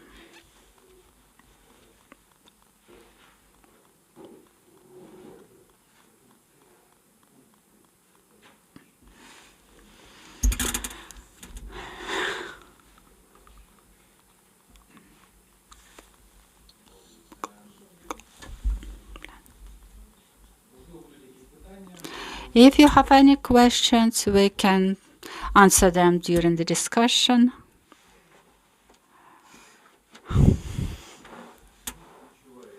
So we can see the difference between theoretical presentations and presentations with clinical examples made by Dr. Volodymyr. So the patients are treated and you can virtually see this process. Thank you for your interest in presentation, and let us move to the next presentation. Dear colleagues, dear guests of our conference, I would like to remind you that since February 24, when the Russian horde attacked our country, Ukraine has been virtually in the middle of the war, and the occupants continue hostilities along the front line. They shell various infrastructural objects with missiles on various peaceful areas, and we have a lot of losses and casualties at the front line, and there are a lot of casualties and that killed people among the civilians, and we cannot overestimate provision of health care to our defenders and to the affected population and the rest of the territory. It is impossible to overestimate it. And now we are going to continue with the presentation on thoracic support in the military conditions. And the presentation will be made by a doctor of medical sciences from the Institute of Medicine of Catastrophe, Professor Guryev. Thank you. Thank you for this opportunity, dear colleagues. Let me thank you for this invitation, for this really respectable forum. Even it's not exactly the topic, but this is a challenge of the current times. And I have to say that I'm not going to talk about some technological problems because we still need to develop technological and also, it's impossible to have some unified technological as during military hostilities because thoracic wounds are like really multiple and varied. I have to say that we look into 3,000 casualties, what we have. So which characteristics we see? So what is usually damaged? Most of all, ribs are damaged. And here I can say that more or less, so two sides are damaged. And there is a legend that like the right side is more damaged or left side is more damaged. So it's a mess. And you can see that we have early thoracic complications of combat wound. We will talk about them a bit later. Everybody is really, really interested. Of course, classification is a bit different now. Still, we have here about bullet wounds. And then we have the mine and explosive trauma, non-combat wounds, traumas, and thermal damage. But we have to say that any wound, basically, it is combined type of trauma. So what traumas we have as a result of military hostilities? Fortunately, if we have open wound, unfortunately, the lungs are not usually damaged that much. You see that pneumothorax, that's about 20-25%. And sometimes this damaged of the back, also the spine, diaphragm, and the damage of card and diaphragm, that's under 5% of wounded. And I would like to say now that now we are going to Europe, and now we talk about anatomic sections. So here we can divide into, for example, chest. If we talk about chest, then it will be the spine. And if we talk about the most complicated wounds, as you can see, among all wounds, chest is like a big proportion of this. If we look, it's about 55 or 60%. And this is our analysis, so why it can lead to lethal cases. And we can say, if we see that if it is penetrating wound, and you can see that usually it is more, for chest is about 0.8, but it is critical number based on the analysis. And if we go back to chest again, so I would like to say that it's only 12% of all combat wounds, and we analyzed about 3,000 wounded, so we can say more or less confidently that that's 12%. And let's go back to characteristics. So out of all wounds, we have hemopneumothorax, whether it is open or closed wounds of chest. Also often it is 1 or 2 broken ribs. And I think that it happens even more often. So trachea and heart, it's also the percentage is not that high.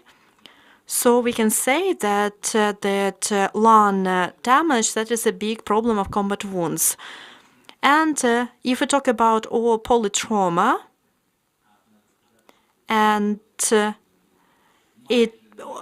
isolated wound of chest almost doesn't happen in the modern war. So I said that it's only 8. So almost 90%, that's polytrauma. And almost everyone will agree with me.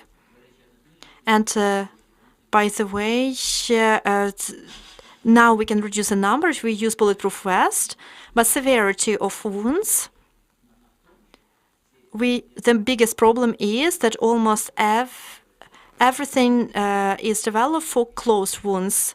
The ISS scale is used most widely, that we calculated using this approach, even though it is developed for closed wounds.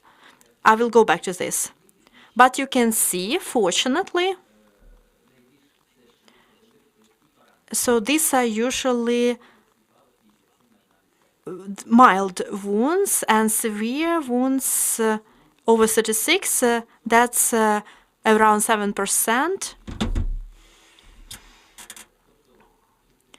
So that is why we developed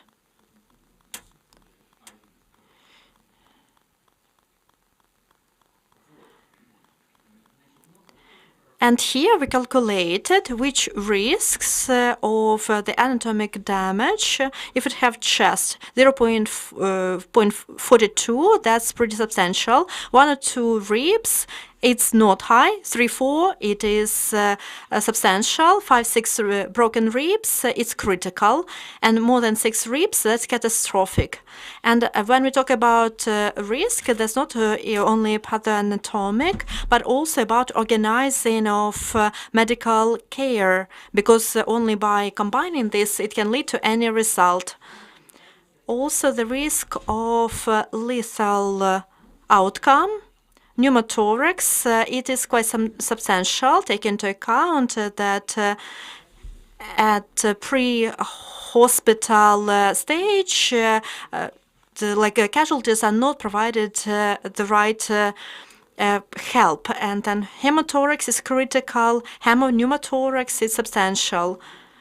And people ask why this hemopneumothorax is higher than hemothorax, because usually bad conditions of the casualty, usually they are priority, but in hemothorax it's person loses some blood, and then it's just like they are not priority, and then it leads to serious consequences. Then if we look into ISS scale, this is a standard. I just wanted to show you the standard, that it doesn't correlate with indicators that I showed before. So the previous, because Samuel Baker indicators, probably they don't always correlate with this scale. And I believe that providing the medical assistance, that is a very important factor. So we developed a different scale. It is now patented, and we use the scale. And usually it is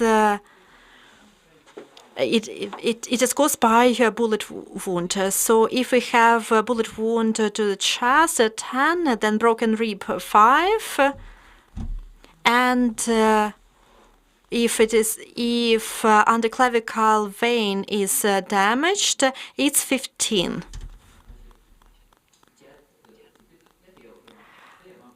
And I wanted to show you the different scale about the damage of diaphragm, and it is basically critical because when we provide medical assistance,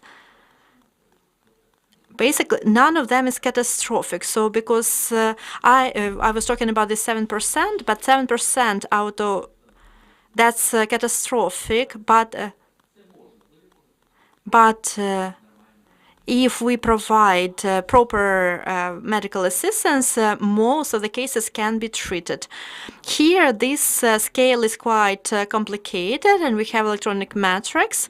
You basically can click 3 times, and you understand what that is.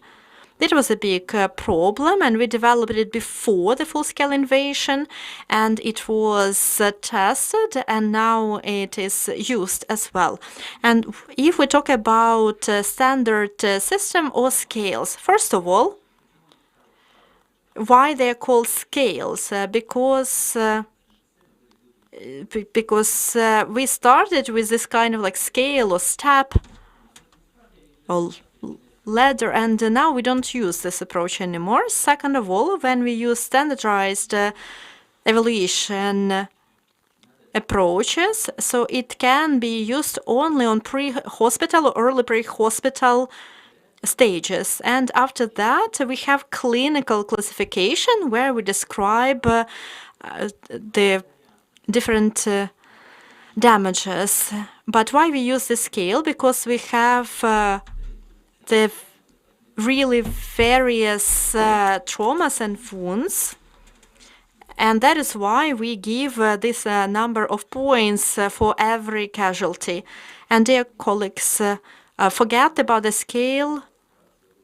COMGLAS scale was developed not by traumatologists but endocrinologists. And what is the most important, that it can be used before using drugs. When in emergency care, and the patient is under ventilation of lungs, they use this scale, and I don't understand what they are calculating. It's not informative when we already start using drugs for treatment. And so here, the level of consciousness, of course, we take into account, but this is not the key indicator. And also, I would like to say that we developed on early pre-hospital stage, we developed a scale, because basically on tactical stage, so in theory, you can do some thoracic procedures, but I had a conversation with combat military surgeons in the United States and in Ukraine, and they say it's only theoretical. And when they say that they can use a pencil to do some complicated procedures, there are maybe 2 cases in the world, and I would not include that into protocol because it rarely happens. And you mostly you will damage the casualty more than help. And here we have different approaches. So what you need to do for this different level of points. So 30 points and above, we are talking about decompression and pneumothorax, because for some reason our Western colleagues pay a lot of attention to decompression in the case of pneumothorax. And according to the protocol, we have the following scheme that needs to be followed. So at the early hospitalization stage, so after this early stage, we have the secondary hospitalization stage, which involves highly professional surgeons, and I've always been against unified technologies as a notion, because this is something what we are doing, but the protocol is talking about organizational fixation of the technologies. So what we are talking about, implementation of these protocols in time and space. So the clinical route in this case should be calculated if purely individually, because everyone has emergency department and the route will differ in each individual case. I would like to emphasize that you, dear colleagues, will always be responsible and accountable. All protocols, all these clinical pathways started in California, and my colleagues knew, yeah? So clinical pathways were first introduced in California.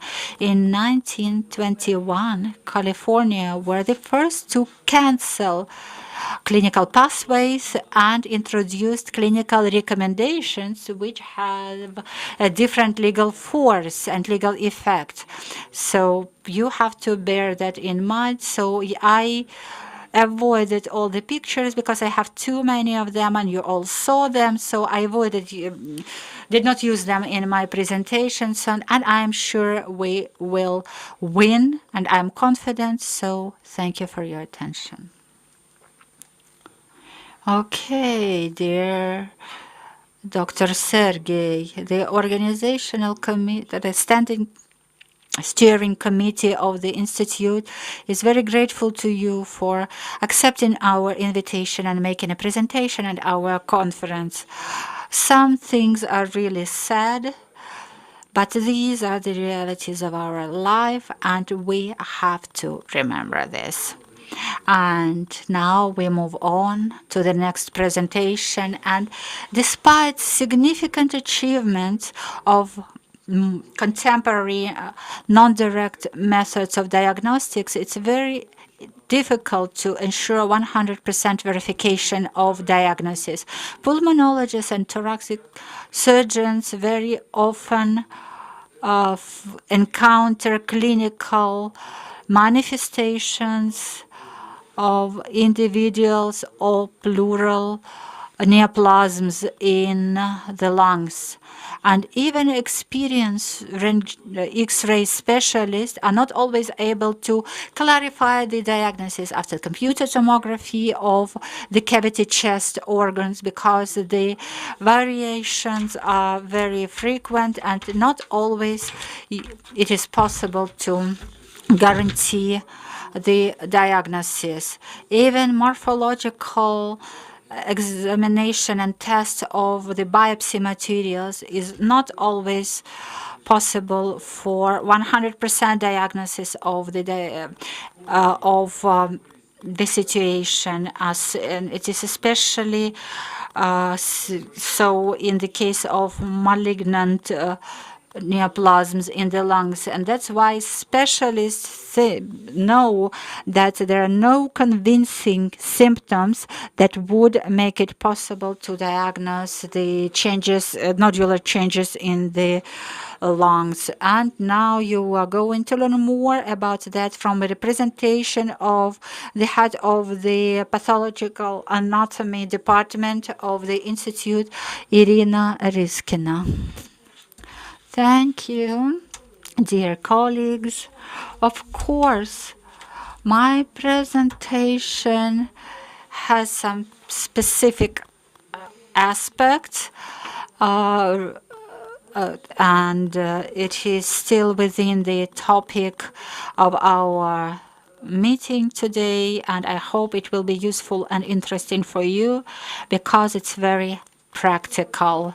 You can see on the slide the name of my presentation is histological verification of the resection material of small neoplasms in the lungs, which is a precondition for timely diagnosis.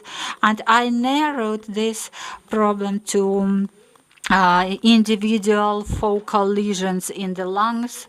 And since we're talking about TB during this conference, I focused on identification of the centers of TB character and if they exist. Those solid in the beginning, I would like to remind you, or maybe some of you will hear for the first time, the terms that are currently used in the world community.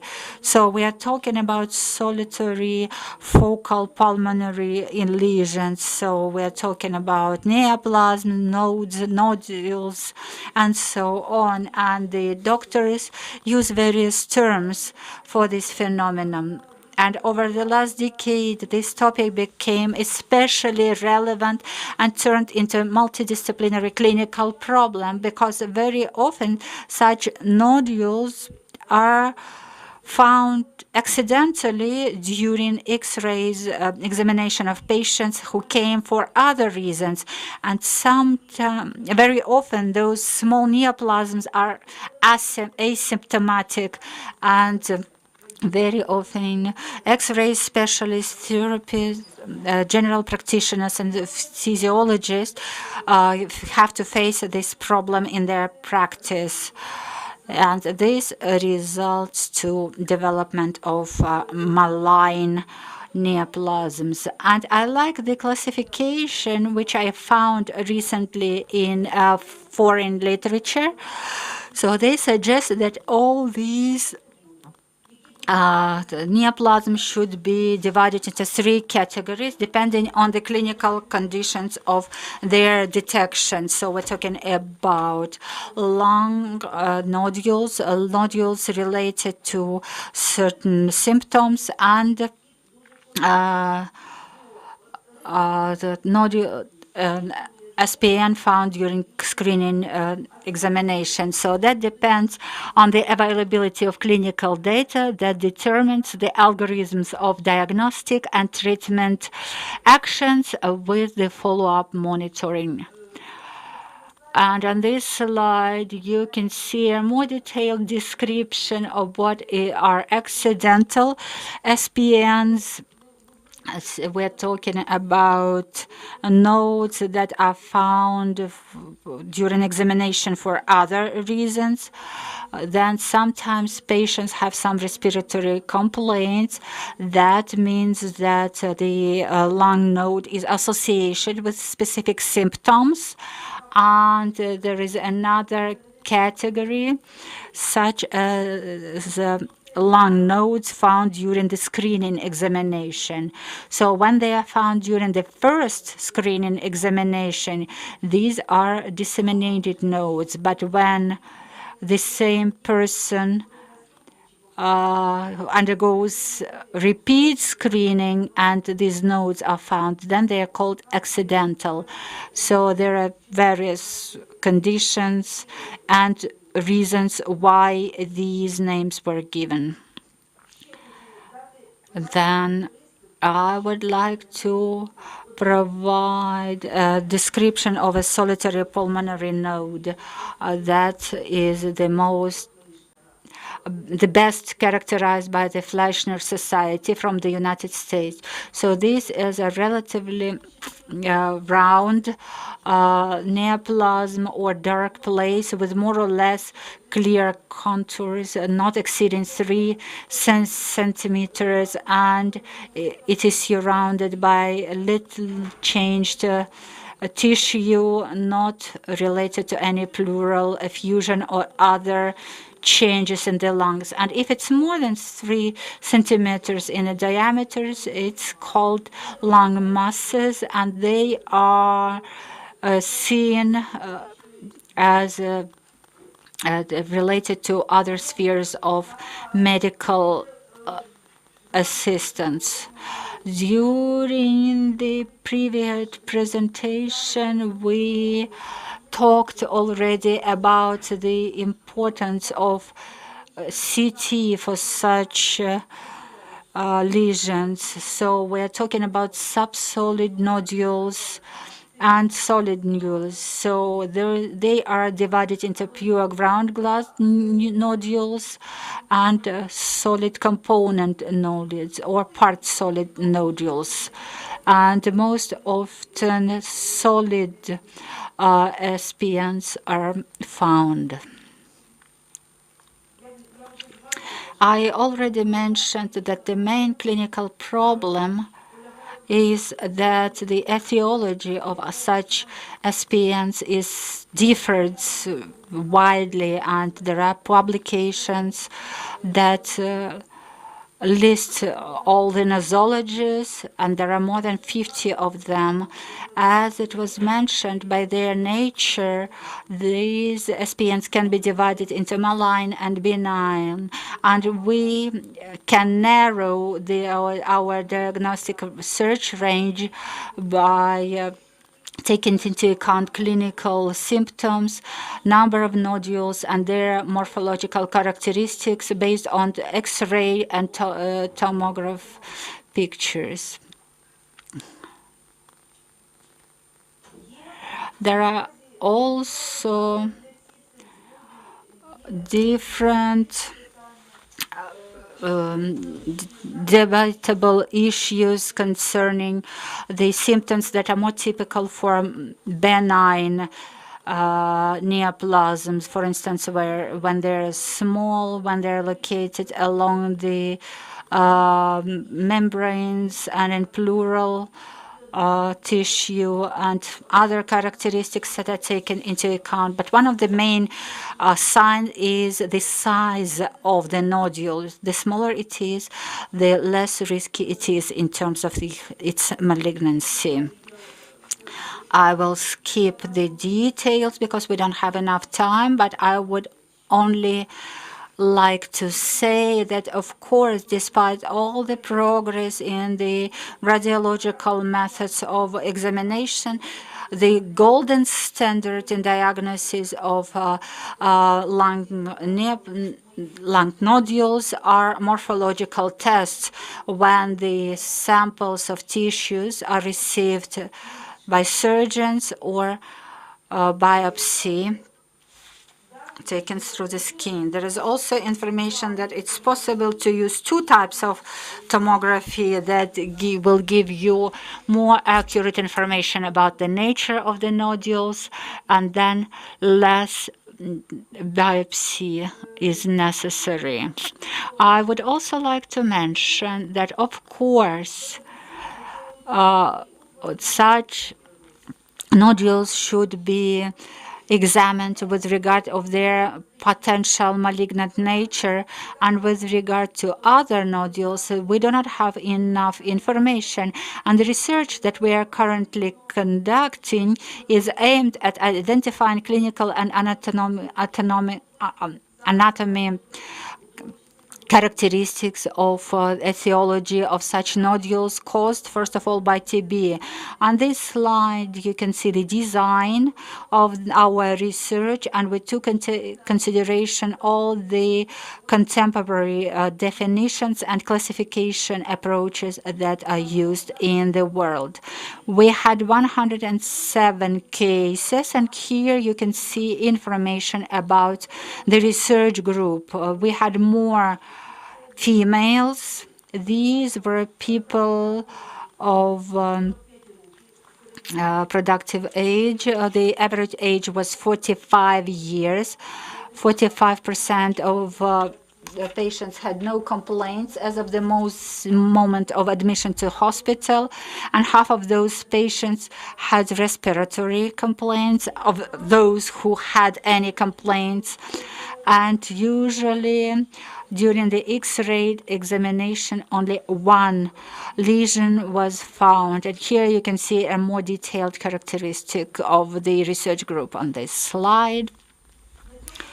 On this slide, I would like to describe the topography of these lesions, and the majority of them are of any nature. The majority are found in the upper parts of both lungs, but right lung is more frequent, and here you can see at the bottom of this slide that the same localization is typical for nodules of other etiologies, including lung carcinoma. So only topography of such SPNs is not enough to identify its nature. Also, we defined that average size of nodules of inflammatory nature was about 20 millimeters, but it's also not a specific characteristic of these nodules. Quite often, malign nodules have also the same size. So on this slide, you can go into details of the data that we received. That usually we have solitary and localization in the right and left lung upper part.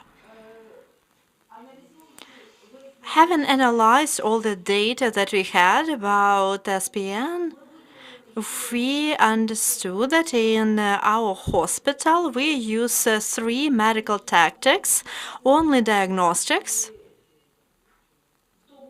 including mini-invasive, combined tactics, when diagnostics is combined with surgery, and also tactic of immediately using surgery for diagnostics and treatment. And here on the slide you can see the number of these approaches in our institution. On these slides you can see how resultative of cytological and histological research is, but it is widely accepted that histology gives more information. So I will not go into details. It's very interesting also to go into specific results that we receive about etiology on inflammatory formation in lungs, which we found in our research. You can see that once again, we didn't know the nature of these solitary formations,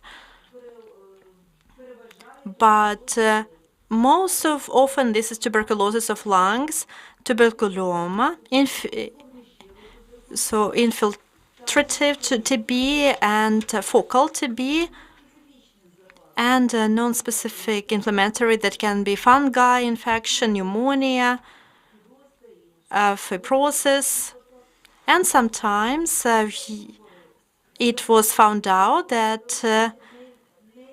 the nature is not infectious. There's the inflammatory of connective fibers, pseudotumors, and other.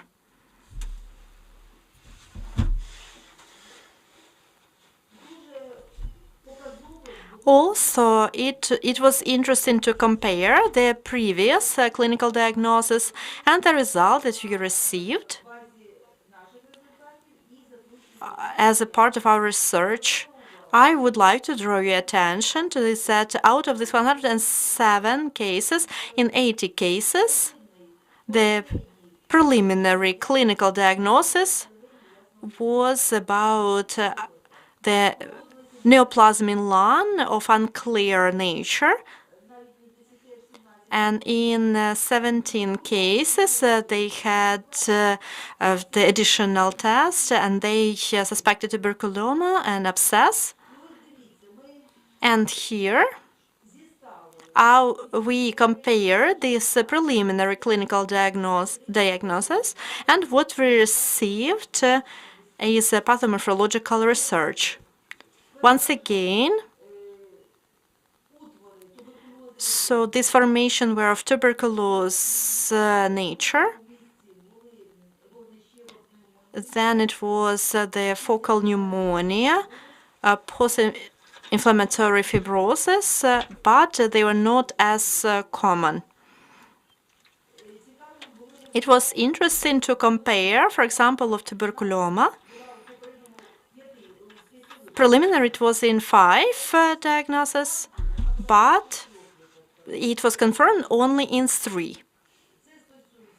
And the same situation with abscess. And we, of course, is peripheral cancer or pleuritis. So these slides show you the importance of pathomorphological research of these solitary formation in lungs, and I would like to show you the slides how under microscope the tissue looks of tuberculoma of lungs.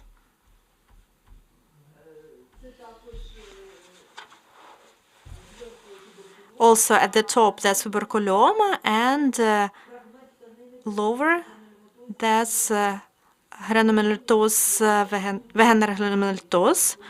And people who are not prepared with morphology, you will not understand these slides, but even morphologists can see that they are quite pretty similar, and it's not easy to differentiate them. For this, people need to have certain experience. And here you can see a pseudo tumor, which also we need to differentiate from real malign formations. And so the conclusion that we received, a result of our research, that the most typical option, that's solitary nodule. Usually they're in the right lung or in the upper part of both lungs. And if we look into main characteristics if we look at radiology, these nodules had about 11-20 millimeters round shape. And again, these characteristics are common for malign nodules. And based on our clinic, in almost 80% of cases, we had surgical interventions immediately, which allowed us to get morphological result about the nature of these formations. And among nodules of inflammatory nature, and usually it turned out to be tuberculoma. And I already mentioned that even our morphological characteristics cannot always allow us to define exact etiology of these formations. And based on our data, we could define it in 92%, but almost for 5%, the nature was not defined. What the reasons stand behind that? Sometimes patients, they didn't want to have additional research. They had some other issues, and they asked to be discharged from inpatient facility. Of course, if we go deeper and longer, we would have 100% result about diagnostics of these formations. And last, not very happy conclusion as of now. So we don't have X-ray characteristic to divide into benign and malign pulmonary nodules. So we still need to wait for technical progress about radiological analysis. And also, morphological research will help to diagnose and to define the nature of these nodules. Thank you for your attention. Thank you very much for this very interesting presentation. But we have what we have. Let's wait for the progress in technology. So, dear participants, I would like to say that during all these presentations, I was following the chat. And we don't have questions which require serious comments. I didn't see any. Even though many participants write their thanks to presenters, Ірина Нечипоренко, Олена Марковська, Ганна Штибель.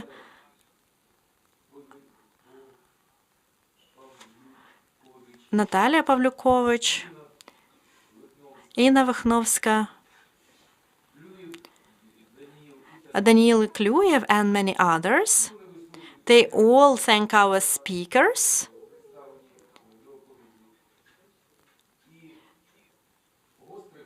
And I don't see any really controversial questions, but during the session itself, there was a discussion among the speakers and there were some questions.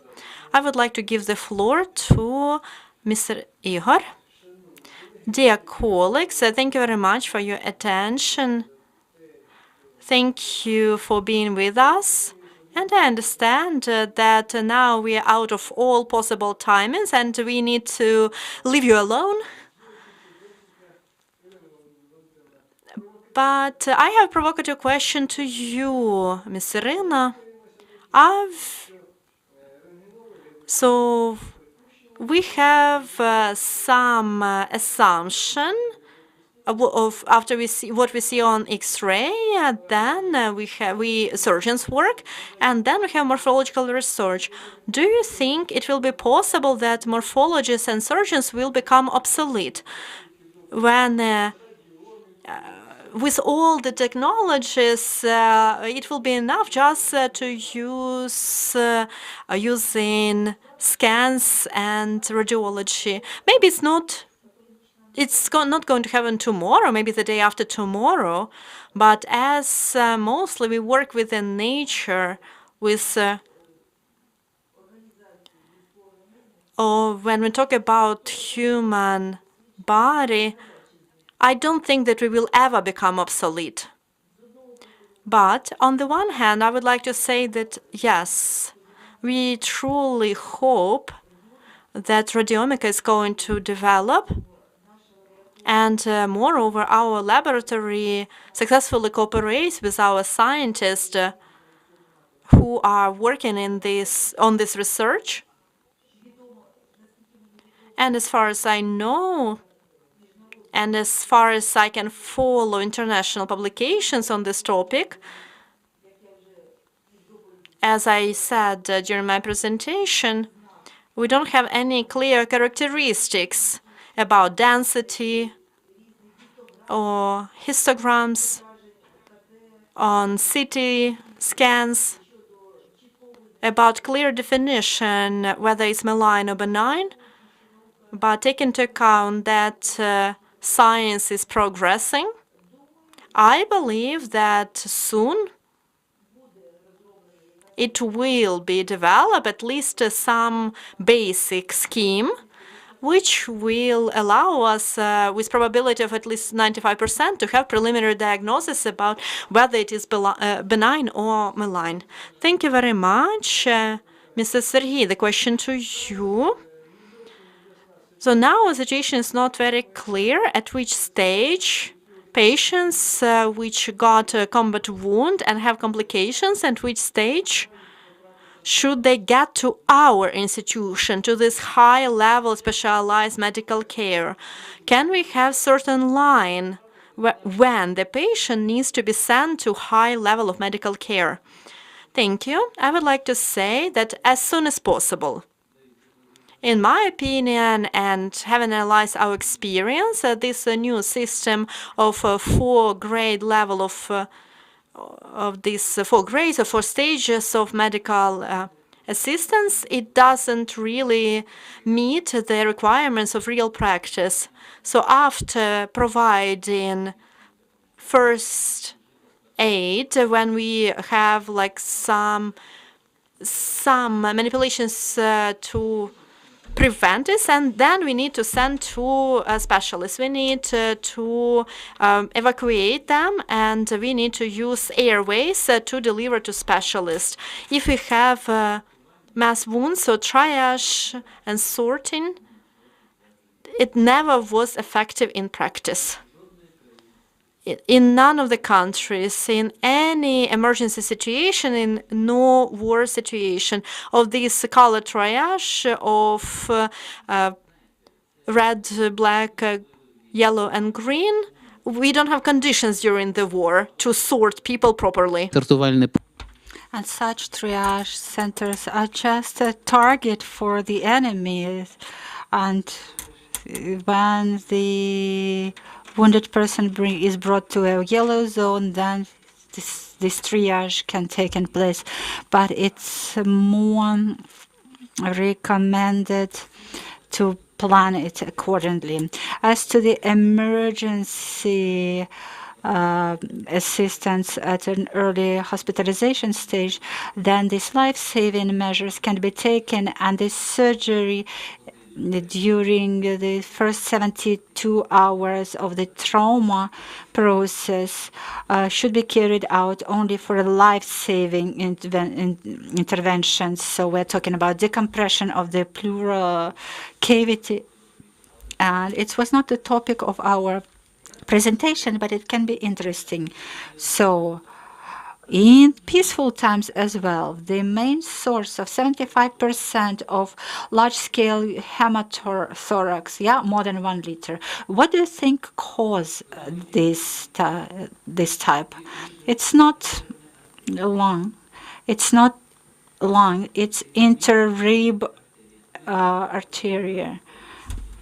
So we had a presentation from Yevgeny. He was my student. So it's the same during the combat casualty care. And during the military trauma, this interrib arteria also cause 72% of large-scale hematothorax, because, there are very simple technological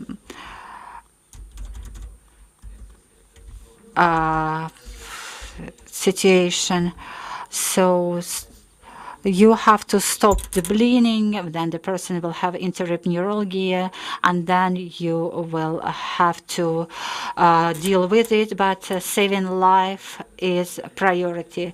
So after the early pre-hospital stage, the military casualty or civilian casualty should be developed to hospital as soon as possible, and aeromobile evacuation is the best way for it. So we don't have this type of triage needs, but for the civilian population, it's a very big problem, because the world practice shows that per 1 military, there are 1 military ratio to civilian casualty is 1 to 7 and up to 12. So we do not have contact. They only have these needs into the area of hostilities, but this is all the problem of reporting. So we do not record these casualties properly, and the main problem for us will be people from the liberated territories. Dr. Volodymyr, I know that now this valve bronchi occlusion now uses domestically produced valves. So what do you think about their quality? Thank you very much. We really have our Ukrainian products, and we use it efficiently. And thanks to that, we saved health and maybe lives of people. And we are in constant contact with the producers. We were able to improve this product, and a similar valve is being designed right now, and probably it will even exceed the current characteristics, and maybe will be revolutionary in thoracic surgery. Thank you. Yes, dear colleagues, I've talked a lot already, so I return the mic to the moderator, and thank you very much again for your attention. So, dear colleagues, since we're so short of time, we have to finish our session here. I would like to thank everyone who made their presentations. I would like to thank the organizers. I would like to thank the technical team. We saw the chat maintained. So thank you very much, and glory to Ukraine.